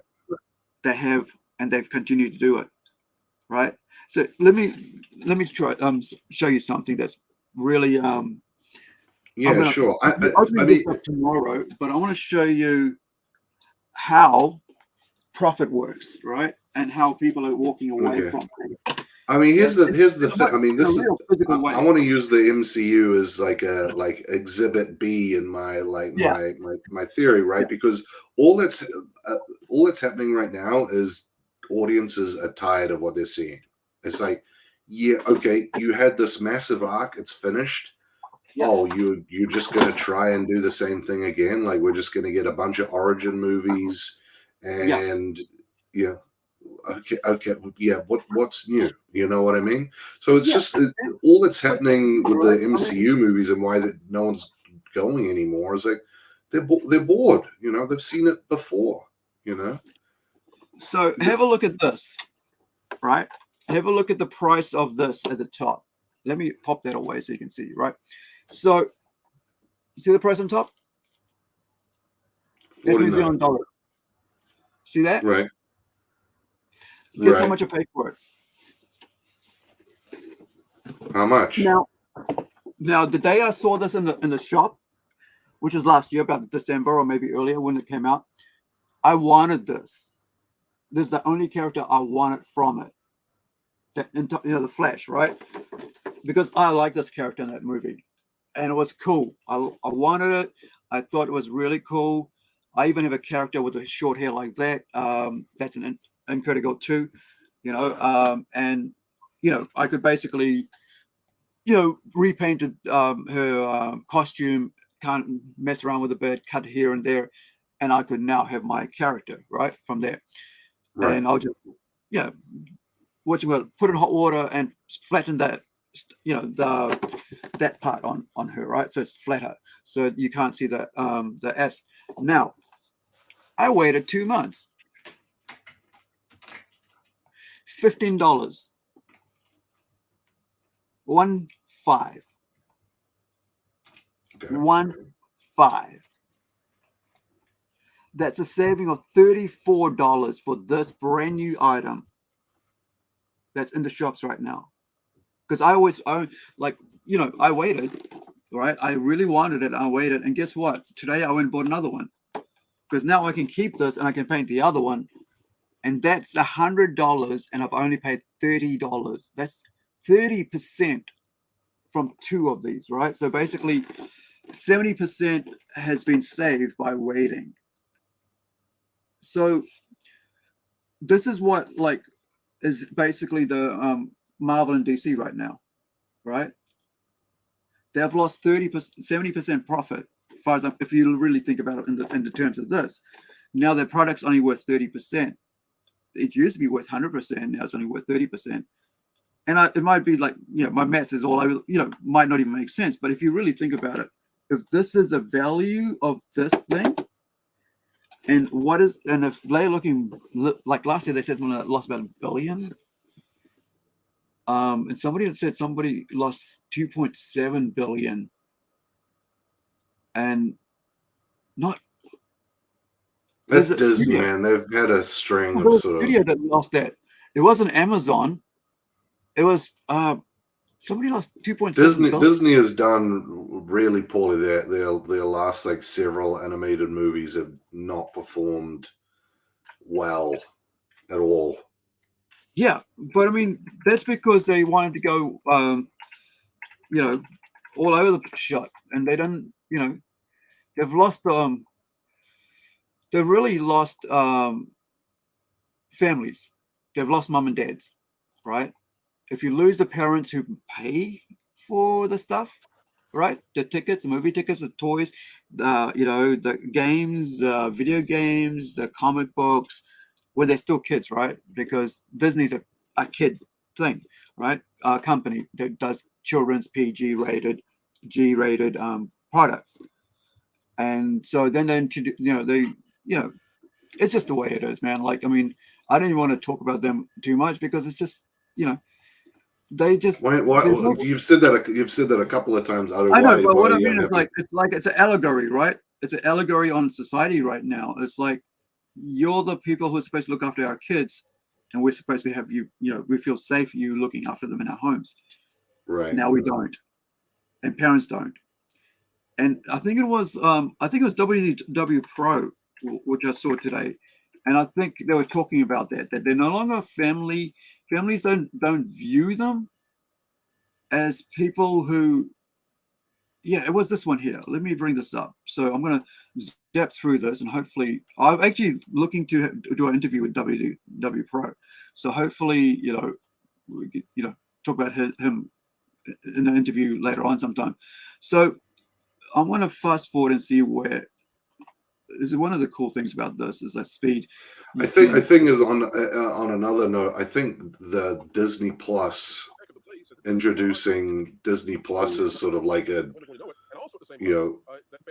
channel for viewing this stuff is watered down there. Yeah. Here we go. Because here's the thing. I if I've got a Disney Plus subscription, I'll never go see a Disney movie again. I'll just wait for it to come to Disney Plus.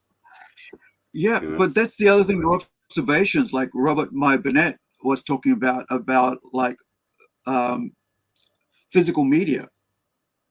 They've basically lost $40 billion by not having physical media. They gambled on streaming, anyway, guys, if you're watching this is the after party. We did a 2-hour show about two and a half hours ago with our comic book guest and our cosplayer and trading card guest earlier on. So this is after 2 hours, we're basically going to after party and talk about everything and anything to do with pop culture. So thank you for watching. If any of you guys are, know us, know Plungecast, or would be interested in coming on, and especially if you're part of the Niobe team, be keen to have you on. Or if I've interviewed you or something like that, yeah. If you're a comic creator, indie comic creator, welcome to come on. But and let me know if you are in the chat, and then I'll put out send you a link. Now, where were we? Sorry, bud. Bob, you think you're going to show me this video? Bob Iger is the problem. I've heard of Bob Iger. I don't know. They were looking at like suing. Why So he this would be a guy, problem. yeah. So this guy's yeah. So this guy here, same difference. It's all coming from the same place. Sorry, my bad. This is what so they did this video this afternoon. Yeah, but Glenn Beck they're talking about the actual class action suit. Yeah, class action suit that the shareholders could bring towards Disney to stop them doing what they're doing, because it's a sinking ship and you got to cross correct, right? You're heading towards the iceberg, and they don't want the only people losing here is the shareholders, their investment, right? So you got to course correct. So this is what they're talking about. But right, so Tom is exactly right, though, Tom. Because good thing. So I had a normal. There we go, normal. Right. So because, Tom, what you're saying is that families have largely rejected the idea that when I give you my kids and they go. There we go. The thing is about here. I thought we were going to state curriculums. Same It's the rise of the Disney adult. It's the same difference. It's all coming from the same place. Right. So Tom is exactly right, though, Tom. Because, Tom, what you're saying is that families have largely rejected the idea that when I give you my kids and they go to the government school, that you're going to sneak in propaganda to my child that should be the purview of my decisions as a parent on what they're going to know and when they're going to know it. And also at the same time, that families have rejected largely the idea that Disney is going to sneak that material into their homes, not via the front door, which, by the way, if somebody came to your front door and said, I have a not-so-secret agenda, may I come in and teach your child? That person would be in danger. But Disney isn't in danger because Disney sends it through the wires and airlessly through the Wi-Fi straight into your children's propaganda eyeballs. laundering. Yes, and so families have rejected it on both sides, private and public. And on the school front, they can't even pretend that there's even the straight versions of those books available, right? Because I would have known, I would have stolen when I was in high school. Yeah, right. That's a really good point. There's something coming out. I'm gonna go check Tom's old locker right now. There's grave fears lie inside. That's why they're not there anymore. Now, there's so many locks that thing they still haven't broken in. We've obviously come a very long way as far as the culture being aware of this. The entire reason that I started a YouTube channel, not that part place, not the pro channel. It's about and on the school front, they door. Which, by the way, if somebody came to your front door and said, "I have," it's the same difference. It's all coming from the same place. Right, so it's going to take me ages to find it, but basically, what it was like, it's not just in America. Yeah, give us the lowdown. Give us the. Yeah, it's not just in America that people are rejecting Disney. It's the entire friggin' world, right? It's China, it's Asia, it's friggin' Middle East, it's friggin' the islands, it's New Zealand, it's Australia, it's Indonesia, right? It's Latin America, it's North America. So this is why everybody's pissed off at Disney. To be really honest about it, it's like it's supposed to be a safe place, right, for your kids. You could put a movie on and you could walk away and leave the kids to enjoy for an hour and a half or whatever long that is, and then come back. You're doing vacuuming, you're doing the gardening. Kids are just happy. They're playing playing cards or whatever, and they're listening and they're watching or whatever, and they're basically babysitting. You can't do that now, right? And people all over the world have realized that. And this is parents. Parents have the money. Parents take the kids to the movies. Parents take buy the videotape. Or they buy the DVDs. They buy the music their kids sing to. What was that? Frozen, right? Wasn't that the last great thing that they produced? Was it by Disney though? Was Frozen by Disney? Yeah. And so what's it Frozen? They've had some. I mean, I don't know. I don't know about that. They've had some controversies. I mean, Strange World. had Yeah. some strange things in it. Well, not Yeah, strange also things, that but, you know, Toy Story. No, it wasn't Toy Story. It was Bud Lightyear, right? Buzz Lightyear, yeah. I mean, Talking about Bud Lightyear, right? I right. saw this much, 3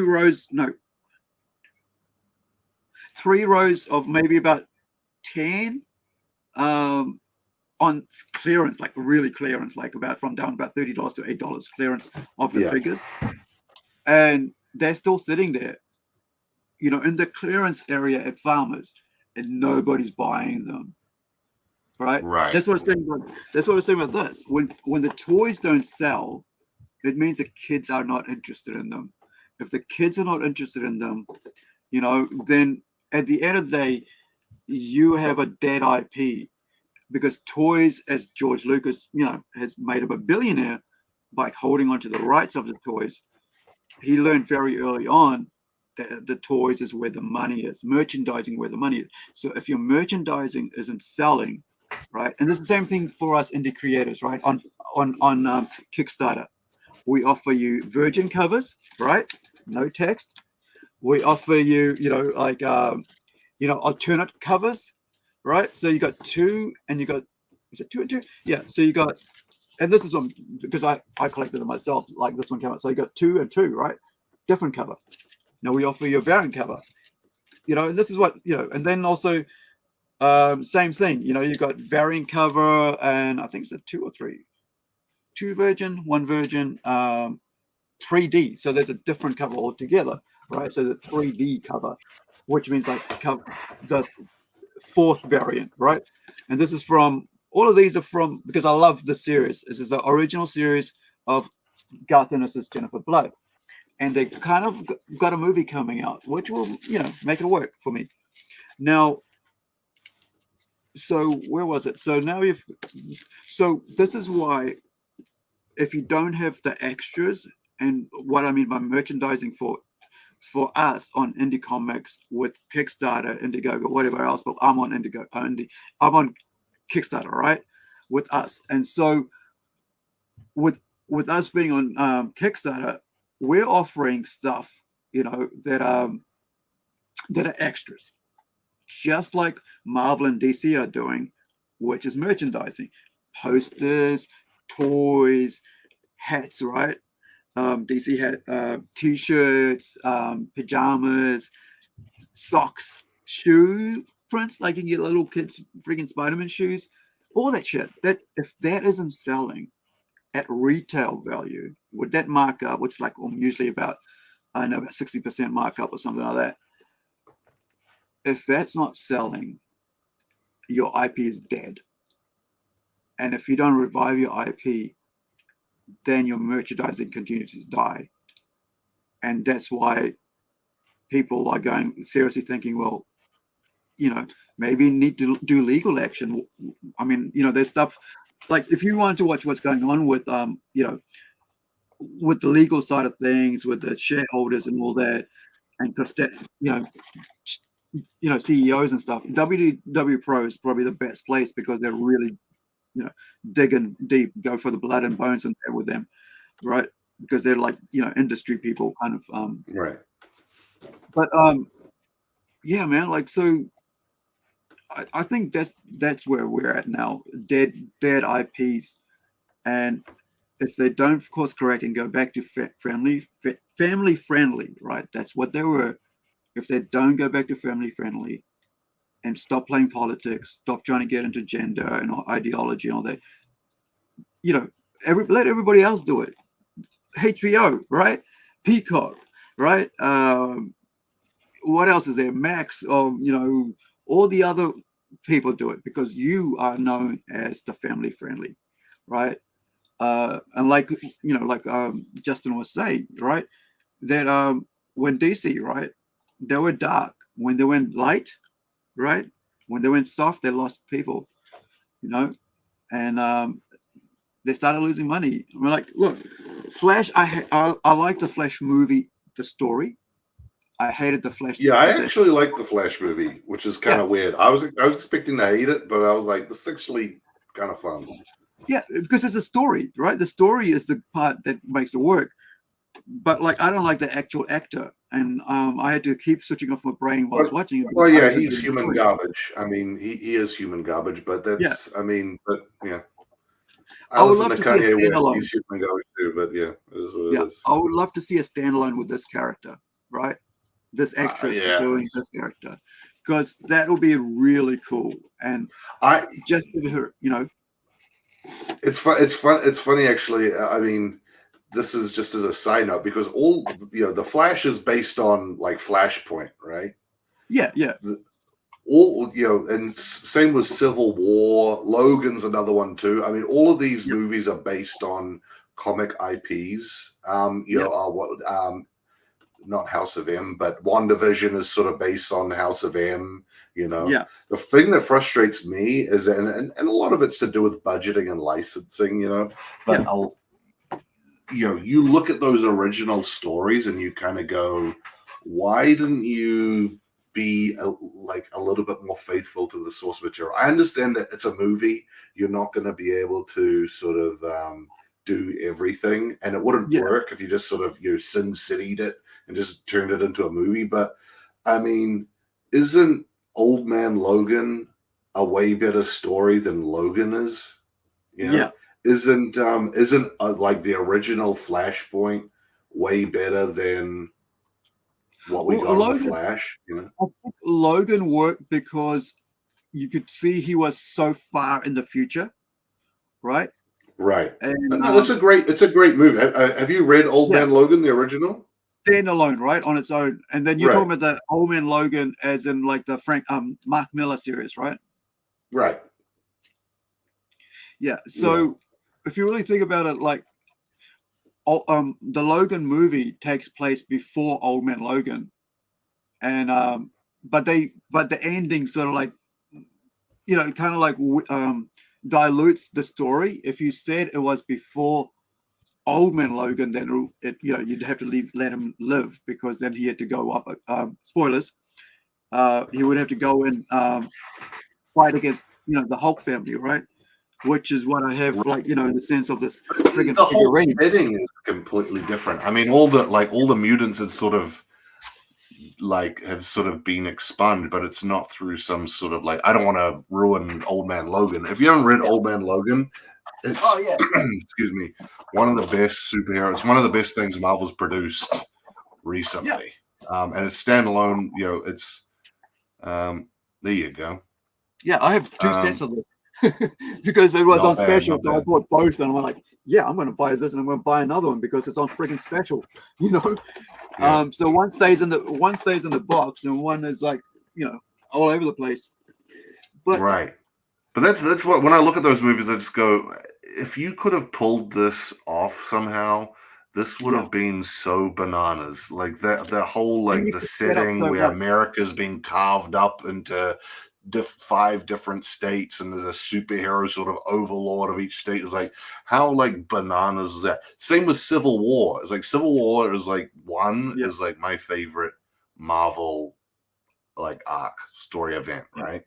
And it's that is the whole universe going at it, against each other. And then you get to the movie, it's 10 guys. It's this is. this. You have to ignore the whole Civil War thing when it comes to the movie, right? You just go, nah, that is the comic there, and this is this here, and it's almost like saying it's almost like the art against the artist. Do you love the art and not the you don't have to like the artist to like the art? But I think it's the same thing. What I think in this sense. And this is not the egregious stuff they have done recently after Endgame. But Greg Rucka, I mentioned this before, and how his book got me into DC Universe, right? Into Batman, made me become a freaking, mega fan of Batman, right? What, if you can call that. But you got to speak to him about 2009, I think it was, I think it was 2009, about the whole comic versus live adaptation. And sometimes you just got to switch your brain off, because one thing's one thing, and we'll always have the comic. But what I didn't like I was guess how so, they man. I started. guess so. Yeah, but what I didn't like after Endgame was how they just, just basically just spat on everything that happened in Endgame. They just weakened everything that was the strength of, that whole 10-year period of movies. Was it How 10 so? years? What do you mean? Well, you know how they started like bringing in that whole, what was it like? Who was it with? Who's the eye patch guy? Fury. Oh, Nick Fury. And that whole Fury with the green guys. Oh, like the secret war? Yeah. Like the Right. scrolls? Yeah. Yeah. Your DNA can have tattoos. Right. Yeah, it's just like some weak ass stuff like that. But anyway, I just haven't watched it. Like none of them. I just after Endgame, that was it for me, man. Like, I mean, because here's the thing. I'm creating my own universes, right? At the end of the day, I'm creating my own universes. I'm creating my own characters. And I want people to read my comic books. I want people to come to see what I'm doing, right? And be able to come and see how much fun they can have reading my comic books. Because, you want to have people having fun. You want to have people enjoy themselves in the entertainments they're sharing in, And so Right. if I'm out here, I want to give them, good story. If I can give them good characters, introduce them to new characters that will happen in the future, or whatever, and maybe, it won't be 100-issue series, right? Maybe it'll end in like about 10 issues or 12 issues, but the way I see it is like I'm dropping nuggets, whatever, everywhere, so that people can say, well, this is stories happening in the same universe, but this is their story. So you're not having crossovers, you're not having forced crossovers, and you're trying to, Right. like I think it was the other day I was talking about like how, the universe of, the thing that ties our universe together is a religion, right? And you'll have those religious people around there doing this and that, in the background. Sometimes they'll poke their head up and do something, then they'll be away. They might be in space, and you tie that into that. Oh, that's in the same universe, right? As a plunge universe. You'd have like witchcraft, but that's their story over there, right? Or something. It won't like, Right. it won't try to like force themselves into it unless, it'll just walk in and out of the situation. It's like showing like Matt, who's a bald-headed white guy with a scar on his eye, and he's kind of like a killer for hire assassin, right? But he shows up in a supernatural book, just bumping into somebody, right, on the way somewhere. That's it. That's the only time you see him in that book, and you never see him again. But then you go and read another book, and oh, there's Matt. That's his story now. He's got a friggin' 8-issue series coming up, right? Right. But then you go, oh, that's the religion that's the temple from that was in that book there. Oh, it must be in the same world, right? But that's different age group reading. So the two shall not meet, right, kind of thing. But you get to, as you grow into it, and this is a thing, right? As you grow into comics, you want the comics to grow with you. And problem here is like like with like things son Justin, right? Miles is his Spider-Man, and so he's growing into that Spider-Man. So he's not worried about Peter Parker because his dad grew up as Peter Parker with Peter Parker. Now you've introduced a new character as Spider-Man, but it's really Miles Morales, right? And so he knows it's Miles Morales as Spider-Man, but he understands that.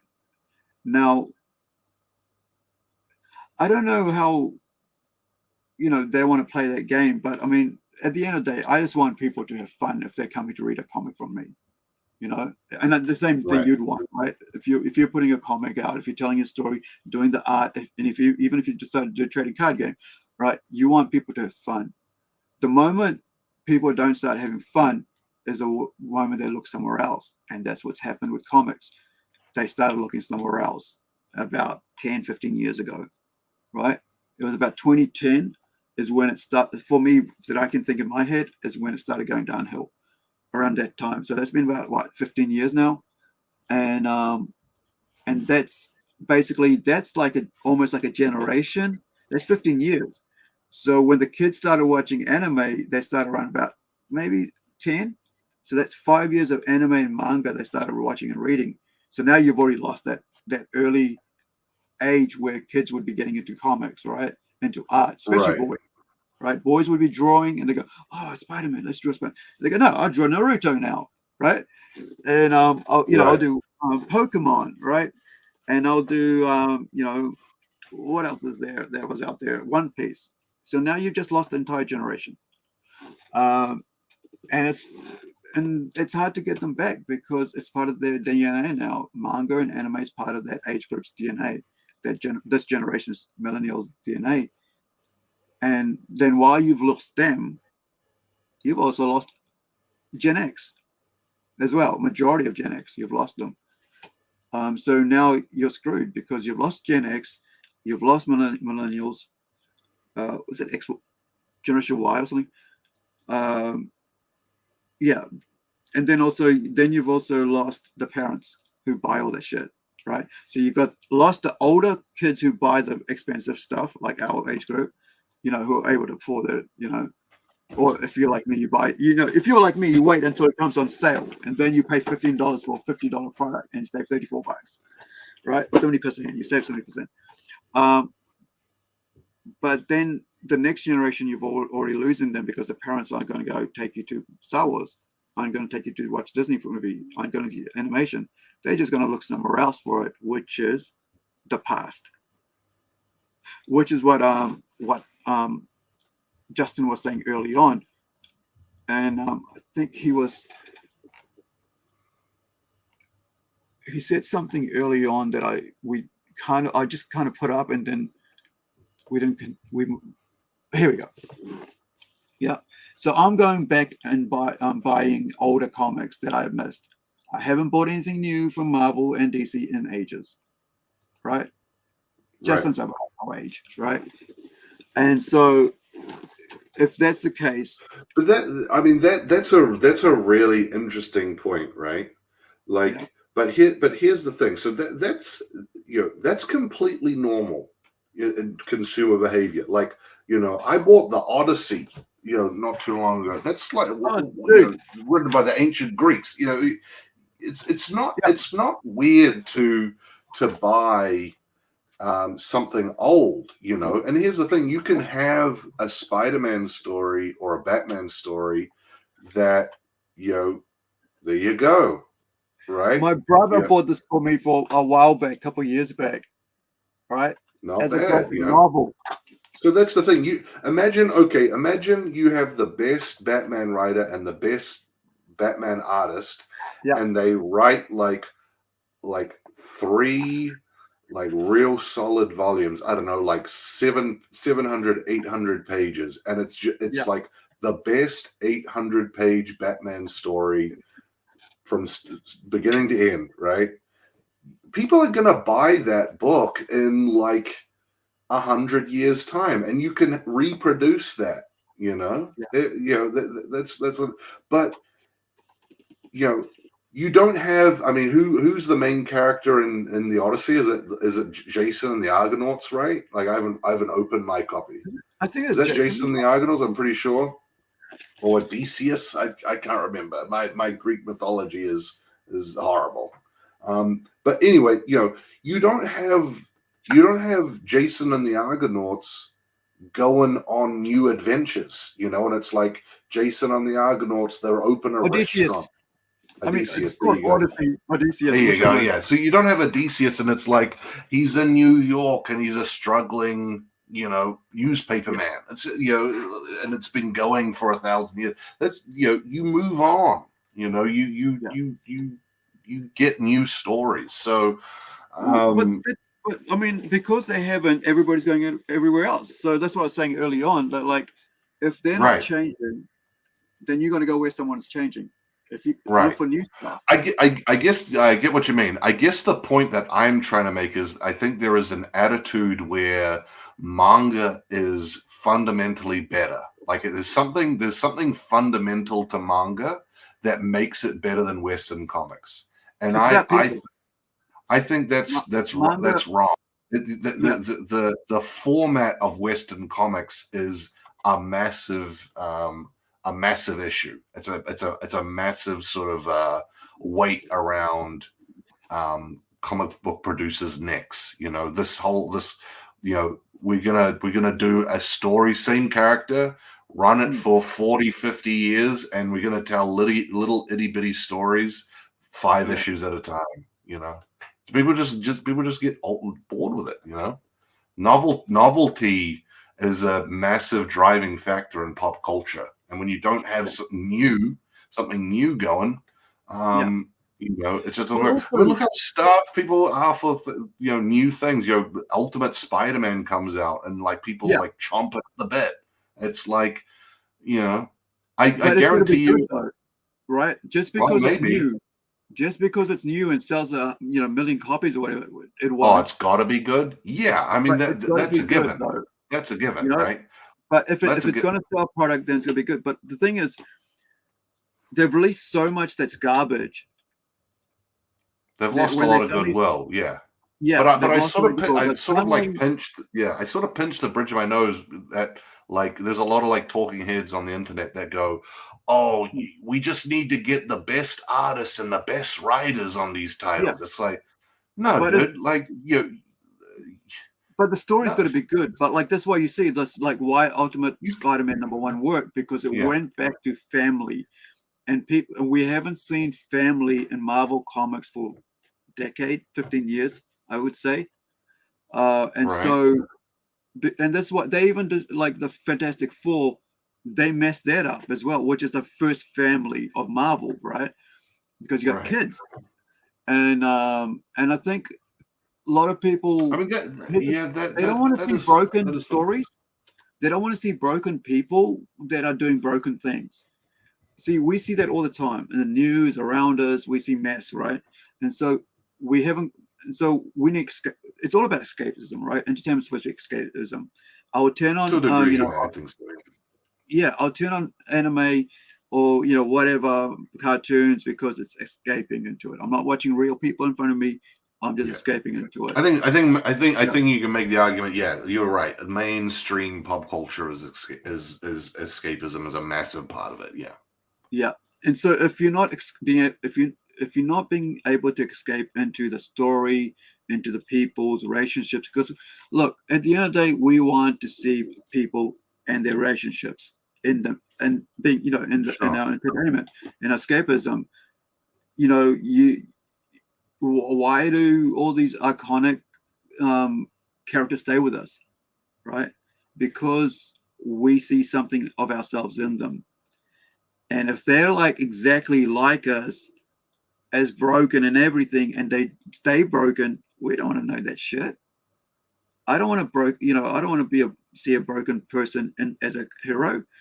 I want to see that broken person become a hero, right? Why has he become? Like, why do we look at Batman? Why do I like Batman so much? Because he lost both his parents and struggled and trained himself to be better, right?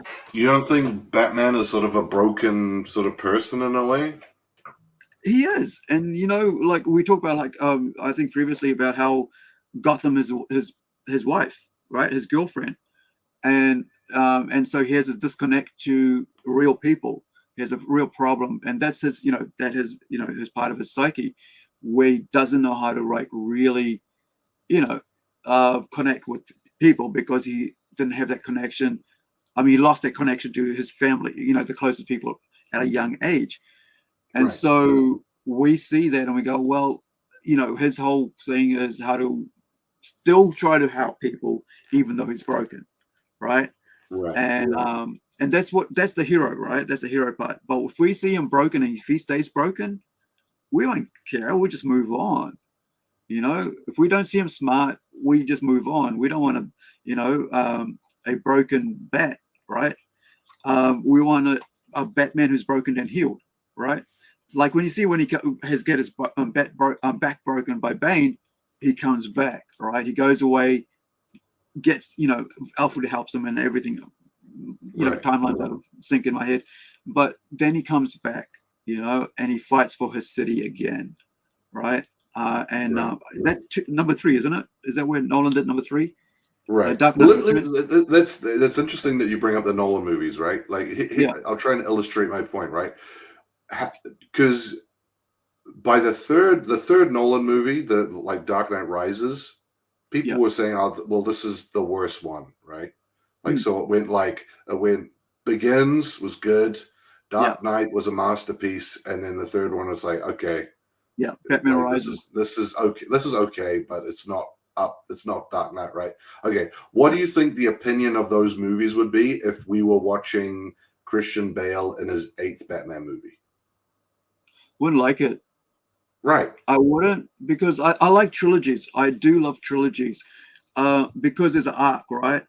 There's a journey, and you got to have that arc. That's why I like 90-minute films. That's why I write 90-minute scripts, right? Which is like 90 pages, right? If I'm doing an arc, I might go up to 120 pages, which ends up being 4 issues, right? And so, actually 90 pages works up to be, I think about, give or take about 4 issues, because you're doing about 22 pages each. It's about 4, it's about 4 issues.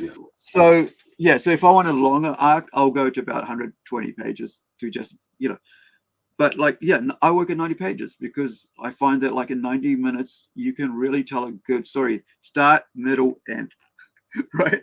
Right. That's all you got. That's why Nolan works, because and any trilogy has to work that way. That's why Lord of the Rings works that way, right? Right. Because what is it like? Lord of the Rings, Return of the King, and what's the middle one? The Two Towers. Right. So Lord of the Rings, Two Towers, Return of the King, and that's it. That's your big arc, and that's the way it's been done. Like Jesus goes and gets born, goes to preach, dies, right, and then he rises, right, kind of thing. The resolution is that he rises. Okay. So the Lord of the Rings is a great example, right? So Lord of the Rings is like the masterpiece trilogy. Okay. What if there were 16 Lord of the Rings movies? It wouldn't work, man. Why you not? have to go, because the way you do it is you go and tell Smog's story, right? Right. And like they do with the Hobbit, right? Then they go do the Hobbit story, and then there's another one after it. Oh, there's. I guess that's what I'm trying. That's what I'm trying to illustrate is that you can't tell a good story, that long without some sort of overarching thing. I mean, that was the great thing about Marvel's Endgame sort of saga is that you knew when they were starting to set up Thanos, there was an overarching. There was going to be this overarching sort of thing. There's going to be this massive battle against Thanos. Thanos is trying to destroy the universe. We got to stop Thanos. Okay, that was their goal. Yeah, there's some sort of drama in between, but that's sort of the overarching thing, right? But with comics, right? Comics is like The Simpsons. Where it's like they never grow come old. out with you come out with a show, and then it's self-contained, right? And that works for comedy because it's there for laughs. But if you're trying to tell a good story, you can't do that for 80 years, and that's why manga works where Western comics is. It's got nothing to do with art. It's got nothing to do with the moment to moment writing. If you look at the moment to moment writing for manga, it's they have to deal with nativization. It's not Alan Moore. It's pretty sort of low key kind of Well, no, it's not some of it bad, is but more. If you really, there's some amazing, that's why I love anime, because there's so many variety there. You look at ReZero, I would class ReZero right up there with Alan Moore's Watchmen. I would.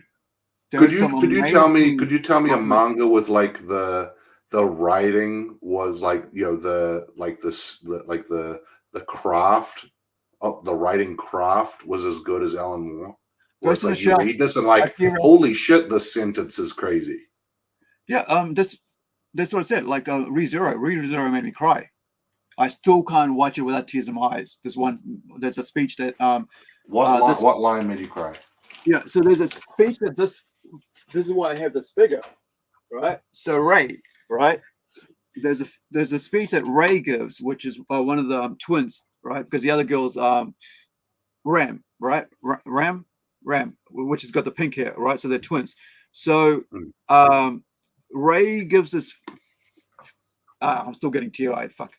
I tell you, man, that moment is stuck in my brain from the moment I've seen it. It's already got my tears going. Trying to where find he it. gives a speech, right? So I'm going to play it because you'll see why it's like almost like the entire episode. That's how long it is. And there's the greatest dialogue of a hero's, that you could give to a hero who's questioning his life, right? So Ray speech in ReZero. I think that's how they got it. Hopefully, I don't. Even if like we're at a point where like, I know it's only 2 minutes, right? So it feels like forever. Fire it up. Or link it to me so I can see. But no, I'm gonna play it. I'm gonna get done for copyright, but they're not gonna kill me because. Oh no, don't worry, no. We just want to have the speech because it's worth it. Just link it, and I'll watch it off stream. Put it in the private chat. I'll watch it off stream. Yeah, actually, yeah. All right, then. I could be wrong. I'm more than willing to be proven wrong, but I don't think it's. I don't think I've read a manga where like the sentence structure of gone. Dang, this guy is flipping. This is a beautiful sentence. This is really creative use of words. Yeah. Like I said, that they have to deal with nativization. So, but my point is this, right? My point is that it's not the moment to moment writing in manga or the art that sets it apart. That's another narrative. All the art, it's a superior art form. It's like there's a great video on YouTube. I mean, it's a little cringe, but it's like Western like comics artists versus manga artists, and they're pretty comparable. It's pretty equal, But so there's 2 minutes.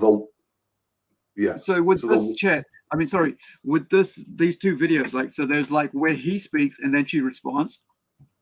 And dude, if I could write like that, and once again, I'm getting teary-eyed. If I could write like that, I would be happy if I could bring that much emotion to somebody else, like those 4 minutes already it is, because it's 2 minutes.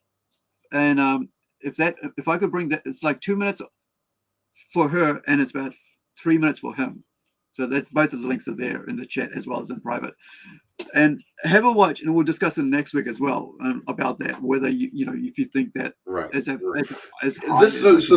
this is an emotional. Obviously, this is sort of an emotional crescendo to the story, right? I'm like watching it like now, so it's very very emotional. It's no action. It's very very emotional, right? Like, have you seen the movie Elephant Man? It's been decades, man. Yeah, so Elephant Man is like a super famous movie. Who's it got? Anthony Hopkins, John Hurt, I think plays the Elephant Man. I thought it was when I was like in my early teens. It's old as dirt. It's a black and white movie, right? But there's this really. Right? Oh no, wait! It's not Cher, is it? No. You're thinking of that other movie with the boy, but like there's a really emotional part in that movie where people are harassing John Merrick, who's the Elephant Man, on this boat, and he screams out, "Leave me alone! I'm a human being." Yeah, it's a incredibly emotional scene. It's acted really well by John Hurt, but if you look at those words on the screen, that's not great writing. Like, that's not a great sentence. You know what I mean? Yeah, it's the moment. You get what I mean? Emotional moment. So it's an emotional moment, and it's good. It's good story structure and what have you. But it's like I'm not reading manga and going, man, these guys have like 15 IQ more than us. Like, how are they putting these sentences together? You know what I mean? Like, it's not like cerebral stuff where I'm going, how are they doing this? You know what I mean? The main thing that manga has going for it is that they're actually telling a long form story with like an overarching story. Yeah. That's there you go. Right? I mean, this is gonna get you nicked for copyright, but this is old. I'm not an Isn't it animal. like Yeah, 50 years old or something. Yeah. it's old. Yeah, it's old. You look at Anthony Hopkins and he's pretty. Let me have a he's look. pretty young. I mean, here's the thing with this like like copyright stuff. This is editorial. We're talking about it. So that's what I mean. So, like, it's 44 years old, dude. Yeah, so it's old as dirt, you know. 1980s. But, so let's have a go. Like, I mean, it's 38 seconds. We're analyzing it. Oh, he's not on a boat. He's on a restroom. Okay, sorry, my bad. Right.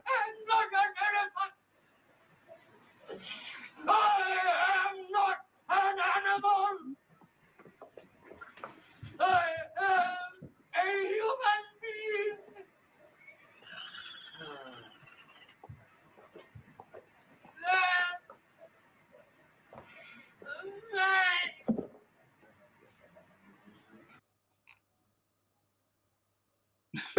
Okay, it's a strange way to do it, but you get my point, right? Like that's a very emotional scene, you know, and that's sort of the crescendo of the movie. He's being treated like human garbage just because his head is weird shaped, you know, and he just has enough, and he goes, "Look, I'm not an animal. I'm a human being."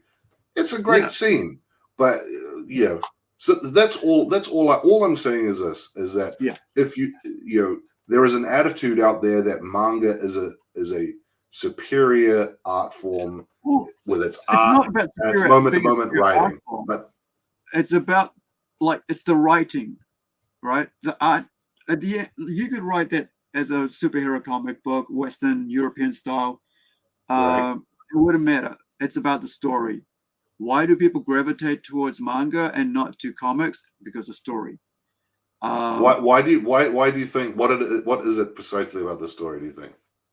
Because it's about community. How many stories have you seen in manga where it's about relationships and where it's about like not just hitting people? In Western comics, you know what? That I think I agree with you on that. Yeah. The themes are different for manga, so I think that. You know what? That's a really good point. I think that's probably 30% of the issue too. Is that the things like Western comics is basically about incidents, right? Huge incidents. It's a great way of describing it. Right? And it's a great way of describing it. When I looked at there's a moment when I really thought about Superman going, throwing somebody through a building. And I thought in my head, and that's when that's when I thought, I'm not going to write like this. I'm not going to throw people through buildings just for the sake of throwing people through a building because it looks flashy and cool, right? Because people go, oh, look, this flashy cool. Oh, you just threw. No, there is something that came up recently that makes this totally explain superhero comics, right? Western superhero comics, Marvel and DC. Let's just say Marvel and DC. Right. So there's a kid walking across a railway track. He's in the middle, right? There's a train coming. Superman's like against the train like this, holding the train back. Yeah. Now, someone commented, Superman could have just picked the kid up and flew away. But for dramatic effect and to make it look really cool, you had to have him smash himself, hold the train back where it comes full power. You know how fast Superman's faster than a speeding bullet, right? That's why, look as cool as that art piece looks, it doesn't make sense. I mean, the guy could lift up a friggin', a truck as a baby, Right. And so when I was looking at Incredible, when I was looking at creating her, when I was, my whole thing was like, okay, I'm going to do it for my niece, and how would I do a female character that will work? And and it was like, how do I write this character that makes it fun, you know, for both girls and boys, and you know, what do I put in there? And so for the girls, you know, you find out in issue 2, right? Issue 1, we got the guys, and issue 2 brings in, you know, other things. And I don't want to spoil it because I really like this book, and I really like the art. I like my artist, and I like my colorist working on this, and all the other, you know, people who are, you know, like cover artists and stuff. I mean, Shane's done a cover on this. It's freaking brilliant.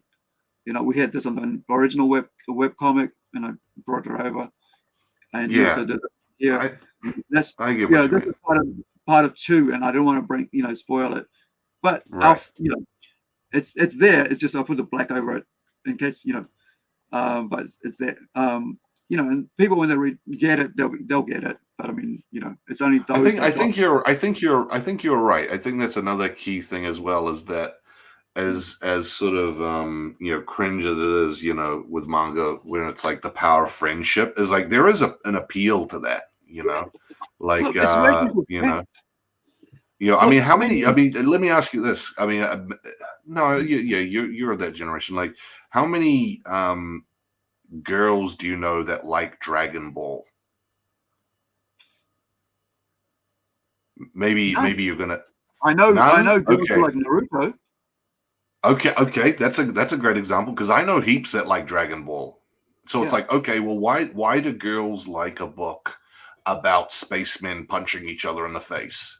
It's like, well, no, there's this whole other aspect to it where, you know, they're looking out for each other. You know, there's families involved, like you said. You know, so I think that's really key too. You know, Naruto as well. Yeah, it's you know, sort of community, you know, is a big thing. Whereas I guess with superheroes, it is, you know, Avengers is a little bit different. You know, or superhero groups are a little bit different, but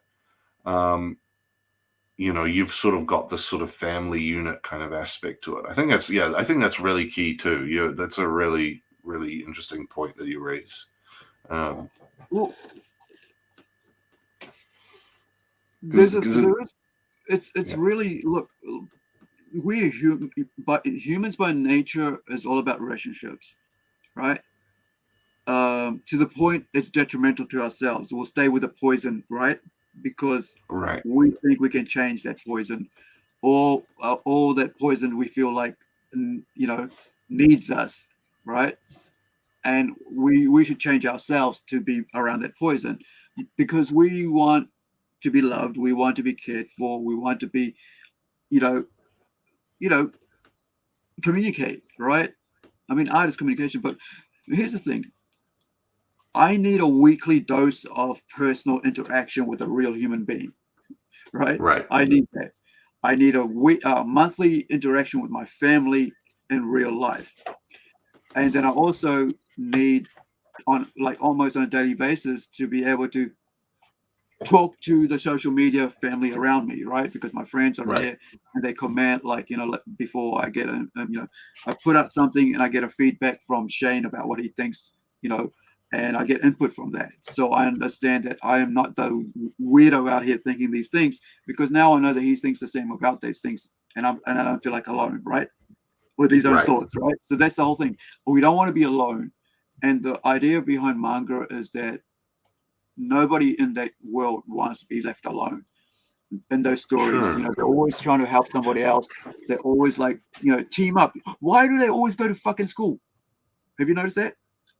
At the end of it all, they all go back to school. Like they go to some academy, right? They live out in the wops. Like I was watching The Fruit of Evolution. Now in season 2, spoilers. What is it with manga? Yeah, they end up in school, in the academy to learn magic, right, or teach magic, right? And also, you know, they're always building.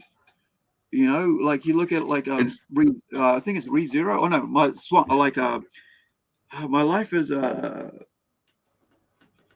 as a what was it, slime, right? Something like I know what you're talking about. Yeah. You know, and basically now he's building a city to surround himself around people, and then for himself. And next thing you know, all these other people show up. We like you. Oh, you helped us. Now we want to be part of your city. See, that whole thing is about growing and relationships, and it keeps going. That's why fucking manga wins, and manga will always win if modern, if Western comics don't go back to relationships. At the core of humanity is relationships, right? And if you're not giving people escapism into healthy relationships, even their struggles, they're still going to be going after that healthy relationship. They'll be chasing it. And you see that, if you're at home, if you're cheating, if your daughter is not getting, if you're a parent, right? If your daughter is not seeing you as a good father, right, and is not getting your feet, she's going to look for a man out there who's going to give her the bad things, right? Is going to treat her bad. It's all reflection of how you behave around them, and that's because it's relationships. And I think a lot of times we forget that, and comics has done that for 15 years. Right? It's interesting because on the opposite of that, if you think about it, superheroes and secret identities and what have you is a pretty sort of solitary pursuit, right? You're going out at night fighting crime, unless you're in a team, it's pretty, you're by yourself, you're fighting dudes. So that's that's interesting. That's interesting. And that also makes you very insular as well, because now you have a secret you can't share with people. And that's like an issue itself as well. Now you're lying to people, right? And that's why you got Alfred, right? That's why you have, that's what I mean, once a week I got to have something, relationship, in real life, and talking with real people. Bruce Wayne, for that very reason, has Alfred. He can go and tell Alfred, what he's going through. Right. He can because Alfred knows this. He's in the secret, right? He's in on it, and so then he goes and finds someone younger. Then he finds someone older, right? And then someone like Superman, right? And then you find someone, of the opposite sex, right? And the Catwoman, right? And so then you've also, bringing a team around him. And that's why that works. That's why I still like Batman, right? Because he's got this whole family around him, the Bat family, as they call him, right? Because that works. And that's why that fucking thing book sells more than any other book. Relationships, man, right? You can always have a Batman outselling anything else because of that. Now, you had Amazing Spider-Man doing that. Then Joe Quesada tried to basically destroy his marriage, right, with Mephisto, right? One More Day, right? And that was it. That just destroyed that whole series. People weren't against it. No. And JMS basically said, take my name off it. That's how much he just hated that whole situation. J. Michael Straczynski, Babylon 5 writer, revived Thor, revived Strange, Doctor Strange in Marvel Comics. Nobody was fucking talking about Thor. Nobody was talking about Strange. And they got him to write that. And basically, they got a movie out of it, right? They got Doctor Strange being nobody gave a shit about Doctor Strange for decades. And then he wrote that. And then they, and then they went into, he could, here's the thing. Why is Ultimate, and talking about ASM, right? Why do you think ASM's Ultimate Spider-Man sold so much? Because he's got kids, and he's got his wife back. Something that somebody wanted, everybody wanted to 2000, right? Right. And so it's taken back them 20 years to give us back what we wanted from the start. Give them a family. Yeah. Have them grow up. We'll see what happens. Because I think you're right. You've sort of highlighted what they should do. Whether they do that or not is, I think interesting. Do you remember they destroyed Fantastic? No, it's not Fantastic Man. What's his name? From Fantastic Four. Reed Richards or? Yeah, it's Reed Richards, right? And his wife. Right. Invisible Bill, right? Invisible Woman. With Namor. Right? Right. They put a love triangle in there. That was kind of weird, yeah. And that's the two families they could have had built on. And here's the thing. Most of the people who fucking write these books don't have families. Yeah, that's They true. don't have children. That's They don't true. have family. So they only give us what they themselves experience. Right. So me, and here's why I say I need that monthly once a month dinner and time with my family, right? Because they have kids. I don't have kids. My sister has kids, so I get to hang out with kids, right? And that bounces me out. I can be doing this shit. I can go, oh, you're doing this, you're doing that, and get a big head. And I go, no, I just go back to my family and go, hey, how's it going? Right. I don't matter anymore. I'm just Uncle Aru, right? And that's all. And I'm not somebody creating comics because I just go there and there. I'm just me. And I think a lot of these people, Twitter, social media has made them think like they're big shots. And because of that, they've become isolated into their own little groups. And they all become their little big clique of big shots. And we're kind of watching that now with with the whole Eric July thing and EVS, with that situation. What is happening with what's give me the lowdown on EVS versus Eric July? I think I've seen like maybe 20 minutes about like them bickering, and I was like, what the heck is going on? I don't even get it. Imagine you tell the world that you want to be Stan Lee, the next Stan Lee, but you have no experience, but you got the money. But because you don't have experience, rather than surrounding yourself with actual people with talent and skill who could help you, you just think you know it all. Because so is this? I'm assuming this is Eric July. I'm guessing. Yeah, I mean, I used to be a fan of Eric, and this whole thing exposed him for who he is for me, right? And I still don't care about him in the sense like he can say whatever the fuck he wants, and so can EVS, right? They can do whatever they want, but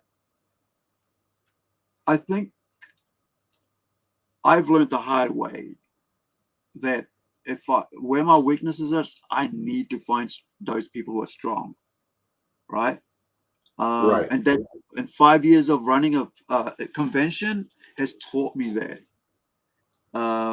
Learning from people who work with me and people who are way fucking smarter than me, man.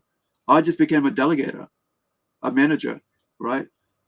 An organizer, and they became the talent and the skill, and they did their thing. Like you had Lynette today, right? We had her earlier on. She knows how to work out, sort out the cosplay, how to run those conventions, like the competitions and stuff. I wish I had sort of known a little bit more about what she was about before I came on. Because there was an interview. I've done an interview with her. Oh, you have? Oh, shoot. Yeah. Okay. Because midway through, I was like, oh, you're actually super cool and you've got like lots of interests, but like I can't think of anything on the moment to like sort of go, hey, tell me about this. You know what I mean? I mean, okay. That's interesting. We had a couple, last year in the like Fungeray Creatives Invade Plungecast, and so let me find the link for that, because if you guys are watching thank you for joining. That's cool that you're repping your area, by the way. I think that's cool. Man. I mean, like, look, at the end of the day, this is I'm not going to be here for whatever long, right? So I got to make sure the next gen has got a lot of mentors that they can look at.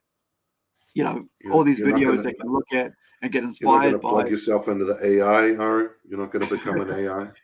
Probably, I wouldn't mind that, to be honest. I think that's pretty cool. Not an AI, but like actually where you actually, have a virtual self that you leave behind. Yeah, that's fine. Yeah. But I guess that's kind of weird. I don't know. I mean, if it gets better, it gets better, and we get to sort of like, I've been following that guy who's like slowed his aging down to a 10-year-old. Have you seen that guy? He's on YouTube. He's got like a YouTube channel. I think he's like in his mid 40s, and he's like a millionaire. So, it's like it's out of reach for us, but he's worked out this regimen where it's like just slowed his aging down to absolute zero. And it's like, oh, I'll have a look and get some tips. And like, dude, his diet is just out the gate. It's like, I'm eating just bean gruel and like 60 vitamins for breakfast. It's like, yeah, dude, I'll just age out the normal way. I'll just, I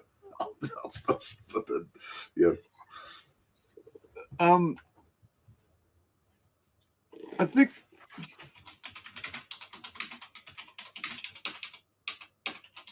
what were we talking about before that? Like, we're talking about Eric July and Eric July and EVS.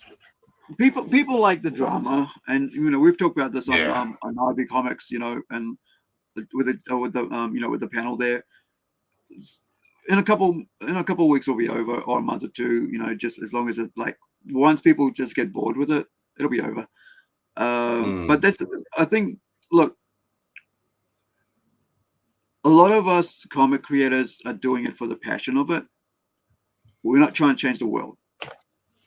For me, it's about storytelling. It's always been the storytelling. When I did my film course, so the way we talked this before, but I did stage, right? I wrote for stage.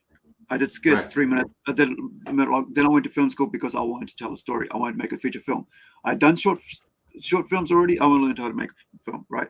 Because I love film. I've always loved film. I grew up, basically, 6-year-old kid watching a friggin', movie at the neighbor's house on a VHS, right? Tape in the 80s, early 80s, might even be like late 70s. Memories all over the place. But I have a goal. My goal was to go make a movie because I wanted to tell a story. Right. Then after that, I wanted to continue. I think it was about third year or second year, my American Texas,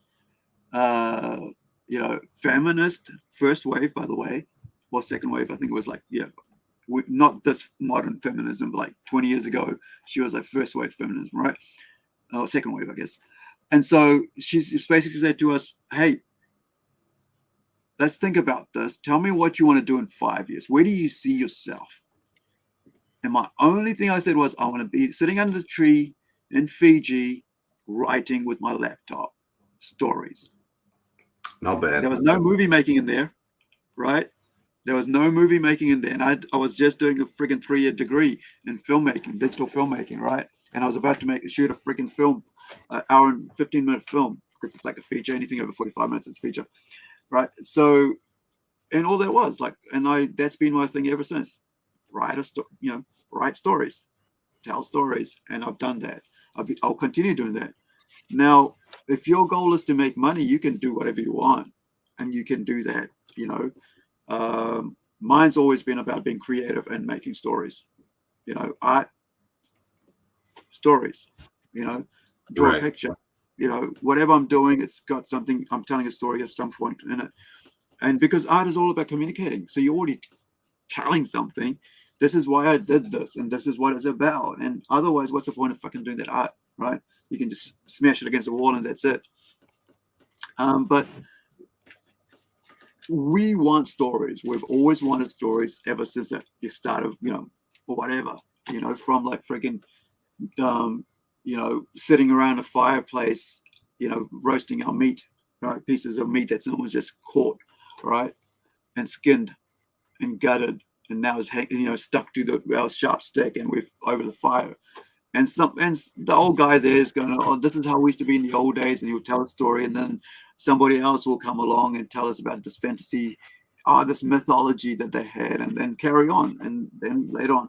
Now we tell it through comic books, or we through movies, and we tell it through TV, we through it through novels, and we tell it through art, And that's all it comes down to. It's but when your art starts thinking and your stories start making people aggravated and not bring them joy or make them interested, or the worst thing you can have when you're telling a story is an apathetic audience.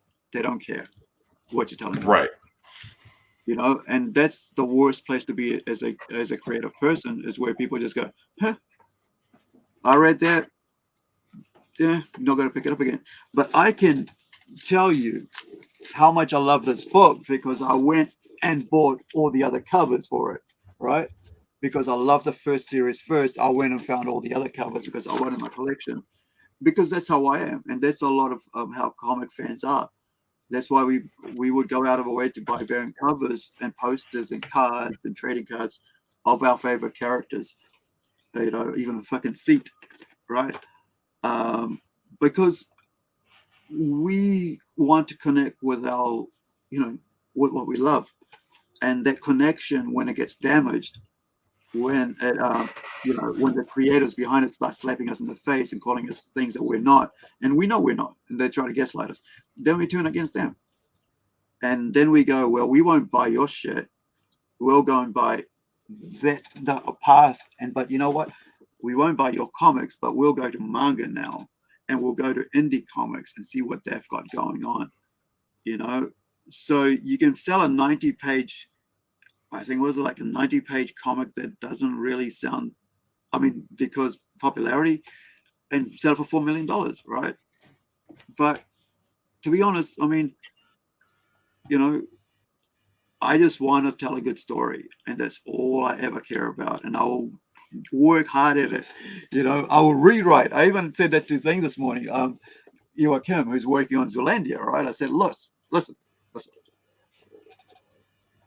I don't care if I need to change my story to fit your art.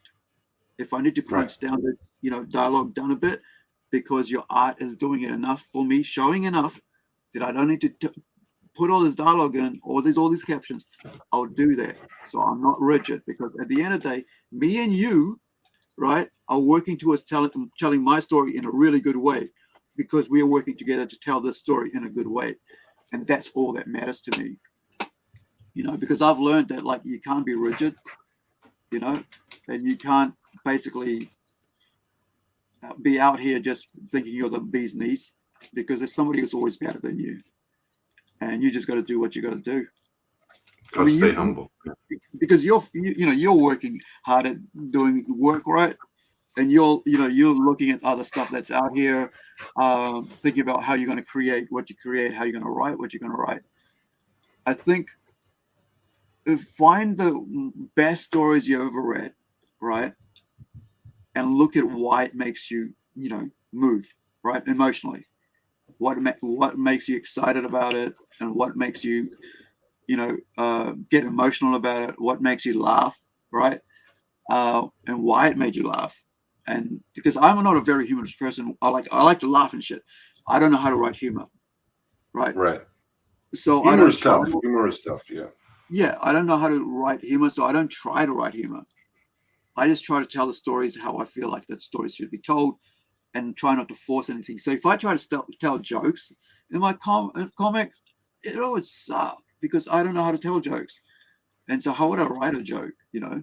Humor, I feel like writing, like, you know, is like it's like making wine. You know, you take the grapes, and you there is some time involved where you just have to wait. Like, you just have to think and sort of, you know, brainstorm and sort of let the words brew a little bit. But I feel like with humor, that brewing time is the longest. You know, you can sort of have a joke, and, like, you know, and it's like, oh, this is really not funny. There's something there, but it needs to be, you know, you listen to how, like, a comedian, like, does it. Like, you know, they'll have a joke, like the initial sort of premise for a joke, go to a club, and then they try it, and it's like, oh, no one laughed. It's like, okay, well, I better change it up. You know what I mean? Yeah. So it's that sort of thing. You just got to let it sort of brew a little bit. You know, I mean, that's writing it, you know, 101. But with humor, that brewing time, I feel, is a lot longer. You know, it's the same. It's the same in writing a story. Like, I was looking at when I fucking wrote Howler. Like I was talking about earlier about how, like, I've got an artist who can do freaking, you know, I've got an artist who's approached this, who can do werewolves. So now I'm like, I better rush it. It's been 2 years since actually 2018 or something, I came up with the idea of doing a werewolf story, right? And then I started in 2022. That's 2 years ago, man. Right? And now I'm finally getting to it, because it's lived in my head, and I've changed it around a lot. I actually went and put a relationship earlier in the story, and then I when in the second half, I basically changed the entire second half because now I realize I need to make this a bit more visually, a bit more sexual because the story's about werewolves and vampires. And the real essence of, the whole idea of like blood and all that, and there's a lot of sexuality, sexual things going on with vampires, right? If you really think about Right. it. And A lot of sort of also innuendo, yeah. Yeah, and also the idea of like siring someone through the now you can be a young kid and you could bite a freaking old lady and now they're your child, right? Right. And that sort of weird stuff, and but also the other way around. So you could bite, and then now you're stuck in that age, right, as well. So if you got bitten by a vampire at a young age, you're stuck in that age forever. And what sort of mental issues you're going to have about being that age, right? And now you realize that you live for a century, yet you're still a fucking 10-year-old kid in your body. Yet inside your head, you've matured into a 100-year-old person, right? You're an old man in your head. And that Right. trappedness. And so a lot of things like, over time when you're looking at stories and looking at all the other vampire stories, and you kind of think like, I need to do something different and do something that's a bit more genuine, a bit more, original, without like destroying the lore of it, right? Like what I did, it's like shimmering skin. They can walk in light and all that, Right. daylight, and nothing hurts them. There's got to be a reason for that. So if you look at I think it was Daylight or something, where they actually had this ultra thin cream, right? Like SPF 5-6 billion, right? And Right. then you could do it, but you still had to cover your head or something. So there's all these thoughts you got to think about when you're writing something like that. You can't rush it, just like like you're saying about comedy, it takes about a year. Like a lot of those guys get to do all these small things, and then they do Yeah. the spectacle, right? Like a sellout crowd, and you're like, oh, I tested all my things. So yeah. Yeah. By the time you see it in a special, they've tested it out in a club, 100 like times. over and you know over what I again. mean? Yeah. Yeah. So yeah. Humor is it's fun. Yeah, it's funny you mentioned that because I remember sort of having some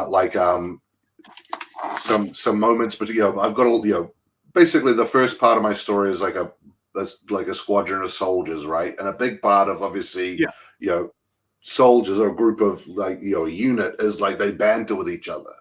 And it was, and there's a lot of humor involved, right, with that sort of banter. And it was very hard to sort of make it sound natural, Yeah. So I would put something. I was like, okay, I'm going to make a joke about this, and then it's write it out, and then I just look at it as man, this sounds so wooden, and so contrived, that this, I'll keep it in there for now, the notion, the basic premise is there, right?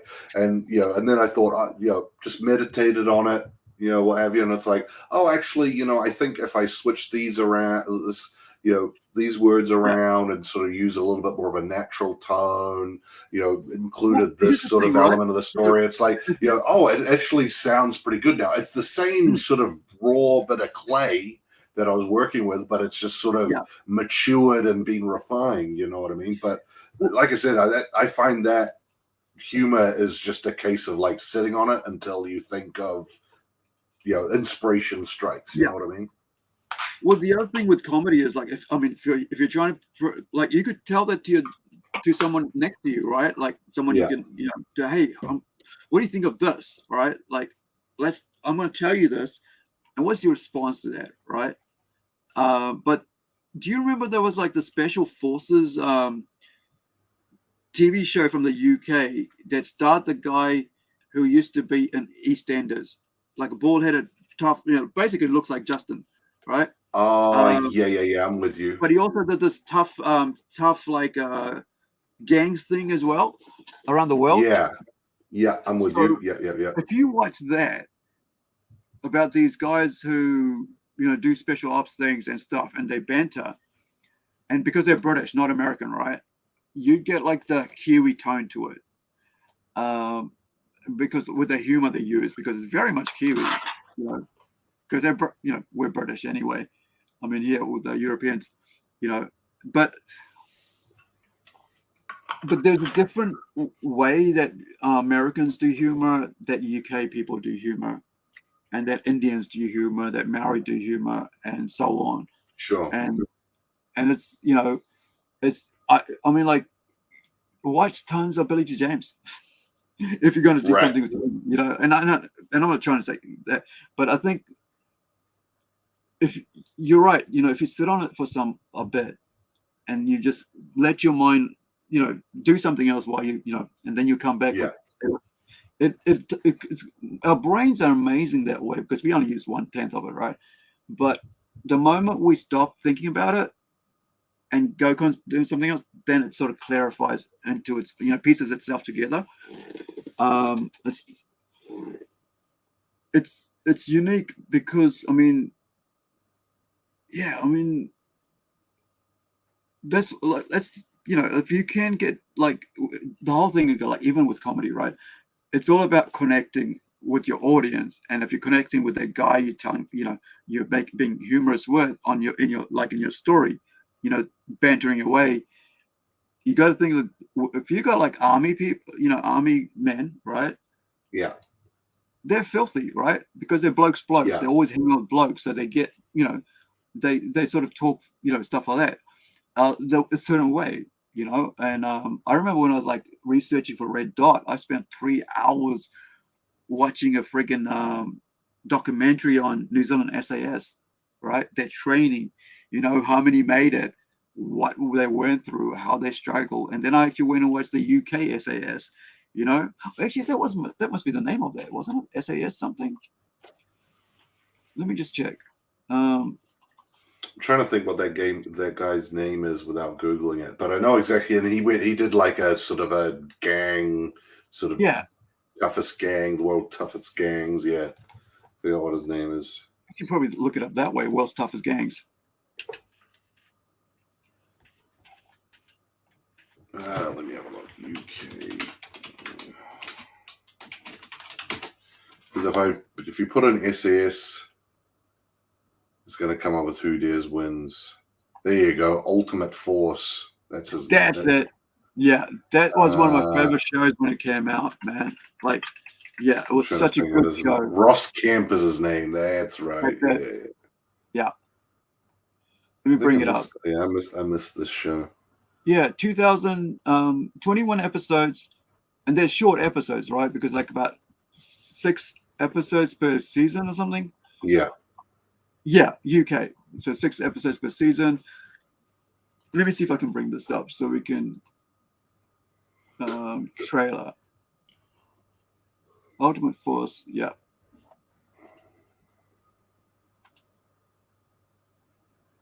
And to be honest, this is what I was thinking of, I guess, in a way, when I was doing the background story to Red Dot. Right. And that's my superhero, not my superhero, my vigilante character.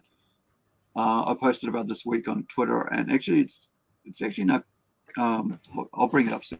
You're usually brought in when a situation has to be resolved through the use of violence. In those circumstances, we are aggressive and robust. He's brave. Very fuel on the fire. He's mean. God to hell, I have a room already reserved. He's irresistible. It's as if I've known you for years. In the battle for ratings, Hino and his team have become the UK's biggest ever prime time action series. Now they've muscled into a worldwide audience of millions. How on earth did you get here? Cracking good travel agent, Mom. It's an international hit. Looks like it's going to be a big one. Thanks very much. They'll use brains. They'll use beauty. There's one line of the crack up. Yeah. But sometimes the crack up, they had that actually on YouTube. Yeah. Force. When your country calls, every man and woman will do their duty. You heard the man. It's a prime time, big time, bang time. Hit action series. Love it. Me too. Harvey, I think we can do business. Jolly good. Ultimate Force. Yeah, so I mean, let me bring up my community thing today. I think it was yesterday. When I was talking about Red Dot. This one, right? So I actually probably, is it on, might be on my homepage. Let me just check it out, because I had the actual artwork that that Francisco did, who's actually working on, the robot who worked on the first issue of Robot Nation, and I'm going to keep on, carrying on as long as he wants to work with me on the series, because his art really suits the work. But where is it?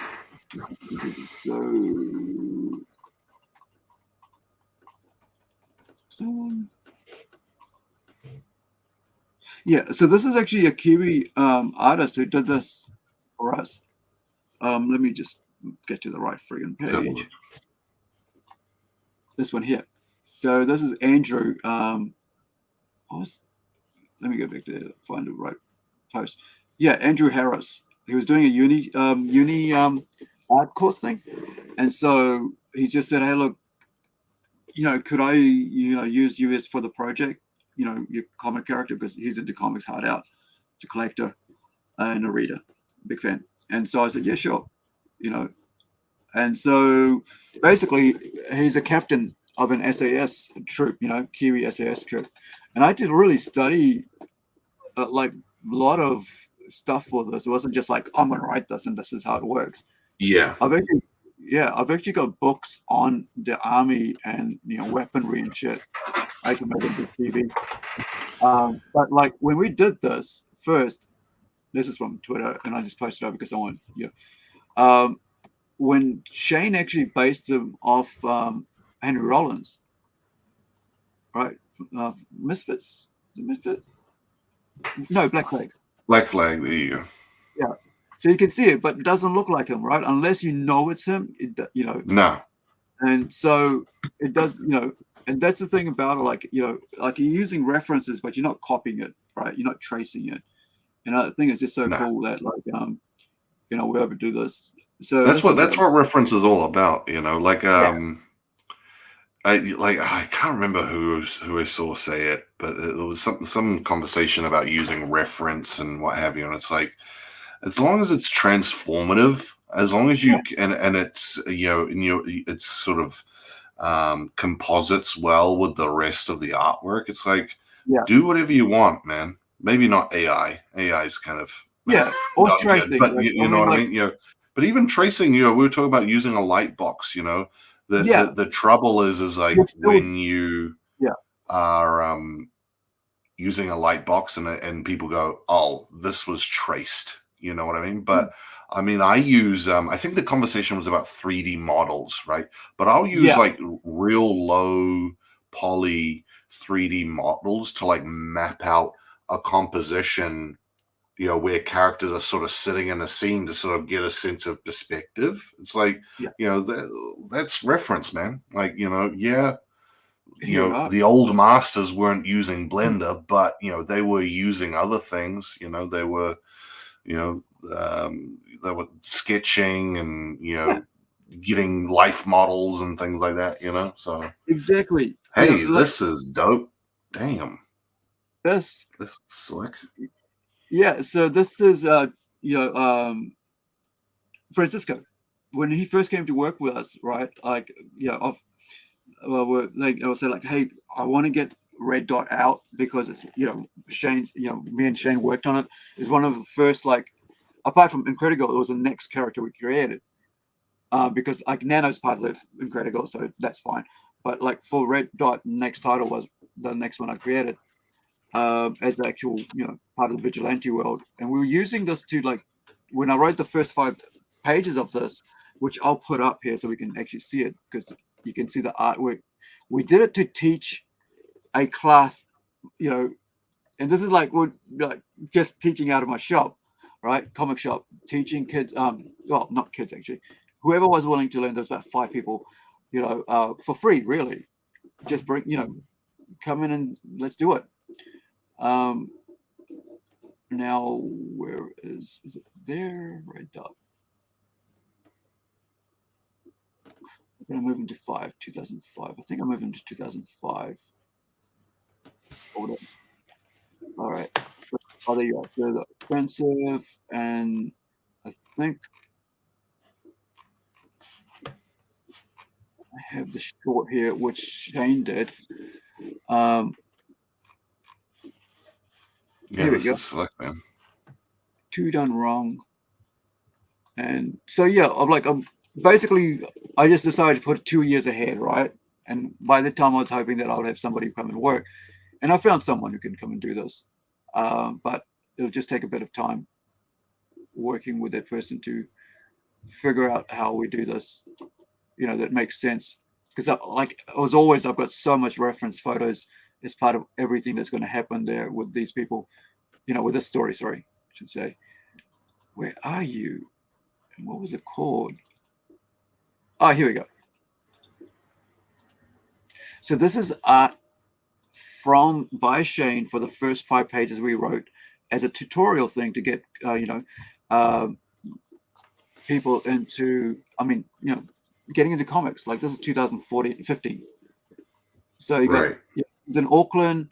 Then so when I wrote it, I think I still have him based in Auckland or something, but he's moved to Auckland. So this is the opening page. Then you've got this, and there's stuff on here. It's on the actual, the one that I did the PDF on. So you got all this stuff that comes in here text-wise. This is, Shane,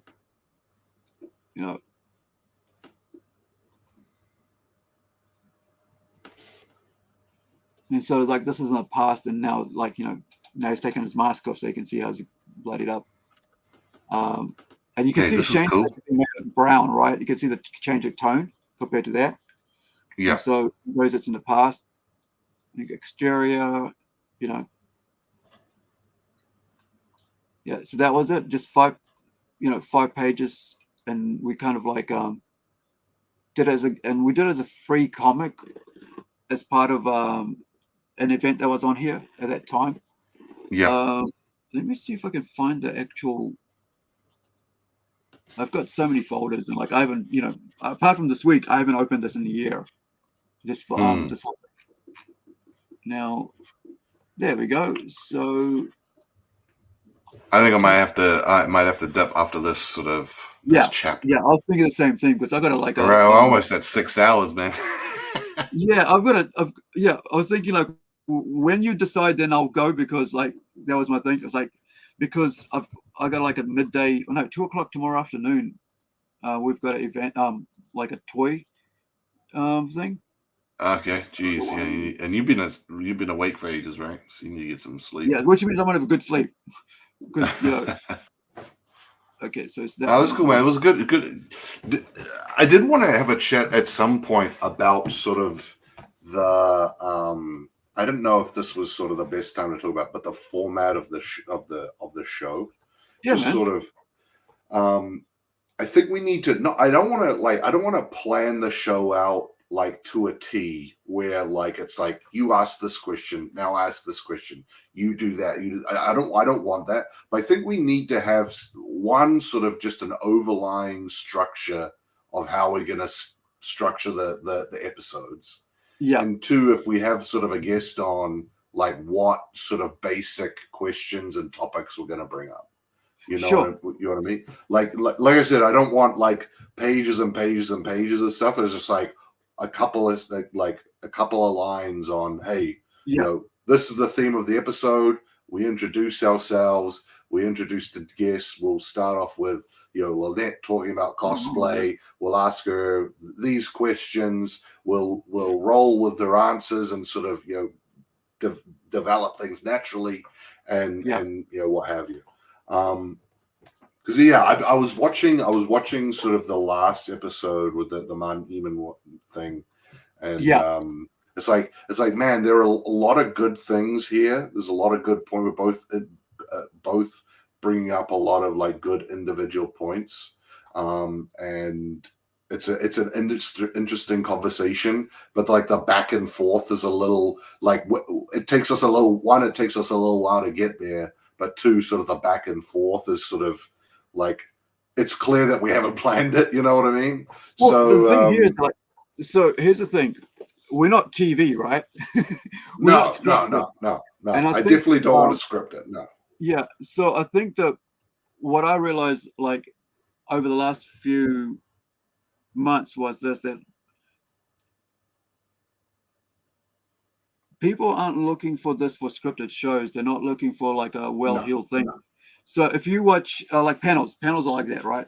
It's conversational and stuff, and nobody talks, like they're in a fucking TV show that way. But I do, like, when you look at when I do the one-on-one interviews, it's pretty much all about the guest, and so I kind of like sit back, right? And I think usually with this, it's like having like questions. I usually just let the the creatives that come on just follow their thing, decide how they want to do it. I mean, like what they want to talk about, because I think they have more. Right. There's much more interesting when they lead the conversation than I do. It's like when you do. I agree. I agree. I think. I mean, Jason. With Jason, it's a little different because you're sort of knowledgeable about him in Funtime Comics, right? You and me can talk, have a we know him to some extent. We know what he's working on. We know that he's got Beyond the Ledge Press, so we can have an hour show about that, right? But if we bring someone on that is we're a little less knowledgeable of, or like I said, I think you're right. We certainly don't want to script it. And, when I hear podcasts or shows that are scripted, you could tell, and it's not a good look. But you're like, they're reading it. They're reading the stuff, right? There's a real good podcast. I don't think it's going anymore, but it's called Making Comics with, I always get him confused. I think his name's Jason Brubaker. All right. I always can get him confused with Ed Brubaker, the guy that makes like Criminal and things like that.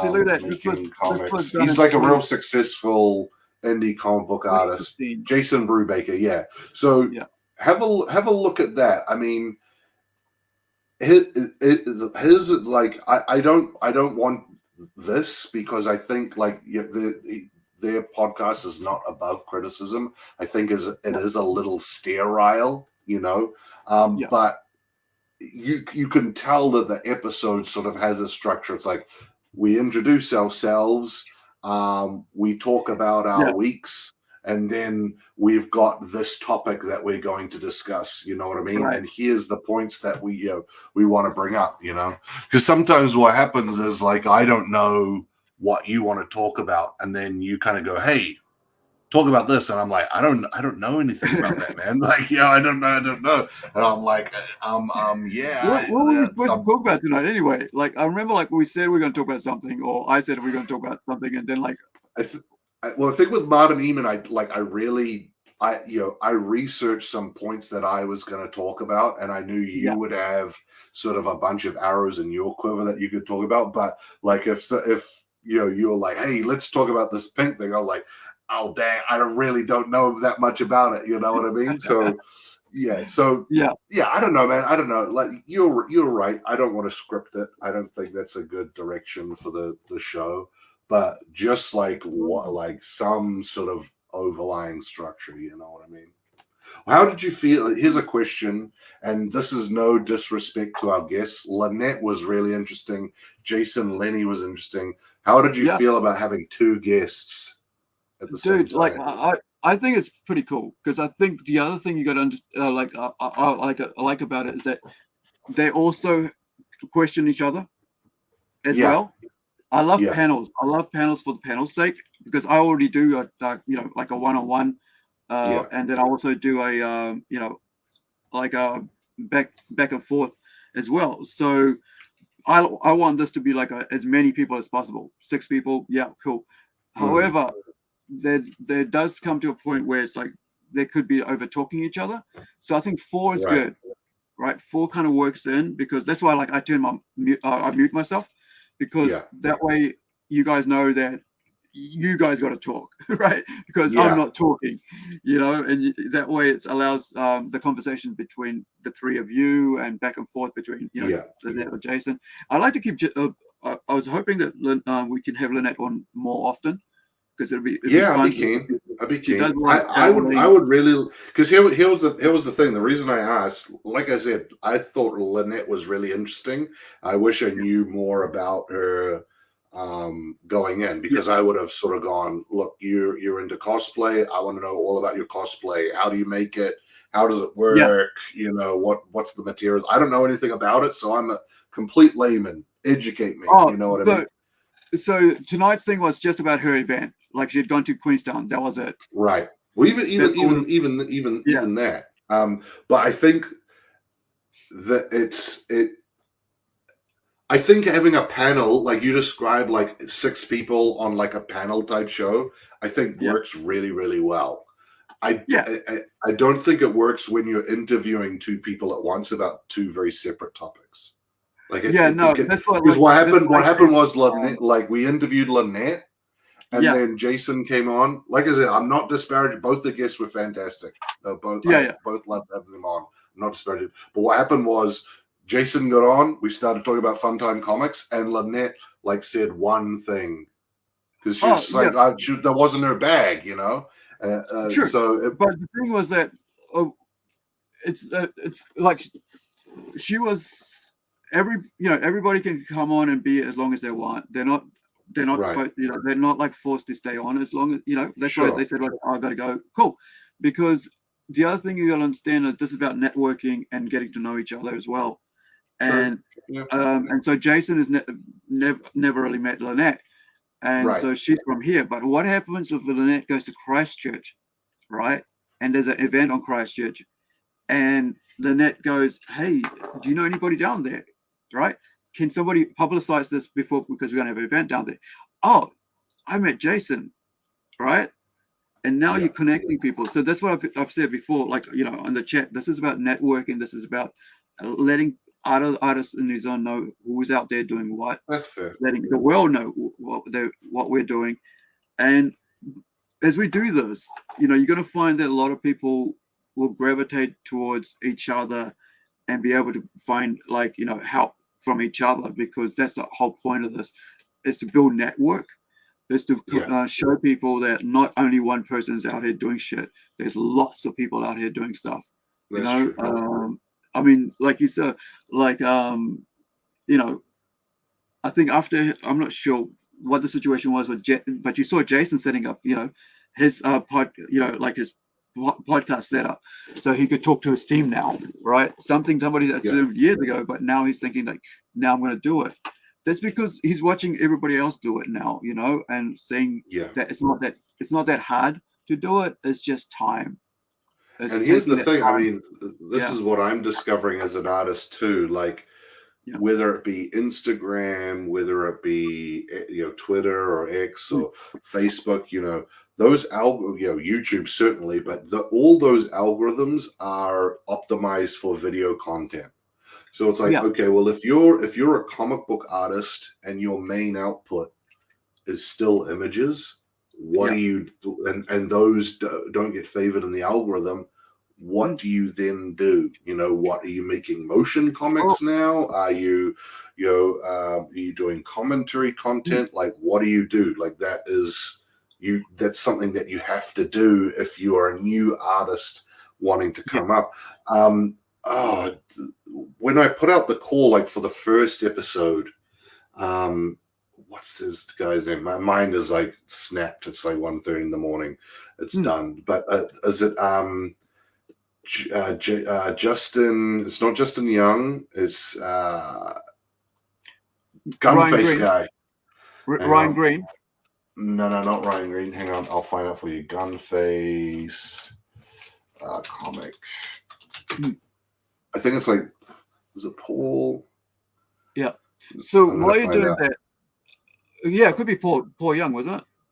So one of the things that I do in between, every other day is I put up like a 1-minute video, right, which Mm. gets more views than Paul any Jason of Young, that's his any name. of the things I do, like long form, right? So making kebab, right? Making ice cream and shit is doing more for 1 minute. The algorithms like goes for short videos, so like you get something like no videos, and then suddenly you've got like this, and it goes up to no 2 views, and then you got that, and so it's crazy. You get 35 for finally made ice cream, right? But 146, right, for this Gardening content. Yeah. This just in, Plungecast is now a gardening show. We're gonna get This is our just green me, thumbs on. what I do outside just of kidding, this I'm just kidding. podcast. Well, that's interesting that you. Oh, these are YouTube shorts, right? But he on that announcement when I sort of said, "Hey, what's everyone doing?" He said, "Oh, I'm releasing my comic on TikTok." I was Right. initially like, "How is that going to work?" But yeah, I would be really, really interested to see how that works, because you talk about how to get young people involved in comic books. It's like, well, that sort of content might be kind of the gateway. I mean, I know this is another like massive subject to bring up like so late in the game, but the mainstream comic industry has a massive problem marketing itself. It's like when have you seen an ad for a comic that's coming out? Any comic, that's not in a comic book store, in a gaming magazine or something. Like when have you seen like in a newspaper or on a billboard that Ultimate Spider-Man's coming out? It's like it just doesn't happen. At the moment, it's all in-house. They're using the normal ways they've always used. They're not changing. And the problem is they're not changing, right? They had 10 years of movies to make it work for them by advertising the comic. That's right. Yeah. And they didn't. They're not changing. So the deal here is like, as we finish off, is that if you don't change, if you stay rigid, you get beaten by the competition. And they did. And they are. Right now they're trying to join it, like I said earlier, with the Ultimate X-Men 1 being a manga instead of like being a superhero comic. So as long as they don't change, well, like, did you like? Were you right? It's really good for us indies that they don't change, right? Right. If they don't change, it's really good for us because it means that we can fill that gap that they're leaving, as well as even though even though that gap is being filled majorly by manga, it also offers opportunity to us to draw people away. I mean, not draw people away, but give people what they want out here, which is good stories about relationships, about heroes behaving like heroes, man behaving like men, woman behaving like women, children behaving like children, and adults behaving like adults, and grandparents behaving like grandparents, right? And nobody just on the movie note, do you remember when I'm trying to do the math with did you remember when the first Pokemon movie came out? Were you ever into Pokemon, or did you sort of miss that boat? Nah, yeah, fair enough. But I did go see Detective Pokemon, and I loved it. Okay, yeah, gotcha. Right. So the first Pokemon movie came out, to help get kids into their card game. You got like a promo card, right? Like, how did Marvel not just give out like free you have free comic book day, you buy a ticket to a movie, okay, well you get this comic. Like nobody would have bet on an eyelid if you made it 50 cents more at the ticket. Exactly. Right? Well, exactly. I mean, like I said, they're too rigid. They've been used to the old ways, and everybody who's under the old ways, they go the way of the dodo. Right. I could understand if you're with your margins, if you're making movies that are making like $10, the budget's $100, you're making $120. You're making movies that are $2 billion. Yeah. But anyways. Maybe you're right, man. Maybe I'm hoping that the Titanic is going to stay afloat. Maybe I'm that guy, right? And the lifeboat going. I think it's going to make it. I think it's going to stay afloat, and then it snaps in half. And I'm going, maybe it's still got life in it. That's why we're doing things differently. With indie comics, we're doing things differently. We're going direct to customer. We're talking to the people.